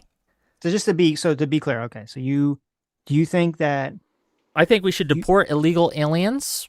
Okay. We shouldn't do it the way that the Trump administration is doing it. Like every illegal alien in the country should be deported. I ain't too concerned with the person who's just at Home Depot or whatever, but criminal illegal aliens, absolutely. Okay, you have a magic button. One button says it will send every illegal alien here back to their home country. The other one says it will only send the criminals back to home country. Are you only pressing the criminals button? I might press both. I don't know. It depends. Wow. Okay. Well, listen, you're much stronger. I'd have to think about it more because I could think. I wouldn't press both. I could think of scenarios where I wouldn't want like a refugee who's here, like who fled actual like gang violence and fucking Mhm. I don't know, Mexico or something from the cartels, and he had to save his family. He had to sneak his family across the border. I wouldn't want Okay. them going back, right? I would like, okay, that'd be pretty fucked up. But I mean, if we could like have an exception for those types of people, I'd happily press that button. Sure. Okay. Potentially criminal. Hey, the other Sean for $10. Thank you. Says, what kind of reception would you expect in a super Democrat sanctuary city? They aren't going to be happy under any circumstances. Did you guys know that last year the Trump administration raided a Hyundai plant in Georgia? And guess what? The people there hated it too. It caused an international incident, first of all. And it also made it so, and this was, I think, in September, it like the Republican Party took a huge hit there because no one there liked that and how they did that. And Georgia Yeah, I ain't a remember that. sanctuary city, right? There's I no, remember that, that I am aware of, sanctuary cities in Georgia, but that definitely Okay. wasn't a sanctuary I mean, but city. you do agree that I'm assuming it's true that ICE engagements in a sanctuary city is going to be much more difficult and probably more contentious and dangerous because they don't have local law enforcement backing them up. It can be, yes. Okay. Apotheosis for $20. Thanks so much. Says Whick is a dishonest hack. Wow. An assault occurred and all those people are aiding in the escape of the suspect by refusing to clear the area. They approach instead. More AI cat divers, please. Okay, yeah, we just disagree. Like the idea that they were all there and they could have cleared out in the 10 seconds, right? In the icy ground, that they should have all just immediately booked it when they may not even be clear what's actually happening. Again, it's infinite charity to one side, no charity to the other, and it's obvious, but fair enough. So you think the ice made it dangerous for them to move quickly out of the way? Yes. Oh, okay. Do you know how I know that? It's because the dude slipped on the ice when he was trying to chase a guy. Very dangerous to move on slippery ice very quickly, right? Even You if can a car break your is coming tailbone, at bro. you. Yeah, you could fall down. It hurts. Well, hold on. Do you guys live in an icy area? I've taken my I've trash been on out. the ice before. I totally I agree live with in you. Yeah, it Florida, hurts. so no. You don't want to fall, right? Yeah, you Okay. should plant. You should stay put. It's dangerous to move too We quickly should move on fast. icy roads. Adam is trying to compare this to Jonathan Ross, who was also on an icy road. Yeah, People but were saying we're he not should have quickly talking moved out of the way of a exceptionally moving fast vehicle. move. You could just simply step to the left or the right in this I case. mean, and he that's does. Him and the other officers do slip. He Hold did on, that he- video multiple If times. you think he got hit by a car, he doesn't slip. He stays upright and he keeps a hand on his phone, right? Like, so I don't know if he was hit or not, right? But he's obviously well capable of balancing in that situation because he did. We know he did. And Okay. we know he was capable because he did it. Well, because he didn't move quickly, just like you said. He If moved the- like, pretty if the- quickly. If the protesters He just moved didn't quickly move in out the of the right way, direction they and would have quickly enough. fallen. So if he moved quickly out of the way, he would have probably fallen too, and then he'd just be run over, which would suck, right? Again, I disagree. I disagree with the danger there. Okay. They need to get these ice people snowshoes, obviously. They need those super magnetic boots that stick to the ground. There you go. Actor Just War for $10 says, how many times has someone not tripped you and you instantly reacted to a person as if they had tripped you? Obviously, you can see the guy get tripped and both the ice guy and him react to Okay. the contact. So first of all, if someone bumps into me, right, I don't automatically assume that they've assaulted me because I'm not a psychopath. Okay. The ICE agent, however, might very well be a psychopath, right? I don't know, but no, my first reaction when getting bumped isn't to tackle the guy that bumped me because I think they were trying to trip me. That's psychotic. Okay. I think I really hold on. I think- I I really think want you're- I this think you're giving AJW motherfucker, right? Yeah. Talks a lot of shit, right? Talks a lot of shit. My schedule's free next week, brother. Like except for Monday, I have something then. But any other day, pick a day. Talk about okay, it. Sean. You contact Whick. I you would guys can watch that. That'd argue. be great. Yeah. I would content. watch that Yeah. too. Yeah. I think for you giving a lot of shit to people saying that they're giving infinite charity to ICE, I feel like you're giving infinite charity to The protesters, yeah. I You agree. could have a point that I'm giving them too much charity, and I that might be true. but I am looking at a pattern of behavior from a government organization that is consistently lying to the American people and brutalizing them. So yes, I'm a little less charitable towards them than I am to protesters. There's a pattern of behavior with the protesters too. Yeah, protesters haven't shot anyone in the face. Okay, that's fine, but you could still They recognize burned down the city, Whick. PLM riots. Hello. Hold on, we're not. Look, the Minnesota ones right now aren't very different protests. I'm just giving you the. Okay, I'm giving you just the- fucking with me. Okay. I'm like, these are way different in scope, I know. scale, and severity. Okay. Jason Mulgreed for $20. Thank you. Says, how many lies did Tim Walz spew in his public address last night, and how much culpability does he have in all this? He should be telling people that ICE is a legitimate agency that is carrying out lawful duties. I'm curious what he thinks the lies are that he said.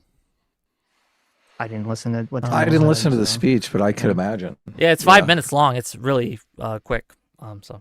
Did you listen to it? Yeah, I listened to it last night. Okay. Was it good? Was it? It was 10 out of fine. 10? Tim Walz is never my first choice. Okay, for things, for a variety of reasons. Why are you such a homophobe? But but I think he's exactly right. Didn't take the And bait. he I'm disappointed. encouraged people in Minnesota to take out their phones and to record these people. And I think that absolutely should be happening. If I see ICE on the street, if I see ICE in my neighborhood, I'm taking out my camera and I'm recording them. Oh, that's true. I forgot about that. Wasn't there someone who was trying to attack ICE agents and then they killed 2 immigrants by accident? Yeah, that happened a month ago. Mm-hmm. Yeah. Okay. Brian for $20. But that guy, to be clear, that guy's in prison now. Okay, justice is being done. The idea that we should have who am I supposed to protest in that case, right? No. They would say, well, that's if you're going to say that all these other actions evince how you should think about ICE, then you have to take into account here's all the crazy lefty people when you're dealing with lefty protesters. That was why they brought. Well, that guy wasn't protesting. He wasn't a protester. He positioned himself on a roof. There was no protest that I'm aware of in the area. They were exiting an ICE agency, and he shot them from afar. Okay, I think you understand the point. But... Okay. I got distracted. I saw a clip of Kyle Kalinske on Piers Morgan calling Michael Knowles a cuck, and I got distracted. Huh? Interesting. Brian, as always, great behavior. Brian for $20 says, Whick, did you have the same take with the videos of police actions during BLM? Did you think the police were doing something wrong from a snippet of a video when with more context they were justified? Why make the same mistake? Well, because the circumstances are different, right? And what I knew about the policing agencies and the policies that they had and the trust that they have built with me is much different than ICE's. Okay. Well, do you think your opinion, if this was local police in any of these videos instead of ICE, do you think it would change your? Yeah, I would grant them much more grace because, again, from what I know of local police in Minneapolis, right? They're not like monsters or anything like that, and they tend not to have too big of a habit. There's always a little lie here and there, right? With everyone, right? No one's completely honest, unfortunately. But they have a much better track record of honesty than DHS does. Again, the reason I am so anti-ICE right now is because DHS has continuously, improvably been lying to the American public, right? And it's just a constant thing that this administration does, from Kristi Noem to JD Vance to the DHS, Homeland Security people, right? All of them. And so, yes, I take that into account when judging what's happening because I know, these guys are liars and frauds. So, yes, it's going to color how I view the actions of their agents. I don't think that's an unreasonable thing. Okay. That I would not think I would have, but we already had that conversation. Yes, we did. I think that's why you have people who get into the situations like with Calvert House, like these other situations, is that they just infer a pattern of behavior on someone based on people they associate with them, whether they're part of the same organization or the same ideology or something. And I think that's what leads us to improper decisions. Keaton Kinnise for $40. Thanks for $40. Says Wick's videos did not sway me. I don't know how long that woman was in the intersection, etc. We know these videos start when the poster wants and not necessarily where it should start. We should all be aware of this tactic by now. That's always a problem, I guess. That's true. Valve and Go for $5 respond to what you said about the borders thing. Says Sitch, when someone says they believe in borders, but they demand standards that make border enforcement impossible, they are lying to you. Okay. So you have what standards have I demanded that would make border enforcement impossible? Well, what would be your standards? Do you think it was impossible to enforce the borders before ICE? Well, ICE doesn't enforce the borders. They get people that already cross borders. Well, right? exactly. So first question. of all, right? Yes, true. Okay. You're not. You're in favor of abolishing ICE? Is that? I'm leaning towards that. I wasn't before, but I'm not hard on that. Like, if you give me a good reformation of the agency, like impeach the leadership, put in new training programs, okay, fair enough. But it is coming to a point, I think, where they have sullied their name so much and lost the trust of the American people so much that it would be better just to go back to the pre-2003 border enforcement. Okay. Do you think people should be able to come to the American border, request asylum, and then be welcomed into America for like the 1 or 2 years it takes for that asylum claim to be adjudicated? It depends. Like, I would look like sometimes yes, sometimes no. I think that there should be strict like background checks on these people, right? And we should have them at like ports of entry to do that. As long as their background check comes clean, I see no problem with having them inside of America while they go through the process. However, if there's anything to suggest that might be a threat, then obviously not. I don't think we should have them in. So it would depend on the situation and circumstance. Okay. Okay, let me see if there were other questions here. Bernuski for $5 says, "Hey Wick, why is Trump the one who has to turn down the temperature? Walls called ICE the Gestapo. How do you think that affects the temperature?" Well, if I am accurately describing what you are doing and it becomes a problem for you, so fucking be it, right? If I'm accurately describing how you're acting and that becomes a problem for you, okay, truth above all, right? I think I should tell the truth without fear that it might hurt you in some way. And Trump has a responsibility because he's the president of the United States. He has more responsibility than the governor because he has more power than the governor. Mm-hmm. Floki VT for $5 says, "Don't forget the protester broke into ICE property, stole paperwork and firearms. He couldn't shoot chest. Kid was in physical contact with another agent." The guy that got shot in the eye stole I haven't heard that. I have no idea. Oh, I didn't know that. Okay. But I don't think, like, even if he had stole, like, some papers or something, I don't think he should have been shot in the eye for that. It's one of those things where it's like, okay, if you're getting pulled away or some friend of yours in a protest and you're getting pulled away to be arrested, it's just so stupid and dangerous for you to try to like rush the police officers. Well, yes, that is dangerous. You should never do that. You shouldn't do that. Yeah, which is what happened. So, yeah.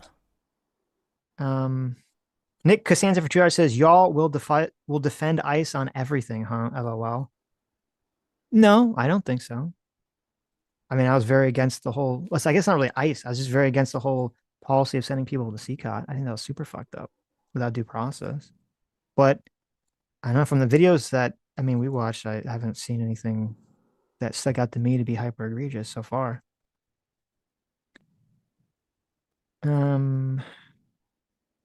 Floki for $5 says, "Constant fear of life around ICE is due to leftist propaganda, escalating, calling everyone a Gestapo and so on. Wick needs to stop hanging with Pisco."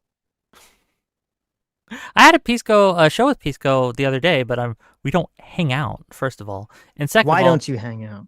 Why don't we? I don't hang out with many people in this space. Wow. Okay. I don't know what people think we do. Like, we just have this shared chat room where all the creators just shoot the shit. No, that doesn't happen. Or at least if it does, I'm not invited to it. Okay. But to the question, like, what is turning up the temperature is the actions of ICE and the actions of DHS, and they're doing it again. And I want to reiterate, on purpose, because they want to create a situation where immigrants live in fear, so they self-deport. That is the strategy. That is what they're doing. So they are absolutely escalating things, being as brutal as possible, trying to get it as video as possible. So they say, you either go the easy way or the hard way. And they want to make it very clear that the hard way is going to fucking suck.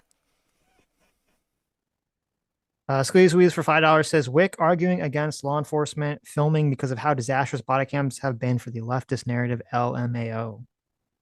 What? When did I make the argument against filming? In fact, I have argued the exact opposite of that this entire time. I'm assuming he's talking about, like, because we were kind of discussing the motivation of Ross filming, and I believe you were saying that you thought it was for the clip compilation reel. Yes, but I also said he should have had a body cam which would film the whole thing. And I argued also that it was it sounds like you're arguing that he shouldn't have been filming. I thought it was appropriate that he be filmed by all other angles, right? I've argued in favor of that this whole time. Like, this is what bothers me, is like when I argue clearly, and I think it's very clearly in favor of, like, I think people should be transparent and these things need to be recorded. And in fact, I said just a little earlier that when Walls encouraged people to, when they see ICE, get out their phones, click record. And when I also advocated for body cams for all these people, how in any way, shape, or form can someone who is an honest actor interpret that as me not wanting law enforcement to be filmed? Well, no, I think the issue is, if you say that law enforcement should have a body cam and they don't, and then you have a situation where law enforcement is using their phone to film in place of a body cam, and then you criticize them for it, it doesn't seem fair, because then it's like a damn if you do situation. My criticism for him and my suspicion for him is he wasn't doing it to record the situation. He was doing it to get a cool video. But I don't know that, and I made that I know. very I think clear. that's an unfair assumption on your part. Oh, fair enough. I don't. Phil Codes for 36 months. I guess he basically just says that it's just possible for Ross to be using a cell phone because they didn't have enough body cameras to issue. It's possible. I don't know what this is in reference to. Arthur Tamilson for $5 says it might have been ... Oh, I get it. It might have been ... Like how Wick TV might be covering up for terrorism, right? Equally probable and likely. I mean, and you guys might, like, not you guys, but this guy might be a pedophile. I don't know. It's possible, right? But what evidence do you have to suggest that? I have none. What evidence to suggest that I am covering up for terrorists? Like, what terrorist have I defended here? I have made it very clear that anyone who's violent against ICE, who's shooting them or pushing them or obstructing them or throwing snowballs at them, deserves to be detained and fined at the very least, arrested at the very worst, depending on what they did, right? I don't know how much clearer I can make my positions here. And this is why it's hard for me to take these people seriously, is because no matter how clear you make your positions, they'll fail to understand it. And it becomes impossible to have discourse because they fail to understand what you are putting forth. Kyle, thanks so much for 38 months of being Discipline Equals Freedom. Says, we disagree, Wick, but it's great to see you here again. S-Class, he's the best class. Yeah, look, love that guy. You can disagree with me all we want, and I like when people disagree with me. You know, it makes me test my own opinions on things, right? I think people should all agree with me at all times. Okay. I don't like when they disagree with me. Nick Costanza for $5 says, ICE put 6 kids in the hospital after telling their father driving that he was free to leave. They are terrorizing Minnesota. Don't treat this as normal. Are you familiar with that story? I never heard I am. Last night, but this is a problem with that. I don't know if they did that on purpose. I think it might have been a misfire or something. I don't know enough, so I didn't bring it up. But yeah, there was a guy trying to leave. He was getting his kids in the car. A smoke bomb or tear gas or something got in there, and Like, it was bad. like got shot into the car. Yeah. And again, I don't know if we have video of this, so I couldn't show it. But the accusation is that they did it on purpose. But I don't know that, so I didn't bring it up. Okay, fair enough. Yeah. Fair enough. That's good. Yeah, that's obviously a horrible situation. Because I haven't been able to look into it and research it and things, and I only try to bring up things that at least I'm somewhat confident on. That's fair. Yeah. This article says a family was caught in a clash between protesters and law enforcement during protests in North Minneapolis, leading to 3 of their 6 children, including a 6-month-old baby, being hospitalized. Holy shit. The father, Sean Jackson, told a Fox 9 reporter at the scene his children were hurt when a flashbang detonated nearby. He says the blasts were strong enough to set off his vehicle's airbags. Yeah, people don't understand how horrible a flashbang is, like when you're near it. Yeah. Officers flew through flashbangs and tear gases in my car. Well, it sounds like he's saying it was out. I mean, if it was inside the car, like I don't know. Deaf, probably. I don't know. And tear gas in my car. I got 6 kids in the car. My 6-year-old can't even breathe. This was flipped over, Sean said, holding up his child's car seat. Oh, God. My car filled with the tear gas. I'm trying to pull my kids from the car. Jesus. His wife said that the 6-month-old infant stopped breathing and lost consciousness. She then performed CPR on her baby, while others poured milk on her other children in an effort to neutralize the tear gas. 3 of the children, including the baby, were then taken to the hospital for ambulance for treatment. All the children are between 6 months old and 11 years old. The wife said that they never go out to protest, but this incident has given her the drive to do so. My kids are innocent. I was innocent. My husband was innocent. This shouldn't have happened. We were just trying to go home. The backstory: protesters began gathering at the scene of the shooting just minutes after it happened. A video spread on social media is believed to show the immediate chaotic aftermath of the shooting, with the man calling 911 to say he was shot in the leg. Minneapolis police said the demonstrations turned violent, with some people throwing fireworks, rocks, and chunks of ice at police and federal officers. Officers then deployed tear gas and flashbangs in an effort to disperse the crowd, which grew into the hundreds. So, I mean, this article doesn't have a lot of information about the exact incident, but it sounds like maybe there was a bunch of people protesting. They're in a car, they turn a corner like into the protest, and all of a sudden they just get hit with this. Yeah, really or it's in their area and they're trying to get away. I don't know, right? Or something to that effect. Yeah. But I mean, that's a fucking horror. It's a horror show if that happened. Jesus, crazy.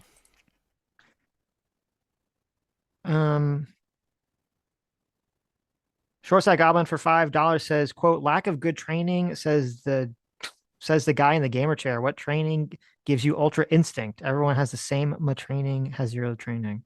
Well, hold on. Do you think that ICE officers and agents have the same training as a streamer does? Mm-hmm. That's wild to me. And if it's even close to the case that they do, that's fucked up. They need more. Oraguni for $5 says the people who are blocking roads and freeways for social justice are now saying there's no reason to ever be in front of a vehicle. Spare me. I mean, that's true. I know that's fair. Mr. Grams for $5 says danger doesn't have to be real to defend yourself. You only need a reasonable perception of imminent danger. Next excuse, please.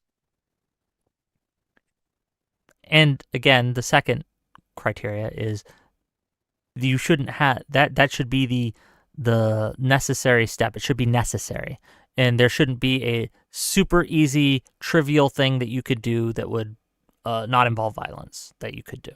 But I'm not talking legal perspective here, I'm talking moral. So Brian for $5 says, Whick, just because you can see her turning the wheel on his video doesn't mean that he saw it. You don't know. He should have saw it, and if he was practicing his training, he would have. Floki for $7 says, ask Whick, I think I did, but if you have to turn the steering wheel to go straight from backing up to the left, and would that have an effect on his position? I think we talked about that. Like she's, I mean, you agree that the way she's backing up is putting him more aligned with her car, right? Yeah, I don't think that's her intent though, but yeah, it more aligns with her car when she goes to back up, but she'd have to back up to kind of get around, right? I don't know if she did. I'm not sure. I'd have to look at the thing, but she obviously was intending to make a back up and to get out. And that's what she wanted to do. And also, Loki was saying the first interaction was completely by the book. I don't know if you mean like just the filming and walking around the camera. Maybe. I disagree. Iceman Heat Boy for $5 says policy says don't be in the line of the fire of a suspect. I guess if someone pointed a gun at a cop, he can't shoot. It's possible. Lethal Strength for $5 says the officer is also moving away from the wife, who's obviously showing hostility. I mean, he is. I would be surprised if that was his intention. I don't think that was intention. But Brian for $10 says, Whick, would you prefer if he pulled out his taser or pepper spray rather than his gun to meet your version of minimal use of force? No, Stop looking at this scenario through hindsight. He should have just stepped out of the way. What was a taser going to do in that situation? What was a pepper ball going to do in that situation? No, the obvious answer is, again, as he should have been trained to do, they should drill it into him, is simply step out of the way. Detective Stables SVU for $10 says, reversing and pointing the car at him. Tires were spinning in place while pointed straight at him. He sees this and hears the engine rev, then reaches for his holster, show Whick step by step, especially the wheels. I mean, you don't contest that, He can't right? see the wheels. Why do the wheels matter? We're looking at his perception. He can't see the wheels. He has no idea what's going on with the wheels, but he can see the steering wheel. But he can hear. He can hear if the wheels start to go. Okay, like I don't hear the wheels, and I've listened to this like 20 times or more than that at this point, right? Okay, I don't hear wheels heard the wheels, spin but... or anything in this.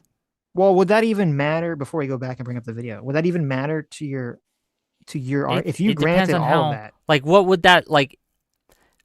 I don't know if it's identifiable. I guess in a hypothetical world where someone would automatically know that's what that sound is, right?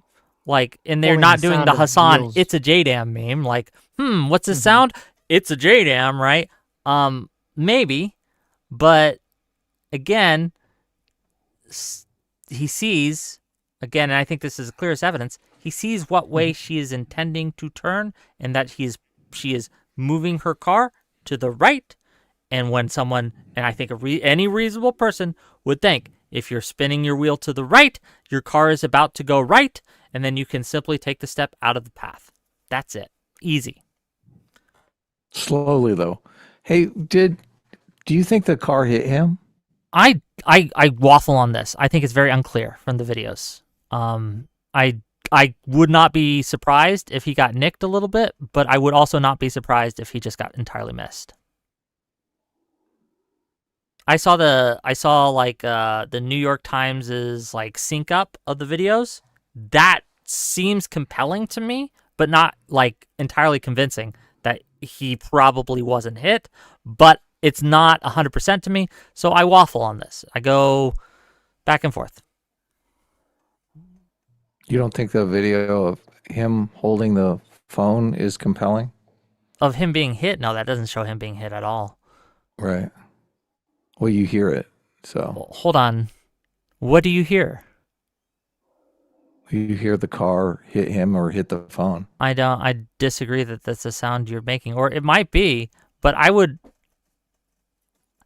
It's the JDam meme, right? I don't know if we can properly tell. I can't what that sound is, and I don't think anyone else can either in a reasonable manner. Well, people are talking about that he was treated like at a hospital for internal bleeding and stuff like that. You mentioned that it is, if it's just a bruise is obviously from contact. Yeah, but contact of what? Like he could have fell on the ice later in the day or earlier in the day. We don't know. I mean, it like when you're filming something. I mean, I will agree. When you're filming something and you hit the phone, it could make that loud sound. So it's unclear, did his phone hit the car? Did he hit the car? Well, I think it's pretty even clear if your hit thumb him or the phone. No, right? even if your thumb hit the like mic spot, it would make a similar sound. So here, or if it hit his jacket or something, it jostled on his webbing or something, it'd make a similar sound. Let's listen. Oh, are we doing the JDam thing? Okay, let's do the JDam thing. I'm ready. Okay. Out of the car. Get out of the fucking car. Get out of the car.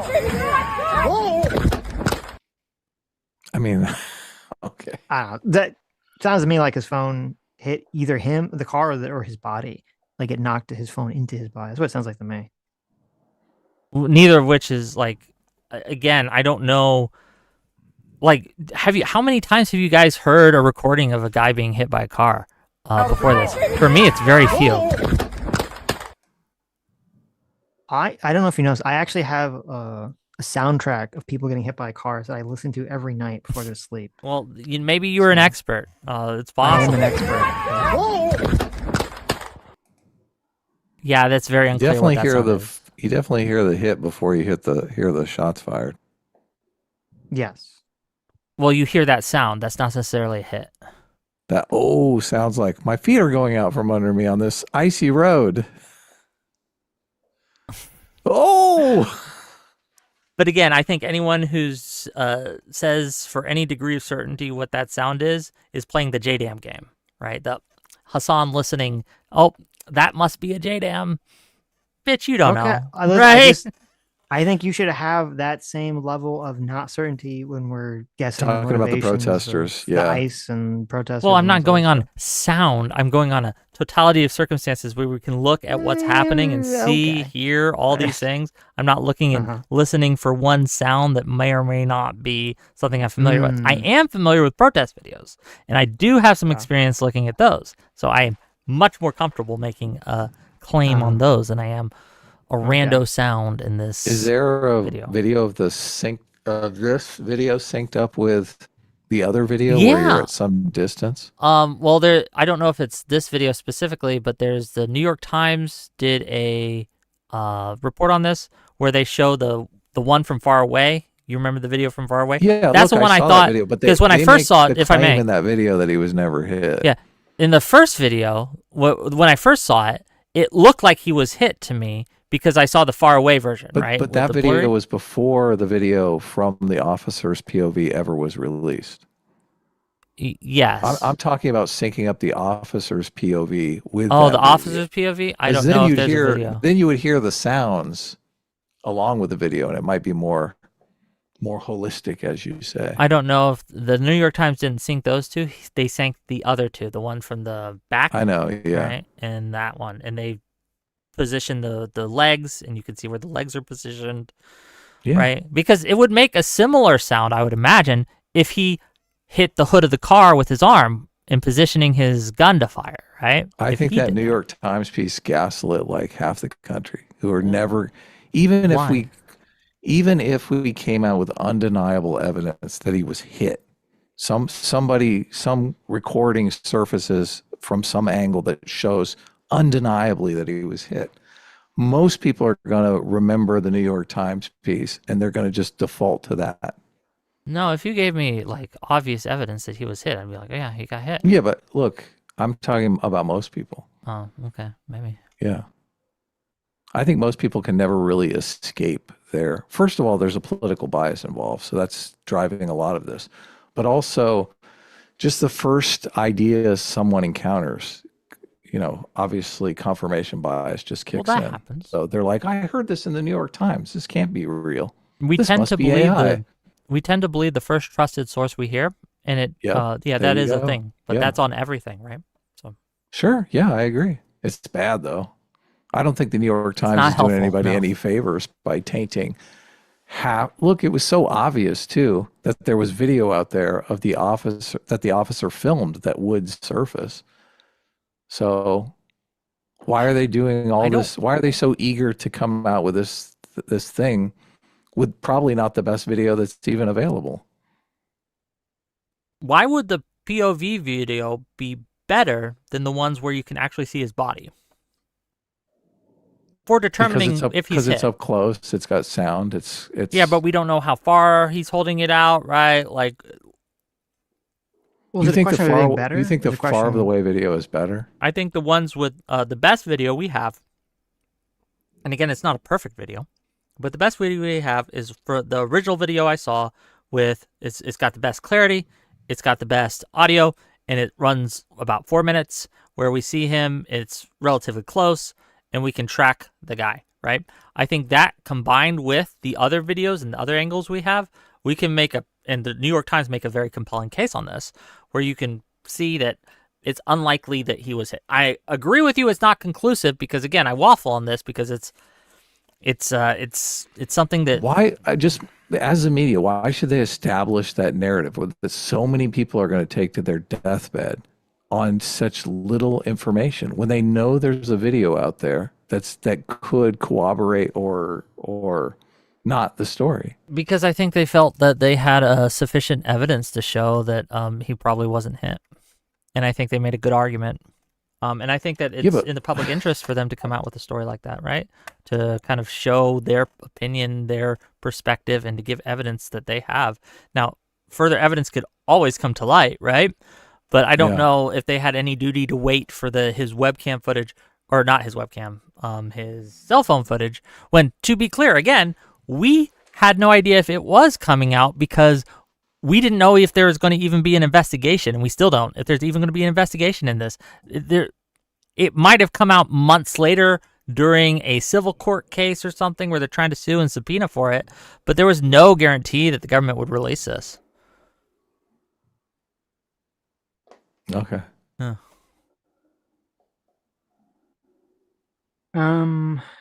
Abbas Laggy for 14 Canadian says the whole ICE agents can't be positioned in front of vehicles at any point. It's not the best talking point, regardless of their policy. If safety is a concern, then the police at Uvalde did good. Oh yeah, those are the guys that wouldn't go in when the shooter was murdering everyone. But their policy was to go in, right? They disobeyed their policy in that case too. Yeah, I wouldn't give the Uvalde cops any accolades, but yeah. Go He Mag for 41 months says anytime someone brings up hindsight in any of these situations as a point in their favor, read it as I'm going to say something in bad faith. So can you repeat that? I didn't hear that. Anytime someone brings up hindsight in any of these situations as a point in their favor, read it as them saying I'm going to say something in bad faith. He's saying hindsight is irrelevant. Again, to the legal question, but not to the question in general of what happened. Well, I mean, it's no way. You have to agree that when you're making a decision in a moment, hindsight. Sure. You could say in terms of like whether you made the objectively correct decision or not. It obviously hindsight matters, but not in terms of like whether you made a reasonable decision at the time. And if the only question at hand was his perspective and his feelings, that might be a good point. But it's not the only question at hand. We could look at policy. We can look at what the other people around were doing, and we can look at like what would have happened had he not done this, and we can make. Again, I agree if you're only looking for a legal perspective that hindsight isn't the metric which we use. But again, this is a lot of people want to shut up outside of the legal question because outside of the legal question, it becomes much more murky and it becomes much more harder to defend these actions, in my opinion. Do you buy into basic human psychology, Whick? Do you study psychology or have you studied psychology? Not in any formal sense, no. You understand the principle that a gun will look bigger if it's pointed at you than if you're a bystander and the gun is not pointed at you. Mm-hmm. So does that affect your understanding of the situation at all? Obviously, he's got this different perspective than us because he's the one under threat. I understand. Yes, but even still, I think that he had enough context clues in that situation to make what I would consider the correct call in that situation is simply to step out of the way. We're not asking him for being a ninja here. We're not asking him for superhuman reflexes. We're asking for him to step out of the way in a very timely manner. And he had more than enough time to do so. But he chose not to. He chose instead to go to the maximalist position of force as soon as he perceived a threat. Well, I think that does lay into obviously the hindsight situation. So from his perspective, I don't know that I don't know that he didn't think she was going to try to mow him down. So. But even if she was trying to mow him down, stepping to the side would still be the correct course of action. Because he wasn't like 20 feet away. He was right up on it. And physics, like the Hyundai Prius doesn't have a 0-point turn radius. It doesn't have rockets on the side where it can strafe into them, right? Obviously, there's a turn radius here, and stepping out of the way is still the correct move. And I think that's a reasonable thing to think and do and act even under threat. Well, the ice situation, I think, could have made it more difficult to step out of the way. Like I would be thinking if I was on an icy road am I going to slip and fall and be under this car? If I was in that situation, ice wouldn't even come into my mind. The condition of the roadway wouldn't even come into my mind. But that might be just me, right? As you're- It wouldn't. If I'm staring at, like, if I'm in a parking lot, a grocery store, right, and I'm walking around and it's icy, I'm trying not to slip, and then suddenly I see a threat coming at me, I'm going to react to that threat. I'm not going to automatically assume. Maybe it's because I haven't been trained, right? I think your limbic automatically system takes assume that over. there's You're ice on the you're ground. conscious of the fact you're on icy road, especially if you've been on icy road all day. But anyway, let's move on. Sure. I don't want to belabor this. Artemis Fowl for $10 says regarding the Uvalde thing. The Uvalde policy was followed. It was marked as a hostage negotiation and not an active shooting, which allowed officers to sit back and do sweet fuck all and preventing others from Oh my saving God. lives. I don't know So they much did about follow the policy, but they just That's correct. I mean, I I don't. don't. I don't believe that, because I think that certain policies will override other certain policies. Like there's an order, a hierarchy, an order of operations here, and when but again, I don't know for certain, so I won't die on this hill because I don't know the Uvalde, and I haven't looked up the Uvalde police officer handbook in over a year now, I think. So maybe, but it would be wild to me that there wasn't an overarching policy in place where if you hear the hostages being shot, you do something. Bob and Go for $5 says she is non-compliant driving recklessly in a 2-ton SUV, which in a crowd is more dangerous than a gun. But the police pulling the gun escalation is immoral? ? If she was plowing into a crowd, my answer would be changing. She wasn't. Brian for $5 says Whick. So if the officer wasn't looking at her to notice her turning her wheel, he should be put in jail. Again, my argument isn't a legal argument. My argument is a moral argument. And if he wasn't looking, again, if his whole purpose was to back up his buddies because she might become a danger, and he took his eyes off of her for the length of time it would take to miss her turning, then that is a mistake in his part and a failure to properly follow his training. And I think that he should be docked for that. Now, again, I think that the legal question, much more murky, much more like I don't know. But on the moral question, I think it's very clear that he had ample opportunity to see what she was doing and to react in the proper way, which he failed to do. Brian from $10 says Wick, the protocol you mentioned says ICE should be in front of the car. Also says they shouldn't be at the back of the car. Does this mean he is incapable of getting to the other side of the car? No, there's plenty of ways he could have done this, even if he had gone further around, right? On either the back or the front, right? But he chose to go directly in front, and that is a problem. Trap Sunk for 5 Canadian says theory. He was walking in front of the car when he slipped as the car was driving forward. That's why he said whoa and stopped. The real culprit, black ice. I don't know about wow. I do think that first whoa is his feet going out from under him, but I think they should investigate this. It's tough because I don't know how that investigation works. If it's a local police, I would not fucking trust the local authorities at all, especially in this situation where you have Would you trust higher DHS? ups coming out. We have higher ups coming out, saying they're the Gestapo, all this shit. How is he going to get a fair investigation? Yeah, but It remember, is SOP, standard operating procedure, in every single officer involved shooting for there to be an investigation. It's to whether or not it was negligent homicide or what.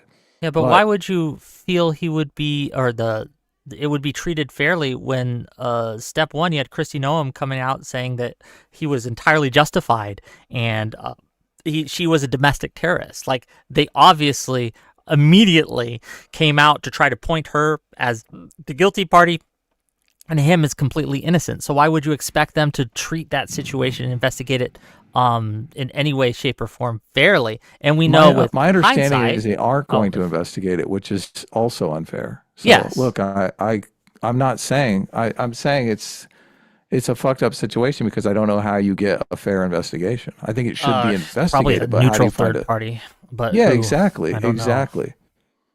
Like if you could find maybe a three, state we that can is go. not a sanctuary state and their law enforcement Get authorities Jack could Smith come to in. do it.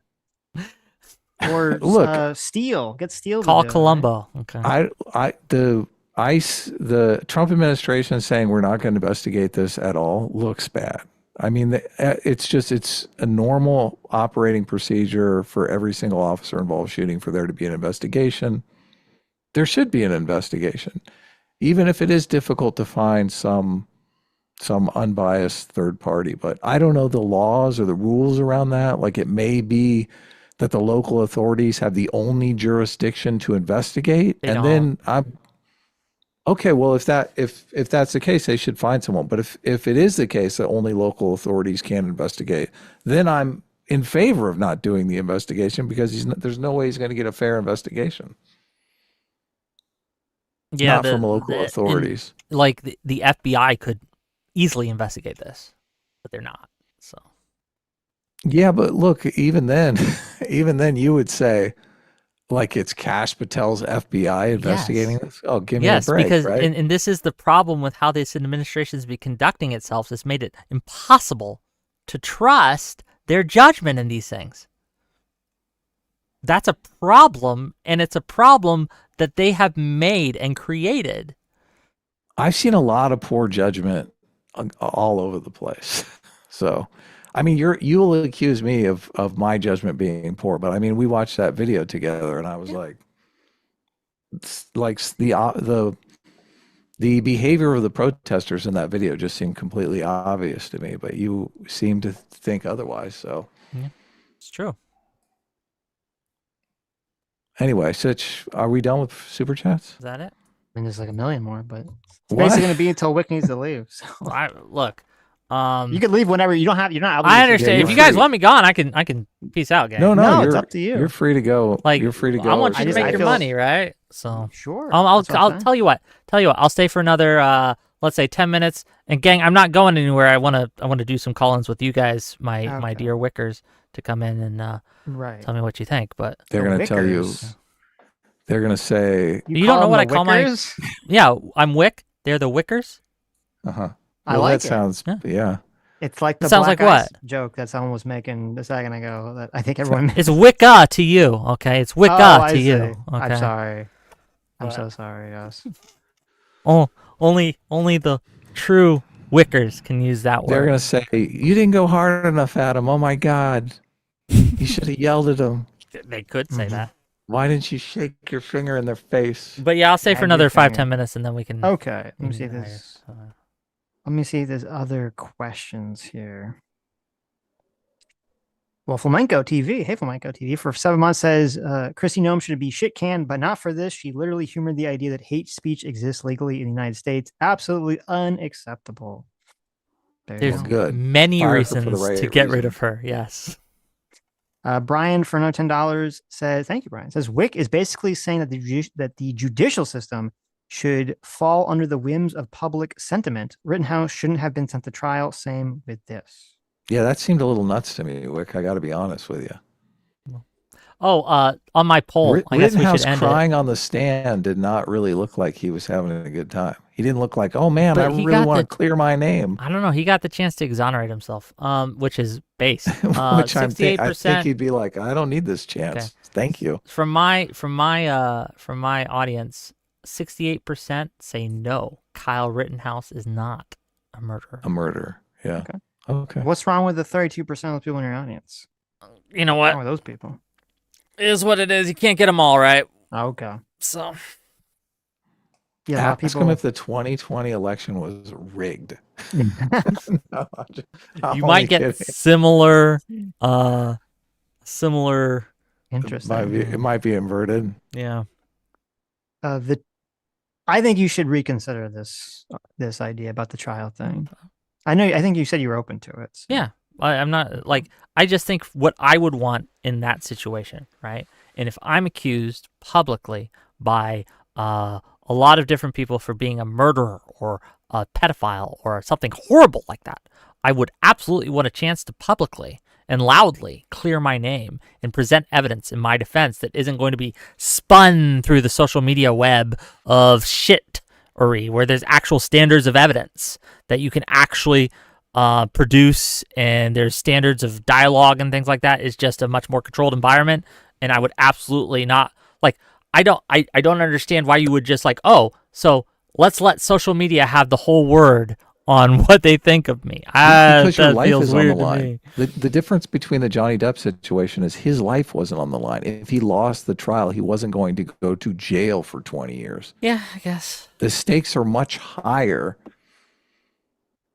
If the stakes are, well, you can clear your name on social media, but you're going to risk 25 years in prison.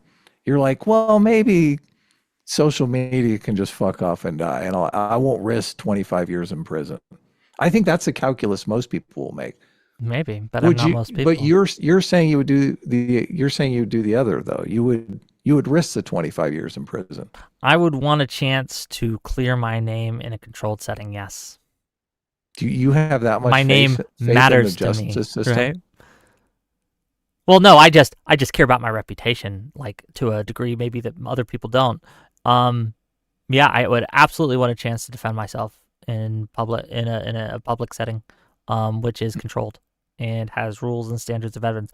Again, assuming I'm actually innocent. If I'm not, then I'm like, yeah, maybe we shouldn't have the trial at all. The Trib for $20 says, agrees with you, Wick, says the point of the trial is to let the facts win. Public outrage for a potential crime is always a justifiable reason to go to court. You are anti-American if you disagree, in my opinion. It's unfortunate but necessary. Also, for every case, the before, during, and after is rarely known by the public. Evidence can sway public opinion for sure, but ultimately, evidence is the point of taking it to trial as well. Yeah, I don't know about Trump. anti-American if you disagree, but otherwise, yes, correct. Trib 1, you were correct. Okay, I completely disagree with this. Yeah, me too. 100%. Like, you got to do a cost-benefit analysis here. Yeah. Okay. Again, just different ways to look in the world, I think. Well, I mean, I would assume you would agree that if you ask a state prosecutor, they're never going to tell you that. They're always going to say, oh, well, yes, because they're looking at a different, their reputation isn't on the line, right? No, right. I'm just saying, like, if you ask a state prosecutor, if you know that a person is innocent, or you have a strong reason to believe a person is innocent, but the public is outraged, would you ever press charges? They're going to say, no, of course not, and it would be highly immoral for me to do so. No, that's entirely true. Yes. I don't think Rittenhouse's reputation changed at all with anyone. The people who supported him before the trial, and the people who didn't support him, just because he was exonerated, they don't give a fuck. So I was new to this space, like brand new. I don't think I even had a channel at that time, and I was just jumping on open panels, whoever would let me, whoever I could bully, right? But the amount of people saying he was absolutely guilty, it stopped. It changed, right, after the trial and after he was exonerated. Now, whether or not they're doing it just because they want to be correct, or not, I can't say. And again, I haven't done a poll on this. I don't have a scientific study on this, but my perception is that it absolutely did change. But I don't know. Could be wrong. Didn't change Jank. Jank still thinks he's a murderer. Yeah, but Jank's weird. So it's all good. Brian for $10 says, Wick, you're 100% wrong. You give no charity to ICE in every scenario talked about, but infinite charity to people obstructing, harassing, or assaulting agents. Okay. Well, I explained my rationale and reasoning for getting less, and I give less charity to ICE than I do to civilians, but I laid out my reasoning for why is because they continuously lie, and they continuously have tried to prosecute people that were innocent and ended up being innocent, and that they had to drop the charges because they lied about the evidence. So yes, that's why I give them less charity, because they're liars. Let's see. Do you think he lied about the snowball? No, because we saw it on video. I mean, we saw it on video. I don't know how that affects the video situation that we were watching. Well, usually what happens is they lie, and then they find out there is a video, and that catches them in the lie. This is why it's important to record them. But the protesters put out all this information saying this is how we interact with ICE, and they brag about it and all of that. But you're saying, oh, they weren't interacting with ICE in the way that they attest I don't know if that those they guys are should. professional protesters, and not all protesters follow this weird, like, Well, I don't know. that's- I think a lot of people are just mad, and they're not organized in any way. They just show up to these protests because they're Okay. angry at what they see. I don't think they're being directed or anything like that. At least That's not. fair. Yeah. Artemis file for $10 says, didn't Whick side with Capitol Police who were shooting people inappropriately in the face with rubber bullets in violation of their policies on crowd control, shooting into middle of the crowds? Are you talking about January 6th? I'm guessing that's what he's talking about. Okay, January 6th, if you watch those videos, much different situation, right? And I don't agree that with any Capitol Police officer who shot someone in the face when they shouldn't have should have some charges brought up against them or something like that. But a vast majority of the encounters during January 6th, Mr. Maglocks, okay, is showing that these people, these ICE officers, were in legitimate threat of danger, being beaten with flagpoles and other other things, and people just beating the shit out of them. So yeah, difference, and several officers died because of the trauma from all this later on, right? We know this. I don't know, like, why are you trying to paint these as similar situations? What officer, what ICE agent has died because of these protests? Okay. I think they should have just mowed down all the January 6th. No, that would be an Protests. appropriate use of force. That would Oh be. my They should God. have had like a pillbox Look, set that- up. And, like, okay, a giant, Destiny, like, calm turret. down. It's been like, Okay. Okay, Destiny, calm down. I'm usually arguing against Destiny on this point, right? I'm just yeah, teasing. I I'm know. just naming. WT1A set for $5 says the debate with Wick and Actual Just War should be done on Sunday with Sitch and Adam as moderators so I can watch it in real time. Look, I'm free Sunday. You guys just tell me when. I'm down. Okay. We can do Well, it on you your can channel. I work don't out with care. Sean. We don't want to steal your time. I feel like we both Yeah, just sit let there Wick silently. let as Wick you- moderate his own debate. I on think his you channel. guys are both pretty not hyper autistically argumentative in debates. I don't think you need moderators. We'd just be third and fourth Hold wheel. on. I want to push back. Everyone needs a moderator, and you should go to Whick TV to be your Oh, there you moderator. go. I'm so you're- sorry. I You're the apologize. professional moderator. Yeah. That's So what most of my true. content is me moderating. But go on. But you should get in these Right. debates. Well, That's a good why do you point. think I'm here? You're selling yourself short as moderator. Why do you think I'm here? To get in the debates. But go ahead. Okay. I do gotta go. Take Okay. care, man. Thanks for Take coming care. on. You've I been love very you all. generous with your time. Have a great day. Okay. Bye bye. Later. Where's the leave button? Always like talking to you, Wick. Yeah, always like you too. Hold on, gang. We're switching. We're switching up. And if you have issues with me, and you want to talk to me, and you want to yell at me, and you want to praise me, whatever you want to do, I'm going to tell you how in a second. Okay? And we can talk about how that went and what you guys think. Okay? Give me a second.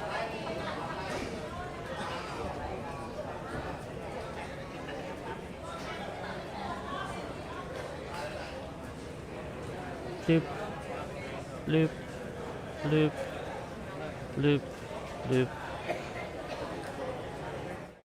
Boom. Okay. Can you see me? Can you hear me? Are we here? Are we good? Are we set? Are we angled? Are we ready?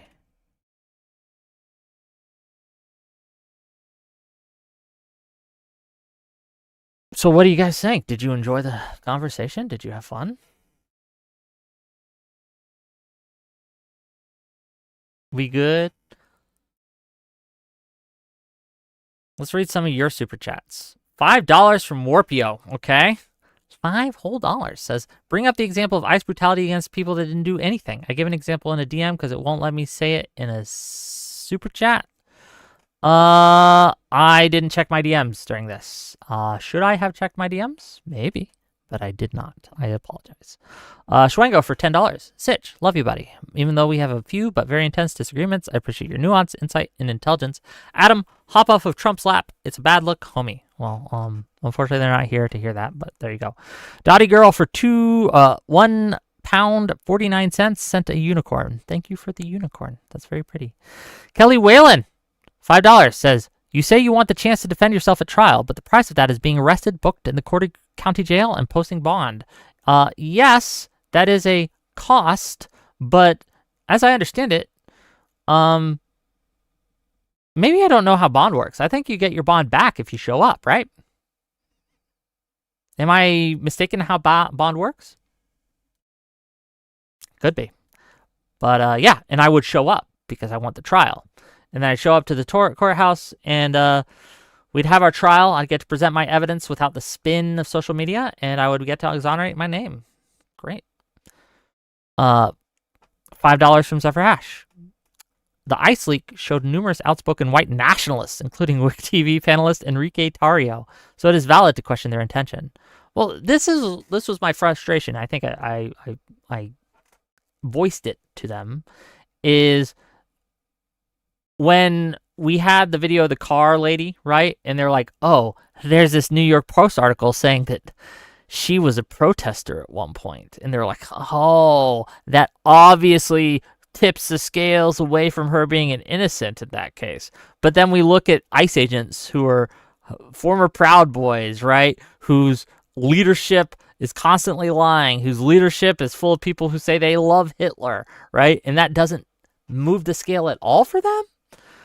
I don't know. It's crazy to me. $5 from Testicle Johnson. Enrique Tarrio, Wick TV panelist and close personal friend. Thank you for the $5. $5 from My Listening Library says, hey, Wick, I heard through the grapevine that you were good friends with Enrique Tarrio, friend of the show and ICE agent. Is this true? It is not true. I deny the allegations. Okay. $2 from Luke Kang. Mass prioritize public servants instead of the public. True. $5 from Mr. Middleman. Why does the tan jacket backup guy go from helping him up to jumping on top of the officer? This looks like the officer's getting mobbed. Well, he does that because his buddy gets, or he sees this other guy get tackled for no reason. That would be my thing. Like, if I saw someone get tackled for no reason, my instinct would be to pull the person off who tackled them and pull them off of whoever they tackled. That would be my instinct. Yeah. $10 from Mr. Middleman. I think the fact that she calls herself a plausible deniable asset or whatever is pretty telling. Would you give a Proud Boy at Unite the Right this much charity? ICE acts poorly, but so do activists. I'm not saying that all activists are perfect, but I think that your question there, would you give a Proud Boy who is an ICE agent this much charity? What about an ICE agent who is under the leadership of someone who is has Proud Boy tendencies or has the same worldview or ideology as a Proud Boy? Would you give them that much charity? Because you are, right? Kelly Whalen for $10 says, very easy to Class C someone on a city ordinance or traffic violation. To have complete context, you need video and probable cause affidavit. It's not the cop's job to make a good movie for you, but it is our job to judge what we can see based on past actions and make reasonable inferences from the evidence that we have at hand. If more evidence comes out to exonerate the ICE agents in this case, where they had perfectly reasonable cause to detain the person as they did, fair enough. But until that happens, I'm going to give the benefit of the doubt to the civilian in this case. And I think you should too. $2 from Zephyr Hash. Do I also get to tread on Adam or only MAGA does? I don't know. Trib1, thank you again for the 10 Wick TV gift memberships. Robert Paulson for $10. Have some love, Wick. You know what? Thank you. I like your money as well as your love. $5 from Trib1. We're asking him to do what her wife and the two other officers did. Just move out of the way. No one talks about her wife also being at the door and backing up. Yeah, again, I think this is just a simple, step to the side thing. $5 from Alishness says, I didn't give money yesterday because I can't stand listening to Ryan, so I'll get you today. Well, thank you for the money. You should pay me every day, today, all days, every single time, maybe. I don't know. But yeah, if you have things you want to say to me, I'll open it up for callers for a little bit until you guys are done, and then I'll leave. And then what do we got coming up next week?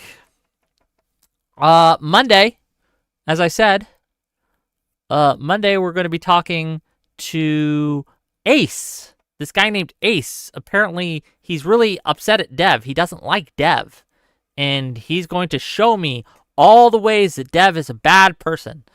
And so we're having him on, and we're going to talk and hash that out. So that should be interesting and fun. I hope. We'll see. Next week also, I'm trying to get a date for Soy Pill. And what I mean by that is we're going to have him on to do a Soy Pill versus the world thing. And also, we'll probably have something on Iran too. But I can't tell you when because I don't know when they're going to go in. But yeah, we're going to plan that this weekend. So check it out. That's what I got coming up. Does anyone else have anything interesting happening or coming up or anything? No? Yes? Maybe? Perhaps. Where did I run to? I didn't run anywhere. What do we... Oh, hold on. Let me look at Twitch chat. I've been neglectful of Twitch chat. Is you guys being good in Twitch chat? What's going on in here? What's going on in here? You guys arguing? Ben says, good debate, Whick. Well, thank you. Thank you. Okay. Did you guys just not... I don't know. You guys are very quiet. What's going on? Were you guys bored? Did you fall asleep? Ben T. Sorry about that. Okay, we got some people. What up, G's? You're live. What do you got? Sorry, had to pause the stream. Oh, you're good. Oh. What do you think? How'd it go? I thought you did pretty good. I know we disagree on certain things about it, but Sure. I mean, I think we agree morally that the guy was in the wrong. But the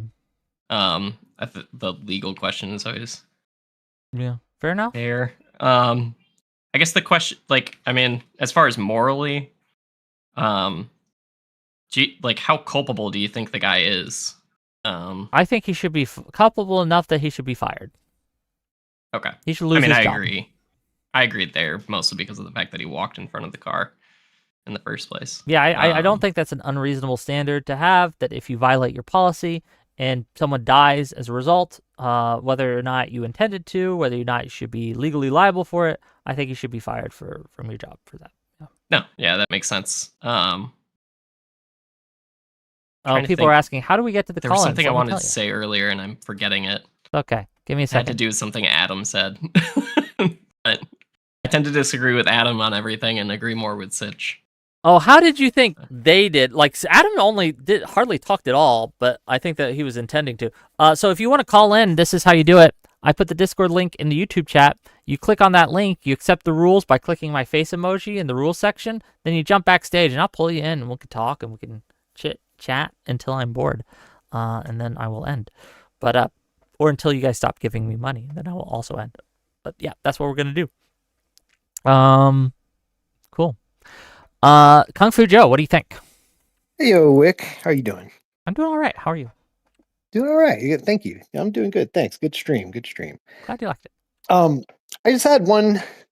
I never gave my kind of official take on the good shooting, but I just want to see what you thought of it. I think I'm not going to argue for one side or the other necessarily, but my general take, and might be disappointing to you, just blanketly for most of these type of incidences, if I were to just give advice to my friends and family, it would be to never disobey the person with the gun.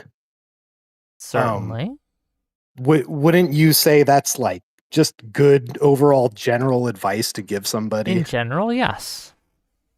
Okay.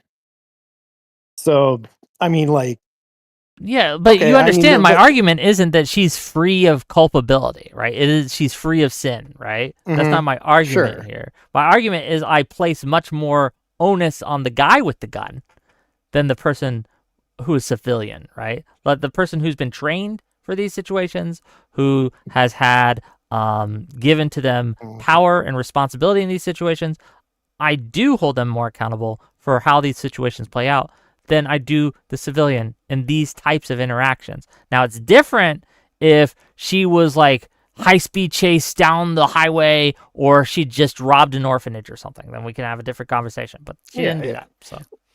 No, I get that. I take your point, but I guess what I'm trying to say is kind of like I still like when I'm driving, right? I'm still looking out for other bad drivers.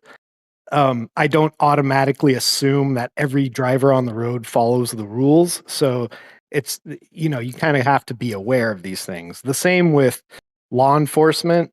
Like I heard that this guy had been dragged by a car like 6 months prior. And that's kind of like that's kind of why I take this general advice to just not disobey or act in a threatening manner with the law enforcement or anybody with a gun for that matter, especially law enforcement though, because their experience daily on their job is to with people who break the law, kind of like the worst of the society. That's kind of what they're tasked to deal with. And you can imagine like soldiers come back with PTSD after a few years, but some of these guys, they're cops for like a decade or more, right? And I just kind of take that into consideration when they're asking you at the with their authority to kill, right? They have that right to like take action, lethal action against you. I just think it's generally good advice to just never act erratically or disobey the guy with the gun. Again, because it's good advice doesn't change my calculus in this situation, though. Because again, I'm not going to argue your stance here. I get it. Like I understand your argument that ideally what she should have done is gotten out of the car. That's ideally what should have happened in this situation. But again, we can look at how she acted poorly, but he also acted poorly. And because she's dead and I can't hold her and scold her, right? Hold her to account or scold her, and he's not, then we can look at what did you do wrong and what sort of level of accountability do we think warrants your mistakes here and what you have done incorrectly. In which that's the whole debate and what I'm doing. Can I just say, just as an aside, and this isn't to you, I really hope that AJW motherfucker agrees to have a debate with me or anything on this. Oh, that's actual Justice Warrior. Yeah, he talks a big game, right? Yeah, from behind. He's made a keyboard, commenting on you before. Yeah, well, he can come and comment to my face. I will say he will come with stats and things prepared, so you'll probably want to like certainly. He's a law guy. He's got like a degree in law and stuff like that. And he's like his all he's his not a lawyer content though. He's like a criminology. Yeah, sure, but again, my argument is not based on the law. It's based on what I think a moral actor should do in that situation. So, I mean, we might miss each other on that. Yeah. Okay. Oh, thanks, Whick. Yeah, thanks for having me up. Of course. Have a good one, guys. Yeah. What about you, Rice? What do you got? Hey, I just wanted to say thank you for the debate. I've been watching you for a while, and I just really like your format and wanted to express that. What a good guy you are, coming up and saying nice things. I do appreciate that. How do you think it went, right? Who do you think made the more compelling case, me or Sitch? I've always been more on your case as far as this debate goes. I think that one of the biggest things is that I believe that the court case, I can't remember the name of it, but it was the court case that established the totality of the circumstances, that because of that the officer's actions at least rose to criminal negligence, because I believe that he made actions that someone could reasonably expect that a 10-year veteran of ICE would not have made. And I think that even if people don't want to agree that it's murder, that they can at least agree that it was criminal negligence. No, I think I would agree with. I'm speaking up mostly because I got pissed at Pisco for calling it straight up murder, and I think he shouldn't say that as a lawyer. But I think it should come after the trial, personally. But yeah, I think. Look, I think people should say what they actually believe. And if he actually believes this murder, then I think he should say that. No, there's no worry about Pisco saying what he actually believes. I love that He take. doesn't That was give the most a Whick fuck. take ever. That's just my opinion, man. I'm getting some DMs here. You said there might be an Iran panel. Oh yeah, I was thinking of putting forth a panel on Iran. See, people have been DMing me examples, and I didn't check my DMs. That's unfortunate. So, but Yeah, with that, The just question thank you. of the I'll be debate. popping Yeah. out. So talk to you later. But as for the Iran debate, I think it would be should the U.S. intervene in Iran in their little protests and their revolution almost? Hopefully, that's happening right now. That would be an interesting argument. I think. We'll see. Would it be kind of that general question, or would it be more specific? Probably be that general question unless something happens, right? In which it can get more specific on what actually happened, right? Like, should we have done X? But nothing has happened yet, so I don't know, right? So we have to be more generalist with that. But yeah, I'd be interested in. I don't know. It would be my first time ever going on a panel, but I'd be interested. if you are interested in it, do you have a camera that you're willing to use? Yes, I just don't have it on right now because my kids are here. Yeah, you don't have to. But I absolutely will prioritize people with cameras than people without cameras. So it's not a strict 100% requirement to have a camera, but I will absolutely prefer that than not. Oh yeah, I would totally use a camera. What night would you probably? I have no idea. Not Monday. So it depends on when Soy Pill is available. $5 from Trib1 to say the Tim Walz enabling fraud claim is 3 Republicans saying a few years ago. No actual evidence behind it. It's just hearsay currently. Maybe, I don't know. I haven't checked. I wasn't familiar with what he was referring to, so I can't really speak to that. I will say that I think that I did mostly good in this. I'd give myself a B+. I think that I had the stronger arguments overall. I do think the first video I showed was a mistake because it wasn't as clear as it could have been. There's much more clear videos out there. I just didn't know we were going to get a chance to go through all the videos, right? So we'll see. I did put up a couple. I think they skipped over pretty much the court one, the one with the Congress, that when they were going in front of Congress, and they just kind of didn't really address that at all. And I probably should have held them to address that, but they just simply would do this dodge maneuver and say, well, we have to treat them as individuals and we can't look at the agency as a whole, which I felt was a silly argument. But yeah, that would be my mistake that I made. But other than that, I think I had a more coherent, compelling, and well-sourced argument. So I won't overstay my welcome, but I just wanted to say, well, no, thank you for coming. Yeah, good job on the debate. I do think like Sitch is probably. I think a lot of people probably thought he was bad faith. I don't know. Well, looking at my chat, they did. I didn't look at his chat, so we'll see. I do think Sitch is very much. He'll apply that I've watched their channel for a really long time, and he's pretty consistent with his standard about like I'm just not going to make assumptions. But I feel like there are times when that makes sense, and then there are times when that does not make sense. And I think in this situation, with the amount of evidence we have, we can absolutely make judgments on how ICE is acting and their intentions and their policies, because we have strong evidence that this is what they're doing. And I think I presented that. I think I gave examples of the lies that they've been told and that they have told, involving other shootings, involving other incidences. I don't think they had any answers to it. And I think that the fact that they don't have any answers to those things are very telling. But I'll let you go. I won't keep you here. But so thanks for coming, okay? Oh, yeah. I just didn't want to like overstay my welcome You're fine. But Yeah. I'm fine chatting for a while. Okay.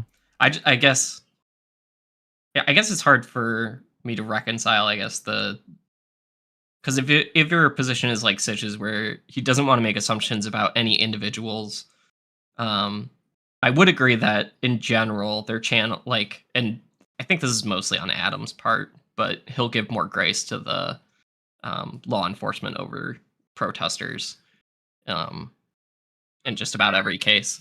I think in But, some cases that might even be the right way to go, depending on the protest and depending on the police agency involved.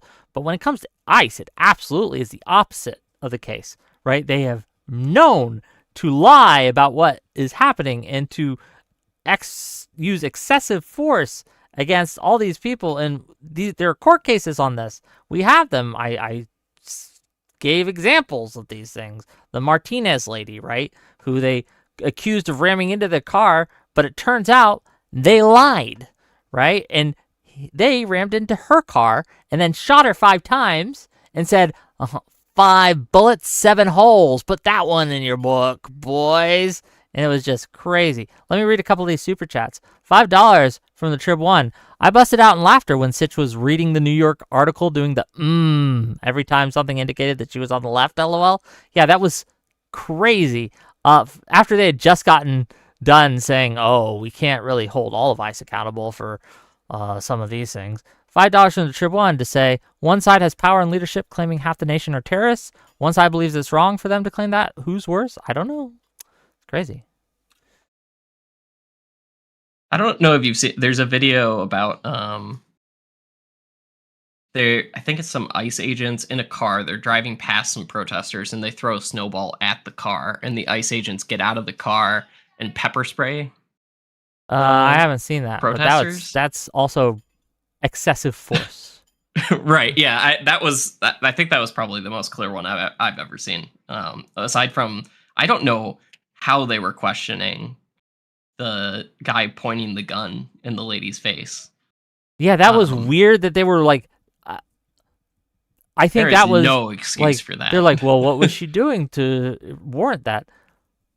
I don't know what she could have been doing to warrant that, honestly. Even if she had said something like, I have a bomb or something like that, or something like, which is, I think, the example Adam brought up. Like, maybe she said, like, oh, I have a bomb, or I planted one somewhere else, or something. You'd arrest that person. Like, you'd pull them out of the crowd. Like, you're not going to just, like, point your gun at them and then not do anything. It was just like, it's like pulling teeth with these guys sometimes, though, right? So, I don't know. It's again, I should have led with that example, but foolishly, I thought we were just going to go through rapid fire, so I was just pulling them up as I went, and I was throwing them in the thing as I went. Mistake on my part, I suppose. Yeah. All right, well, I'm going to head out, but see you later, man. I think you did a good job. Peace out. No, I agree. I think, like, overall, I absolutely won that debate. It was pretty clear. But I'm just saying, and here's the thing, guys. And here's the thing, gang. Okay. I want you to remember this. Even if you win, there are always ways there are always room for improvement in these things. So we got to look at these things and look at them from an honest angle and say, okay, what did I do? What went well? What went poorly? Why? And I think that putting that one up first allowed them to kind of like muddy the waters here and drag it out we spent like 20 minutes on that 10-second video, and it wasn't necessary to spend 20 minutes on that video, and I wanted to show more, but didn't get to. My listening library for $5 says Sitch is not a centrist. He uses it to hide his protection of the negative things the right does. It's cowardly and pathetic. I don't agree with your I don't think that he's a coward or pathetic. I don't think Sitch or Adam are cowards or pathetic. And I think that's a unfair characterization to make of them. I do think that Sitch is a little bit audience captured. I do think that. I think that he's incapable of honestly assessing some of these things because he's been trained, and I don't think this is something he does like consciously. I think he's been trained to just be much more skeptical of anything from the civilian side. And I think that probably happened during BLM, but I could be wrong. Could be wrong. But yeah, if I had one closing argument for you all, because it doesn't look like anyone else wants to call in, and that's fair. That's fine. If I had one closing argument for you all, it's this. You cannot trust DHS. They lie. They prosecute people inappropriately and then get found to do that and lose their cases. They lie to the judges, and the judges are getting fucking tired of it. They lie to the American people, not only from their Twitter accounts, but from the head, Kristi Noem, will lie about every single situation. So if you hear Kristi Noem or the DHS describe a situation, do not believe them. It doesn't mean they're necessarily lying, but do not just believe them. Go find corroborating evidence or other sources. Almost any other source would be a better source than the DHS. They are not your friend. They are not your friend. They're not on your side. They're not on America's side. I just want to make that very clear.